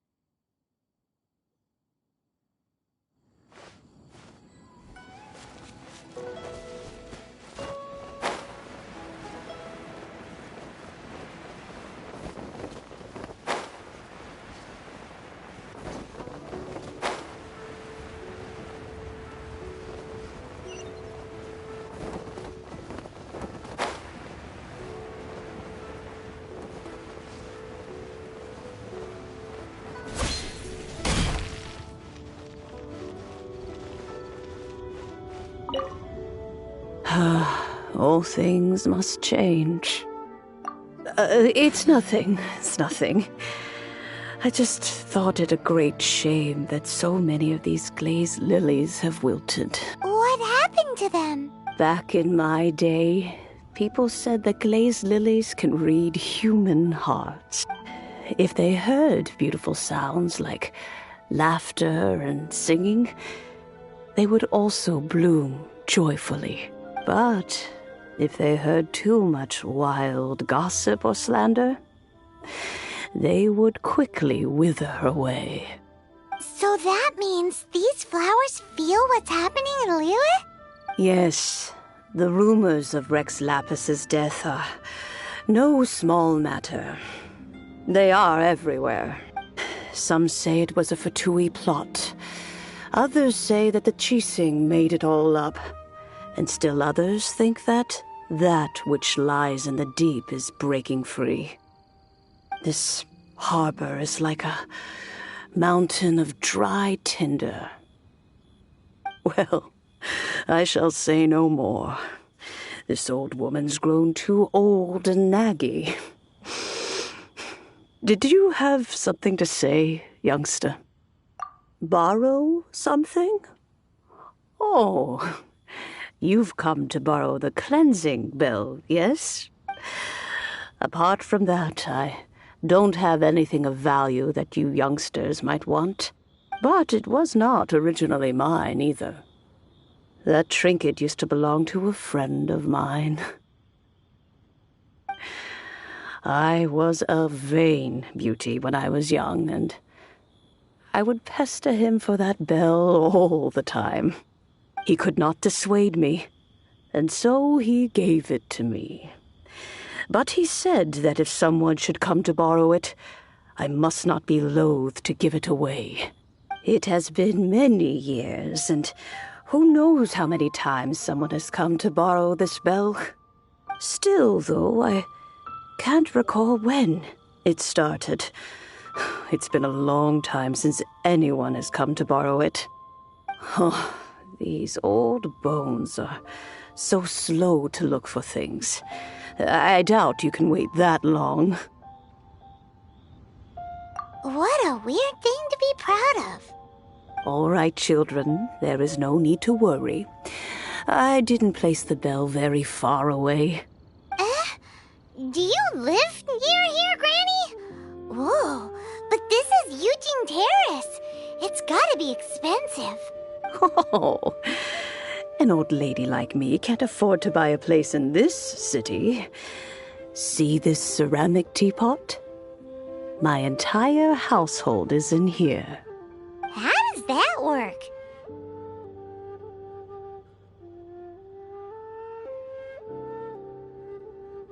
What? There's no way Paimon would fit in there. And why do you need Paimon to go in anyway? Can't you just lift the lid and look inside? Oh, youngsters. I simply mean that the bell is somewhere inside this teapot, and you are quite welcome to borrow it. If you can find it. This Granny's so weird. What does she mean her whole household is in here? Is she playing with us?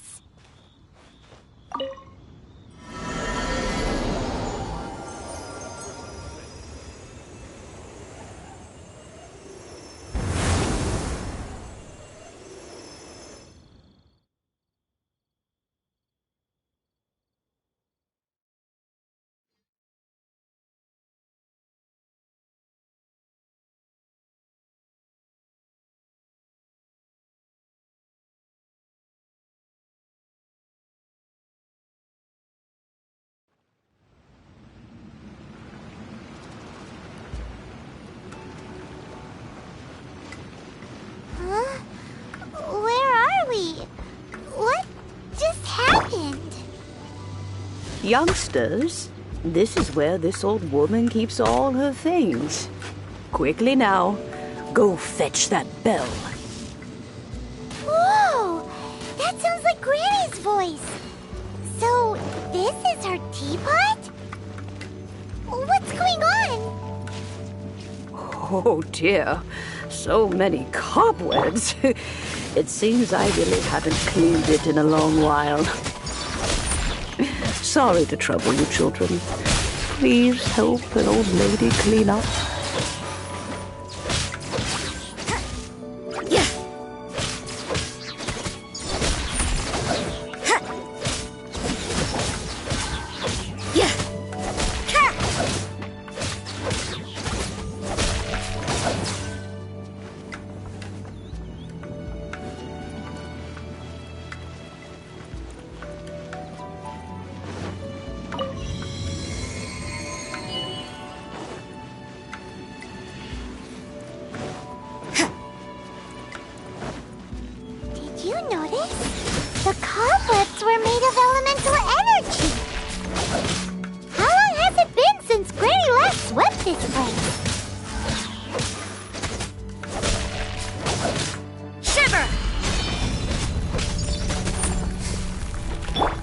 Let's light it up!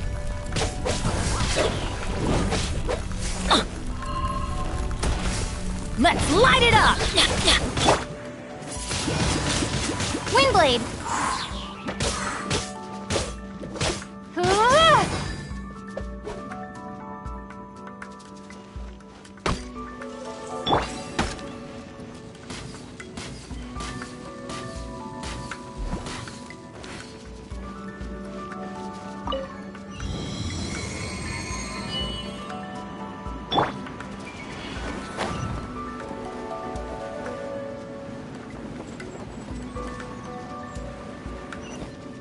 You know, with such a special teapot and the cleansing bell, do you think this old granny could also be an adeptus?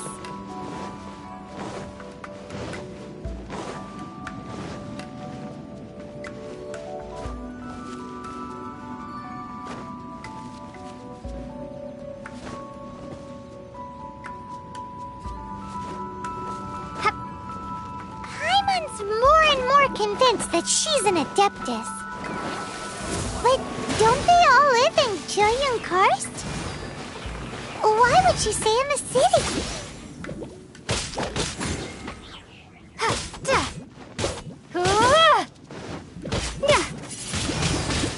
Windblade!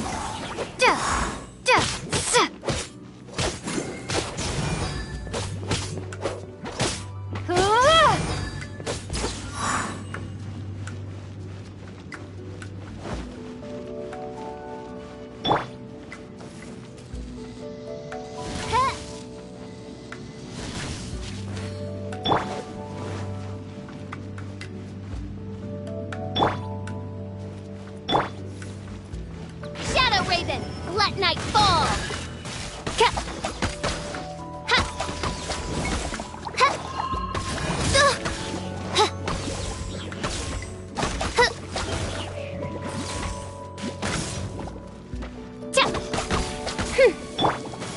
Everybody stand back! Let's light it up!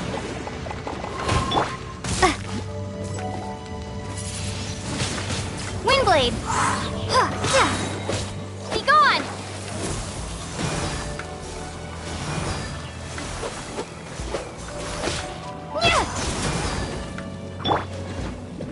Get out of here! Yeah!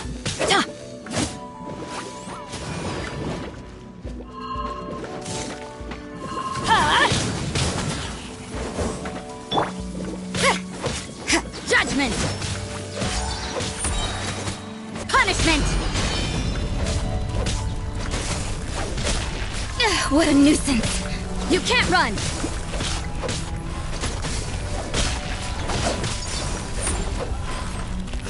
You can't run!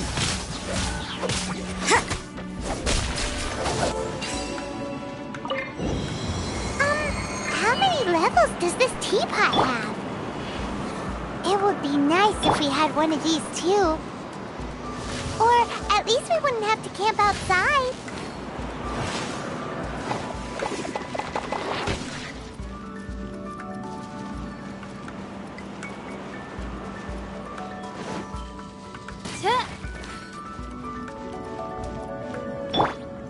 Let's light it up!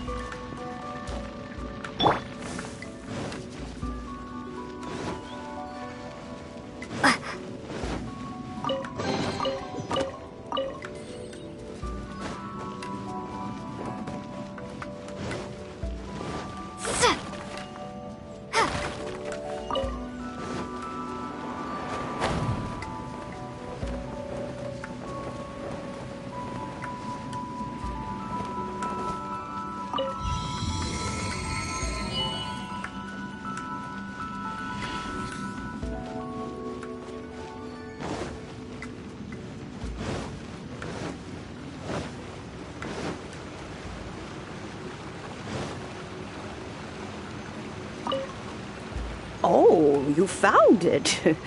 Youngsters are so quick on their feet.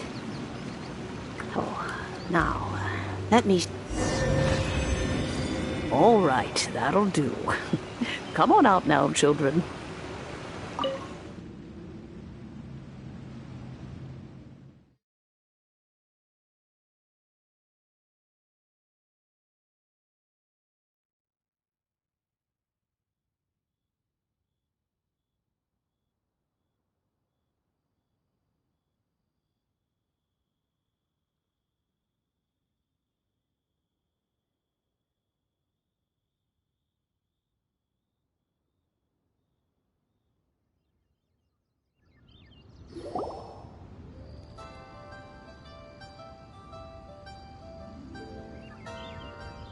Oh, in and out in no time.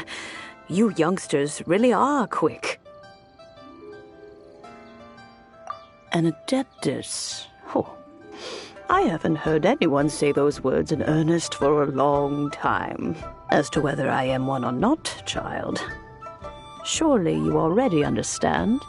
Paimon kinda knows what you mean, but is also kinda confused.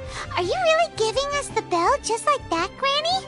Don't you think it's weird? Something's just happened to Rex Lapis and then we come running up asking for it? Oh, don't be silly. Liyue Harbor has been through a great deal in its history. In that time, it has seen the departure of countless Adepti. But no matter what, we have always performed the rite of parting first before any other matters. To cry, "Catch the murderer," at the top of one's lungs, but ignore the rite of parting. That, to me, is what is wrong-headed. Now that you have come to borrow the bell, I guess that perhaps an old friend of mine has finally decided to take matters into their own hands. So, why would I be unwilling to lend you the bell?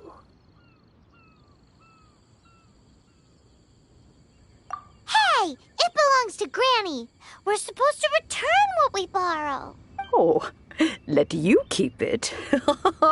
You really are a frank child. If you want it, you can keep it. But this bell gets homesick sometimes. Who knows? It might find its way back into these old hands. Well, you must have things to do.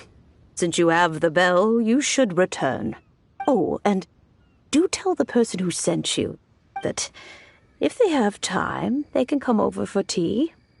I don't have much to offer, but you can always count on an old lady for a pot of tea. We will. Thanks, Granny.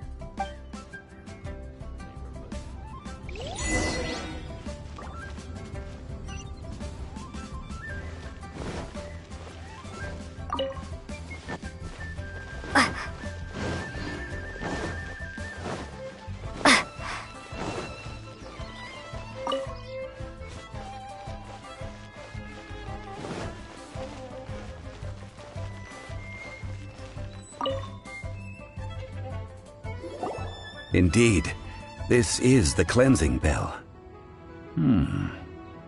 It's in good condition. Let's place the perfume we've prepared inside.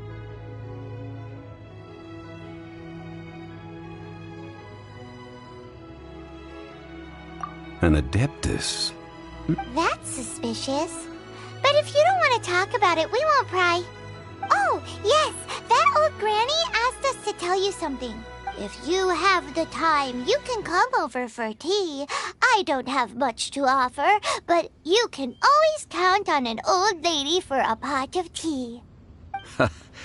That tone does not suit you. Still, her teapot is indeed very good. There are none better for brewing tea. When a suitable time arrives, I'll bring a spot of fine tea and pay her a visit. So what's the next step in our preparations? Next, we need to purchase kites. Ooh, Paimon loves kites! Are you taking us kite flying? Is this our break time? No. Kites are children's toys, yes. But they also play various symbolic roles in Liyue's rituals. I will explain it to you. But our next course of action should probably be to purchase the kites first. Oh, sure. Curiouser and curiouser.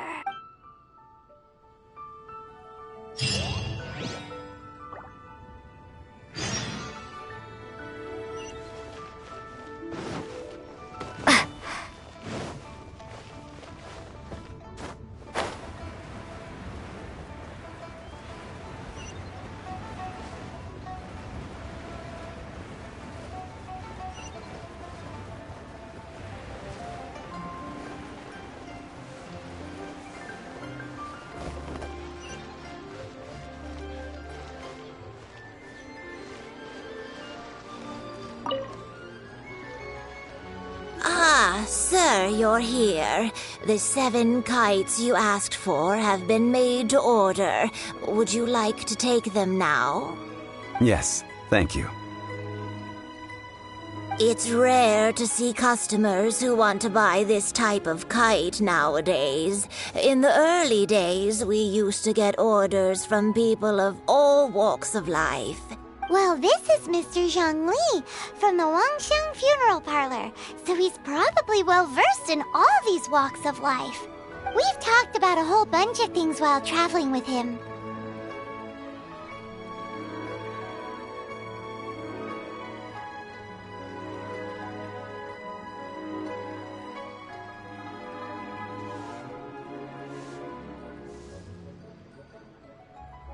He seems to know Liyue's favorite topics, money and government, really well, but he likes talking about less useful topics instead. Well, that's because I prefer to share fun things with you. Children's toys are very fun things, that's for sure. I enjoy watching the children at play as much as anyone else, but there is more to it than that.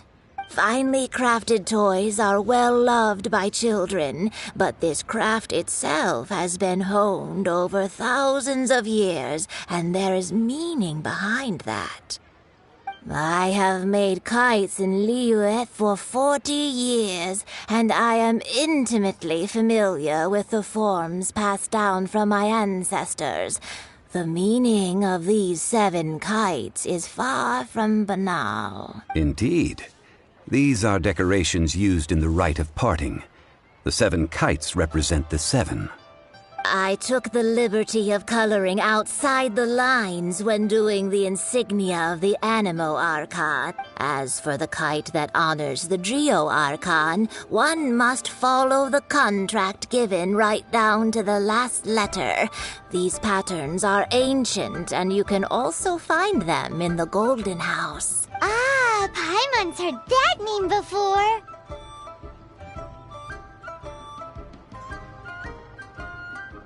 Huh?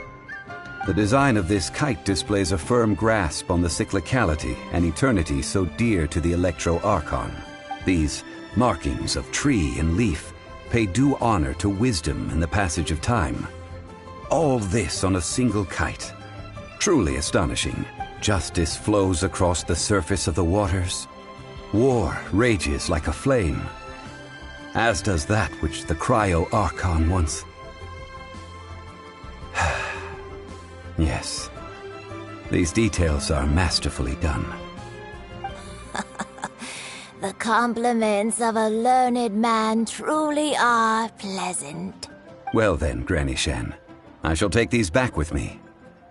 As for the payment... Well, allow me.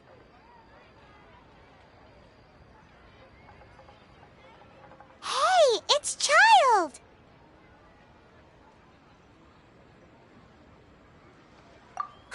No way. I was just passing through. I see Mr. Zhongli's the same as ever.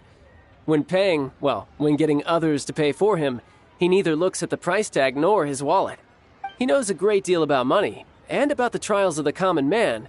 He just doesn't consider poverty to be something that could ever happen to him. Or perhaps you could say that he cannot imagine himself lacking money. How has he not died of hunger yet? Child, you are as fond of jokes as ever.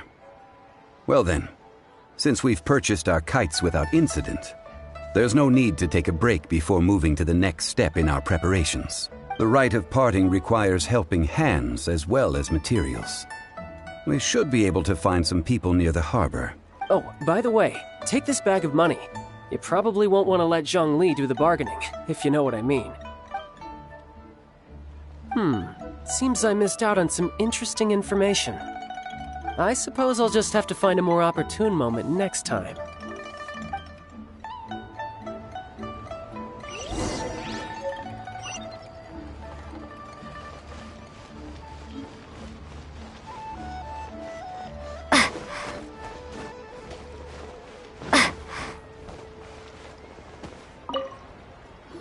Hiring help?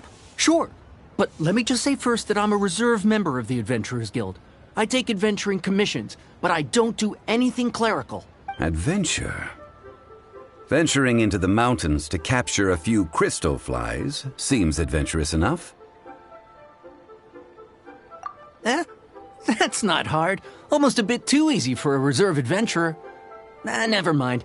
I'll only charge you 15,000 Mora. What say you? A most fair price.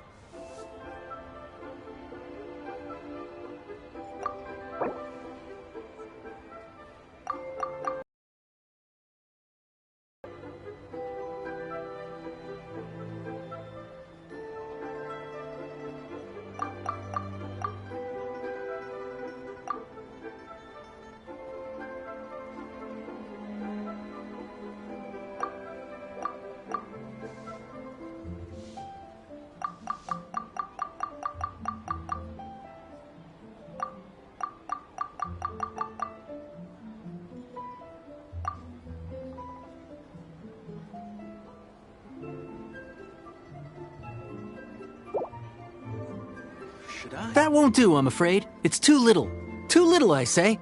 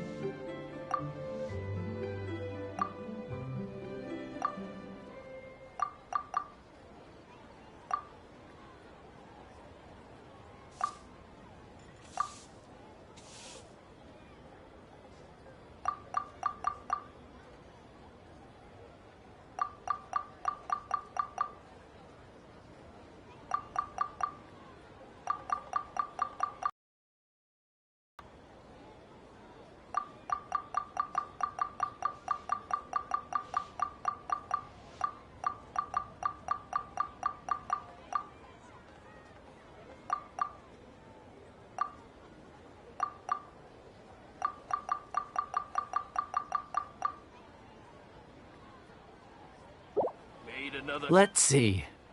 No, go higher, or I'm not doing this.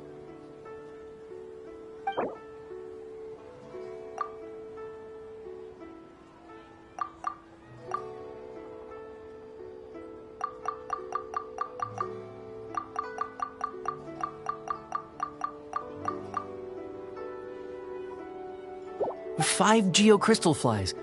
Yes, I do think it's worth about this much. I'll do it.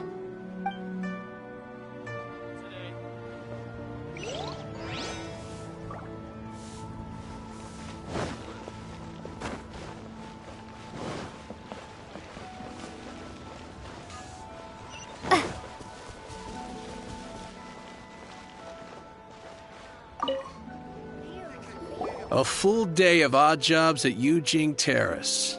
No problem. 25,000 per day. A fair trade, yes? Whoa, that's expensive. Could you give us a bit of a discount on account of the whole Hero of Mondstadt thing? Hero of Mondstadt? Never heard of them. Well, you may never have heard of this hero, but it seems you've heard of Mora nonetheless. Thus, I will simply pay the whole sum.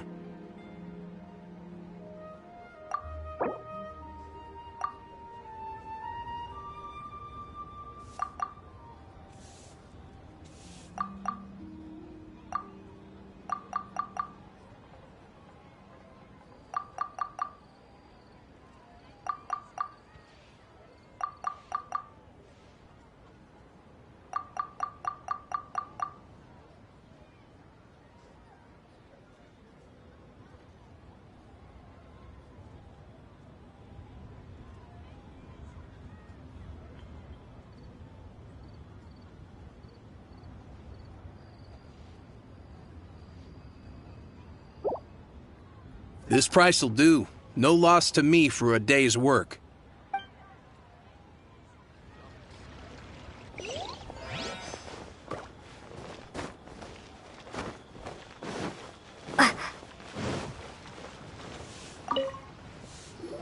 Oh, help? Sure. I, Tick, always put in 100% effort into everything I do. Of course, there'll be a premium if you want me to give 110%. So what's the job? Let me see. We are still missing some wooden implements over at Yujing Terrace. They aren't uncommon objects, so I didn't make any special preparations for them. No problem. That'll be 20,000 mora for a single trip. How does that sound? Done.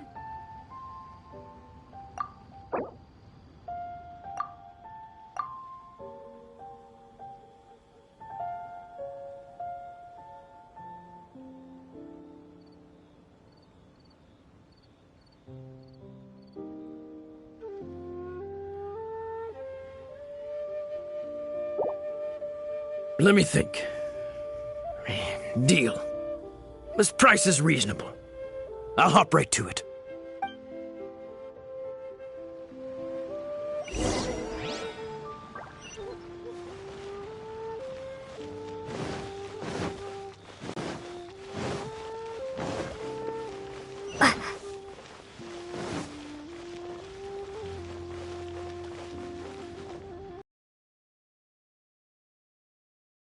All finished then? Splendid. Any leftover cash is yours to keep. A favor for the Fatui should never go unrewarded. You think you can buy us off with some loose change? No way! Paimon demands to know when the next payment is coming. Well, how does this sound? You give me the information I need, and maybe I'll leave the Northland Bank's vaults open and unattended for half an hour. What info do you need? Huh. Does that mean you know what he's after?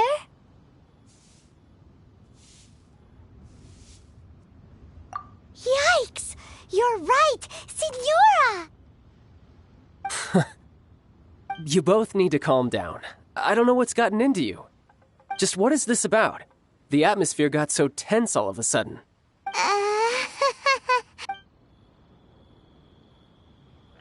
Next, we need some everlasting incense. For this, we need to go to Boo Boo Pharmacy, the finest pharmacy in all of... Is everything okay? Everything is fine. I was just informing them that they need not return the surplus Mora. Now, if you'll excuse me, I must be going. Paimon definitely felt like Child wasn't happy with us just now.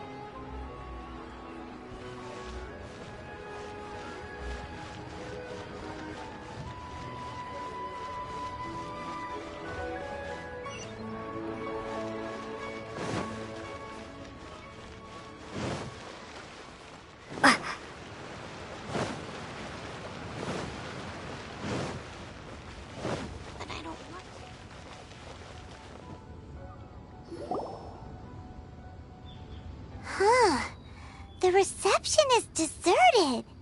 And it seems kinda spooky in here. Hello? Is anybody there? Welcome to Boo Boo Pharmacy. Huh? Did you hear that? Where did it come from? The reception, it seems. How about you go check it out, and Paimon will bring up the rear.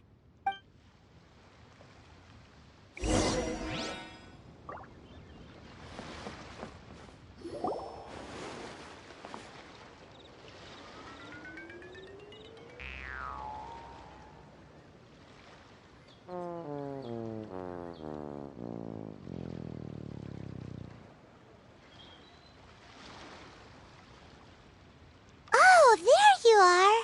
But you can't even reach the counter. Joke's on you. Paimon floats, so height is no restriction. Anyway, there's something weird about this one over here. What's the talisman doing on her forehead? It can't be. She's a zombie. Welcome to Boo Boo Pharmacy. I am Chi-Chi. Once upon a time, Chi-Chi died. Then, Chi-Chi was saved by the Adepti. Now, Chi-Chi is a zombie.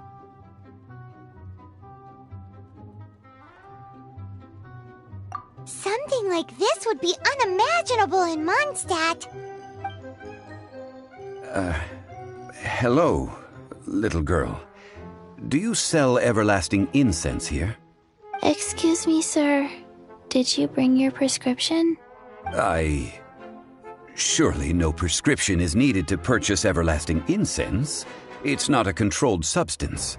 Chi-Chi can get your medicine, but only if you show Chi-Chi your prescription. These are Chi-Chi's orders from Chi-Chi.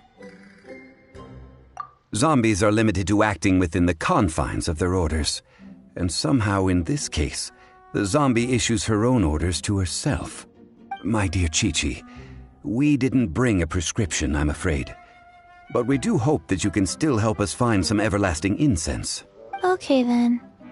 How did you manage that? But Chi-Chi helps you.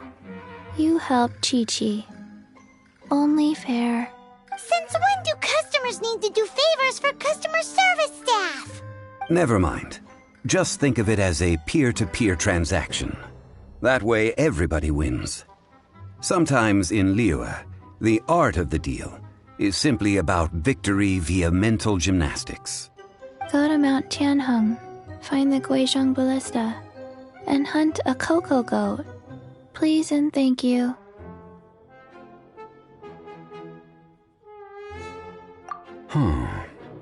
Guizhong Ballista. I have heard of this device before. It's a kind of crossbow turret, installed on Mount Qinheng by an adeptus in the distant past. An early mechanical device. Located in Qinheng Pass, it was designed to automatically fire at large monsters, protecting Liyue from external threats. Mr. Zhang Li really knows Liyue inside out. Apparently not quite. This is the first I have ever heard of the cocoa goat. The cocoa goat is a legendary animal, an adeptabeast. Did you want to add anything else, or...? No, just that the cocoa goat is a legendary animal, an adeptabeast. What it looks like, don't know. Where to find it, don't know either. Where it came from, also don't know.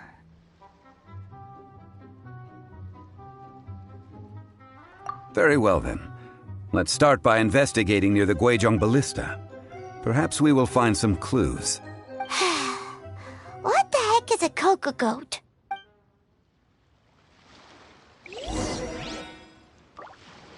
Cocoa goat. Go find it.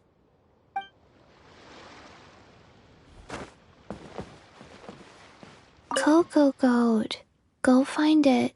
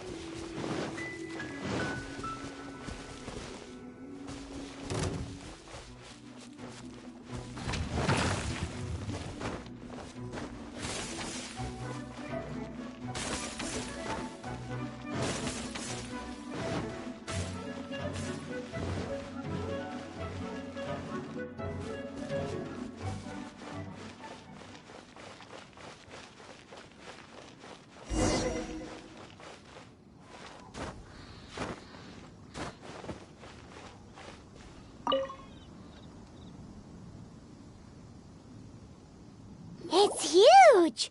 Paimon can totally believe it took an Adeptus to build this. But how do you operate this thing? Just think how much strength you would need. It is currently inoperable in any case. This device is broken. Aw, what? It broke? After millennia of wear and tear, even Adepti contraptions are difficult to maintain. So what are we gonna do? Quick, Mr. Zhongli, use your unlimited high society knowledge powers! You almost make it sound like I'm some sort of bourgeois parasite whose only utility lies in providing quaint pieces of trivia on demand. That said, let me think for a moment. Ah, yes. Spare parts were made for the Guizhong ballista when it was first built, in case it was damaged in battle. As I recall, there is a military supply post from that period somewhere inside the pass. If we can retrieve the spare parts from where they are stored, we may be able to repair the Guizhong ballista. One just needs to understand the basic working principles of the device. So, what you're saying is that you actually understand the working principles? I have a smattering of knowledge on the topic. With the parts in hand, I could at least tinker with it.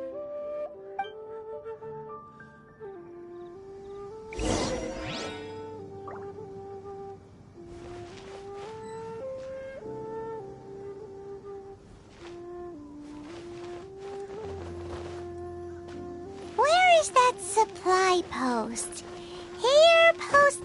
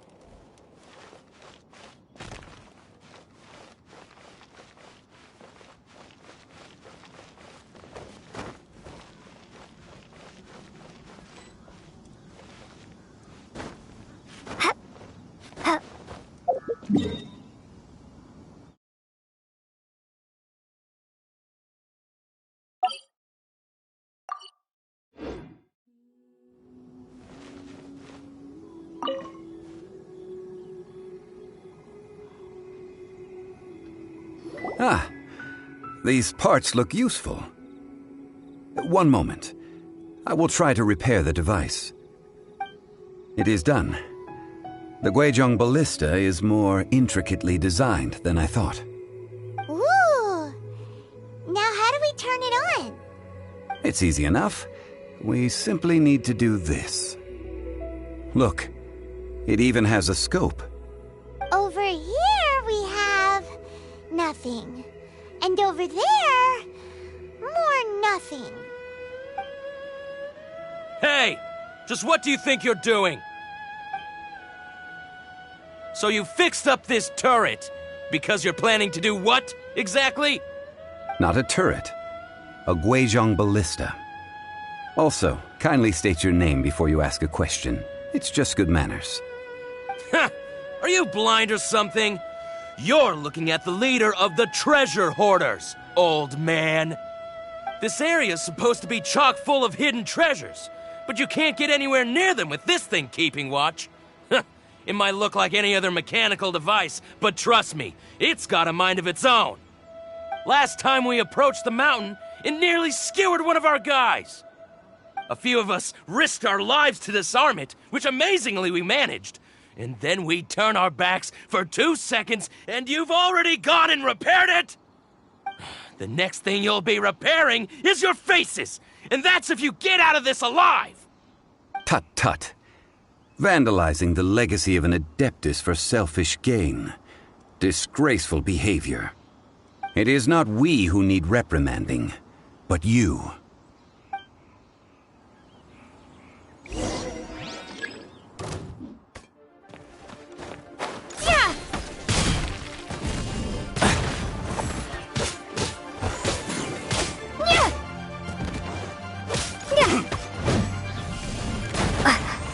Jab and cross.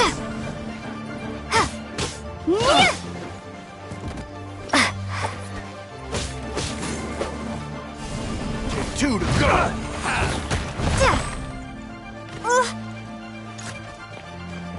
You're open.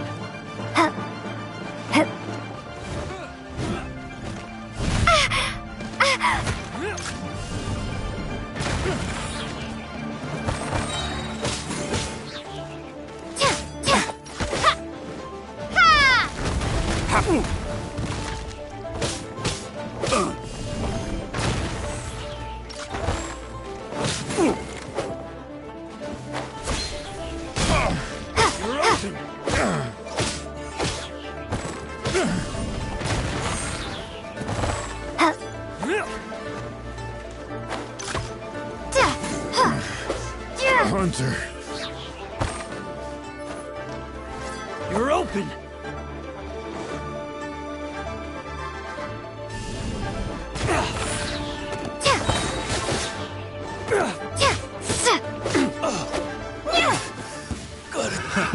Another test subject. I got careless.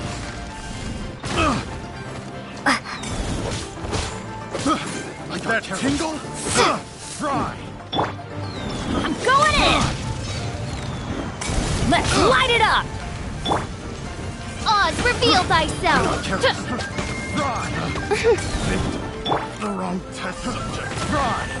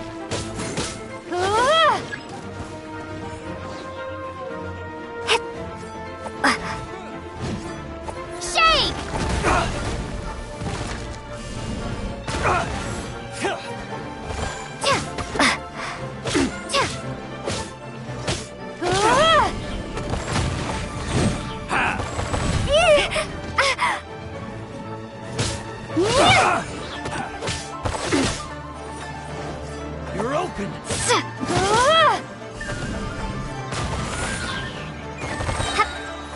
You're open! Shake! You're open!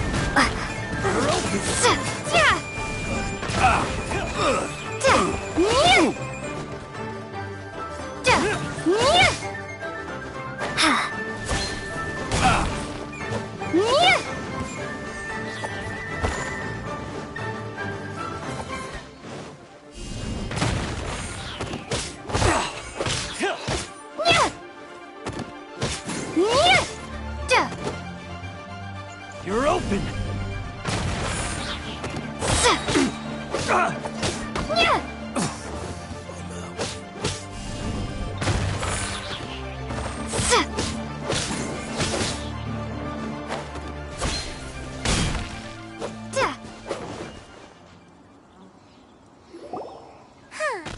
These lowlifes didn't know who they were messing with. Troubling ourselves over this rabble is not worth the time. We should focus on our contract with Chi-Chi. Oh, yeah, that! So we've got the Guizhong ballista working, but where's our Coca goat? A search using the Guizhong ballista revealed no significant life forms nearby, save for the usual wildlife. What's more, a contraption built using Adeptus technology should have no trouble detecting an Adeptabeast, as Chi-Chi put it. Which means...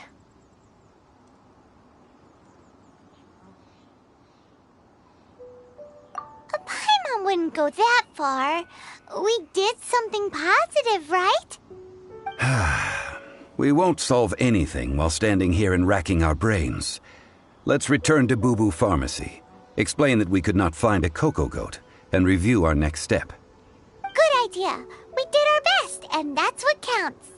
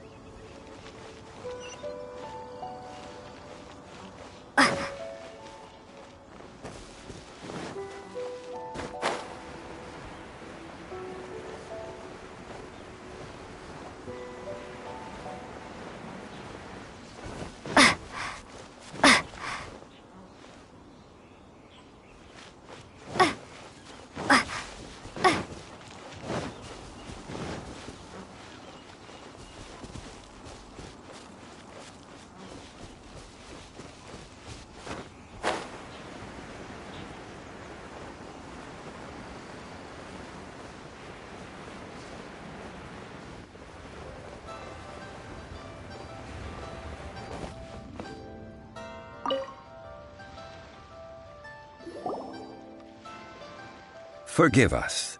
We were unable to fulfill our end of the contract. We found no trace of the Coco Goat Adeptabeast of which you speak. What a disappointment. Don't worry about it. But I feel very disappointed. Aw, poor Chi-Chi. Why does Paimon feel so guilty all of a sudden?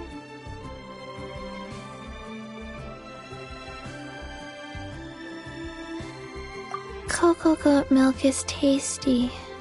So tasty. Much better than normal goat milk. Only an Adeptabeast could make such tasty milk. I'm sorry. I have a poor memory. I cannot remember the name of the milk. That's why I wrote it down. Where did I put it? Ah, here. This is the name. Coconut milk. Huh? I owe you both an apology. I hastily agreed to what appeared to be an equitable agreement with this zombie child, when perhaps I should have undertaken further due diligence. Never mind, Zhongli. You didn't know. As the Liyue proverb goes, all things are random and,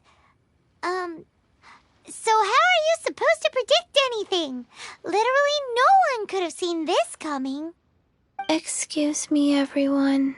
Did Chi-Chi say a bad thing? Oh, sorry, but Paimon job of shattering this poor kiddo's world to you.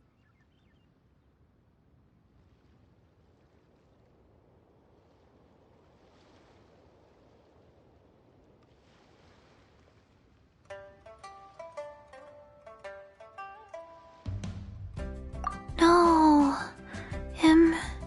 Impossible. Seems Chi-Chi took this pretty hard.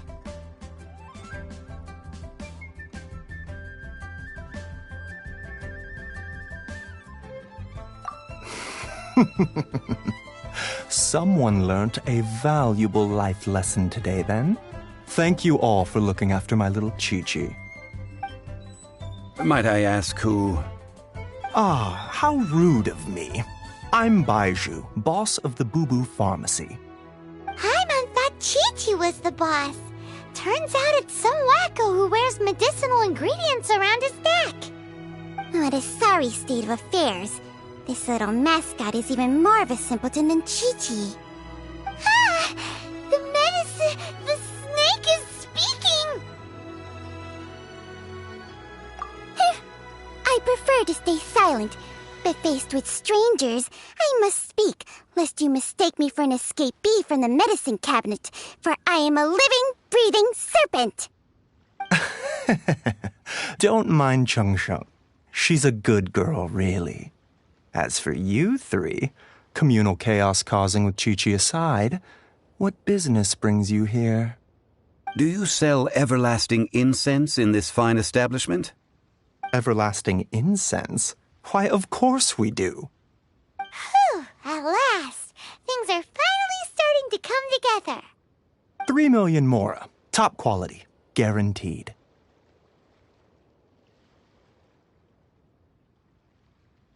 Aw, too bad the Chising have taken it over for now. Security will be tighter than usual. 3 million. An innocuous number in and of itself, though practically speaking, it could be a hard sum to come by.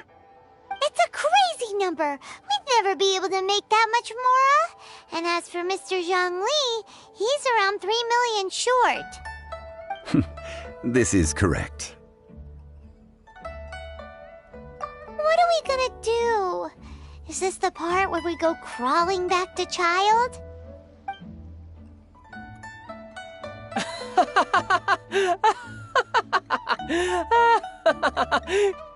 Coco Goat! Coco Goat! My sides hurt. Oh my goodness. I cannot believe you fell for that. Hey, less laughter, more sympathy. I'm almost in tears over here. Thank you. That was the best laugh I've had in a long time. In return, I'm more than happy to sort out this mess you've managed to get yourselves into. Excuse me, sir. Dr. Baiju, isn't it? Truly honored. I'm Child, one of the Fatui Harbingers. Forgive my audacity, but I see a great many opportunities for us to collaborate in the future. If Boo Boo Pharmacy needed a stable supply of, say, coconut milk, the Fatui could help by setting up a robust and speedy distribution network. Strange. I knew the Fatui infiltrated businesses with seductive deals, but so much fuss over coconut milk? Coconut milk. Baiju, quick. Chi-Chi wants coconut milk. Ah, yes, of course, Chi-Chi. Anything you want. Thank you, child. I look forward to a successful collaboration in the future. I can give you a discount on that everlasting incense, too. Let's say 2,990,000 mora. That's like 0 difference from 3 million! 2,990,000. Also an innocuous number in and of itself, though practically speaking, it is a whole 10,000 less than the original sum of 3 million. Well, now that this is settled, we must head back to Yujing Terrace. Mr. Child, Dr. Baiju, little Miss Chi-Chi, see you soon.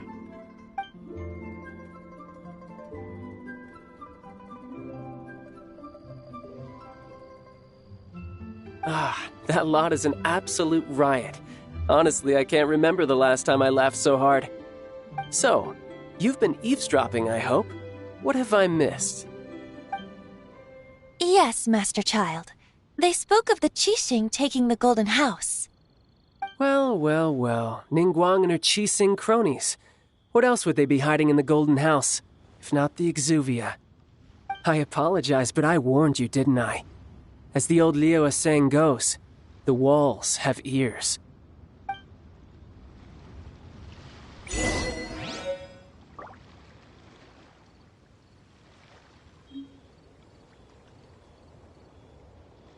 This is good. There will be coconut milk from now on. Yes, it's good.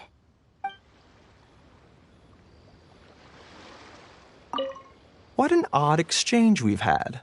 Well, I look forward to your patronage in the future as well. That sound is the laughter of a man who's found new people to fleece. Consider yourselves warned. This is good. There will be coconut milk from now on. Yes, it's good.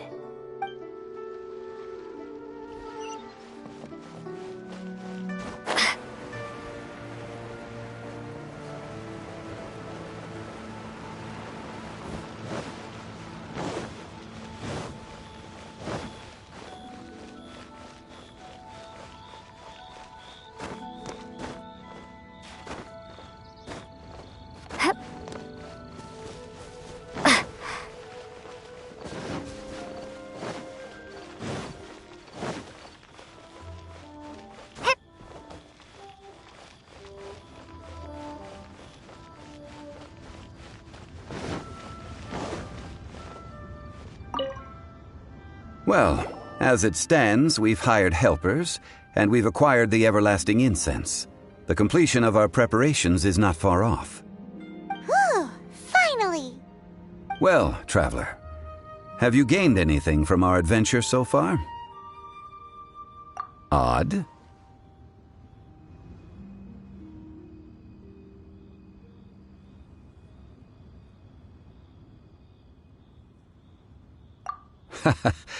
Which is it, I wonder? The questions that such travels raise are ever so complicated. Well, I'll leave you to ruminate over it yourself. As to remuneration for your help, I've decided to treat you to a meal. Oh, yes, don't worry. I will remember to bring the Mora this time. Tonight, I shall take you both to an old hole-in-the-wall, praised throughout Liyue. Hole in the wall? As in a cool restaurant? Indeed. Let us meet near the harbor, at third round knockout.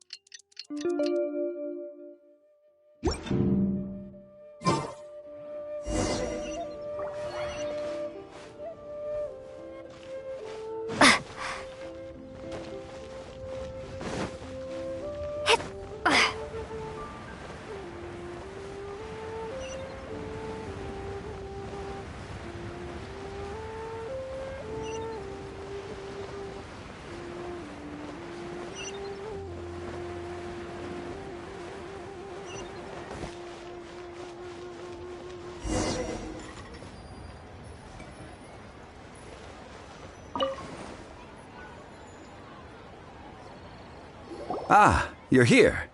There's no need to order. I've already done so. Third round knockout is not for lightweights, like those taverns in Mondstadt. Here, the owner does not take such unorthodox orders as fruit juice. I ordered some wine-fermented sweet rice balls for you, if that counts.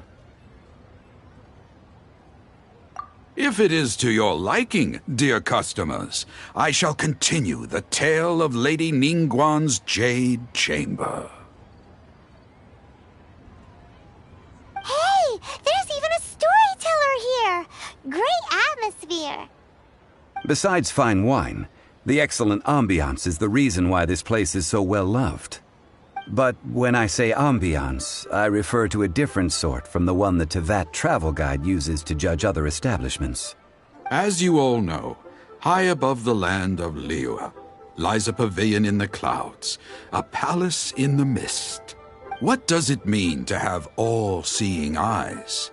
This, my friends, Lady Ningguang's masterwork that bridges earth and sky.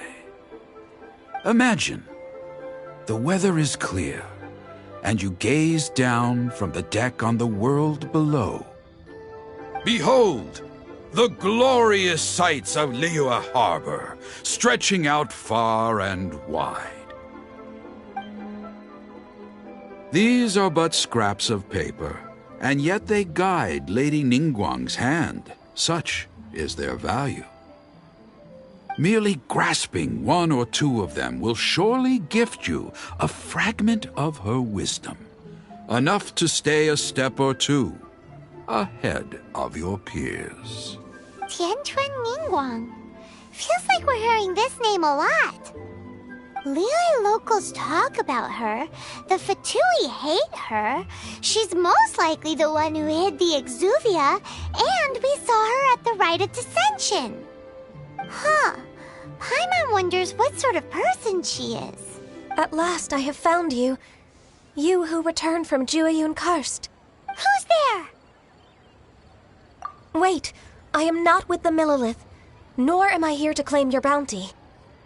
However, I am an emissary of the Liyue Qixing. My name is Ganyu, secretary at the Yuehai Pavilion, and I have come specifically to meet you. Well, in concrete terms, I am the corporate secretary for the Qixing. At the moment, I am serving as Lady Ningguang's special emissary. Ningguang sent you? We were literally just talking about her. My apologies, you who have returned from Jueyun Karst. I am duty-bound and cannot extend my courtesy to you in full. But I have with me a letter from Lady Ningguang. She extends a formal invitation to you in her capacity as Tianquan. She invites you to her palace in the sky. An official invitation? Lady Ningguang said this. Invite her to come here. I wish to meet her. At the Jade Chamber, together we shall snip every one of these entwining dark threads.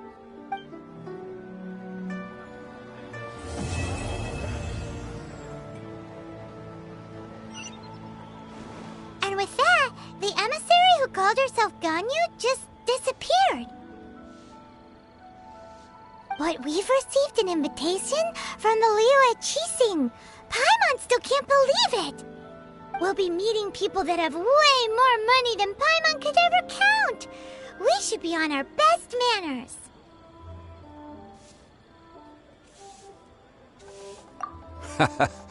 An invitation to visit the Jade Chamber is a rare honor indeed. You'd best be on your way now. But don't forget about the rite of parting. Once you've finished at the Jade Chamber, meet me at Dihua Marsh. Don't worry, we won't forget.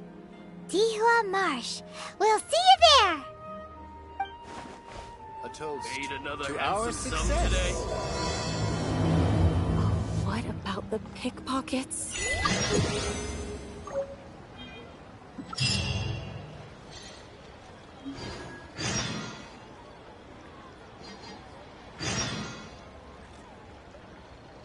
Oh there. Come and Listen, see these rare and precious let me curios. tell you how it is. Made another handsome sum today. A toast to our success. What about the pickpockets? Ningguang. Ganyu. I wonder where we will find them amid these dark tides.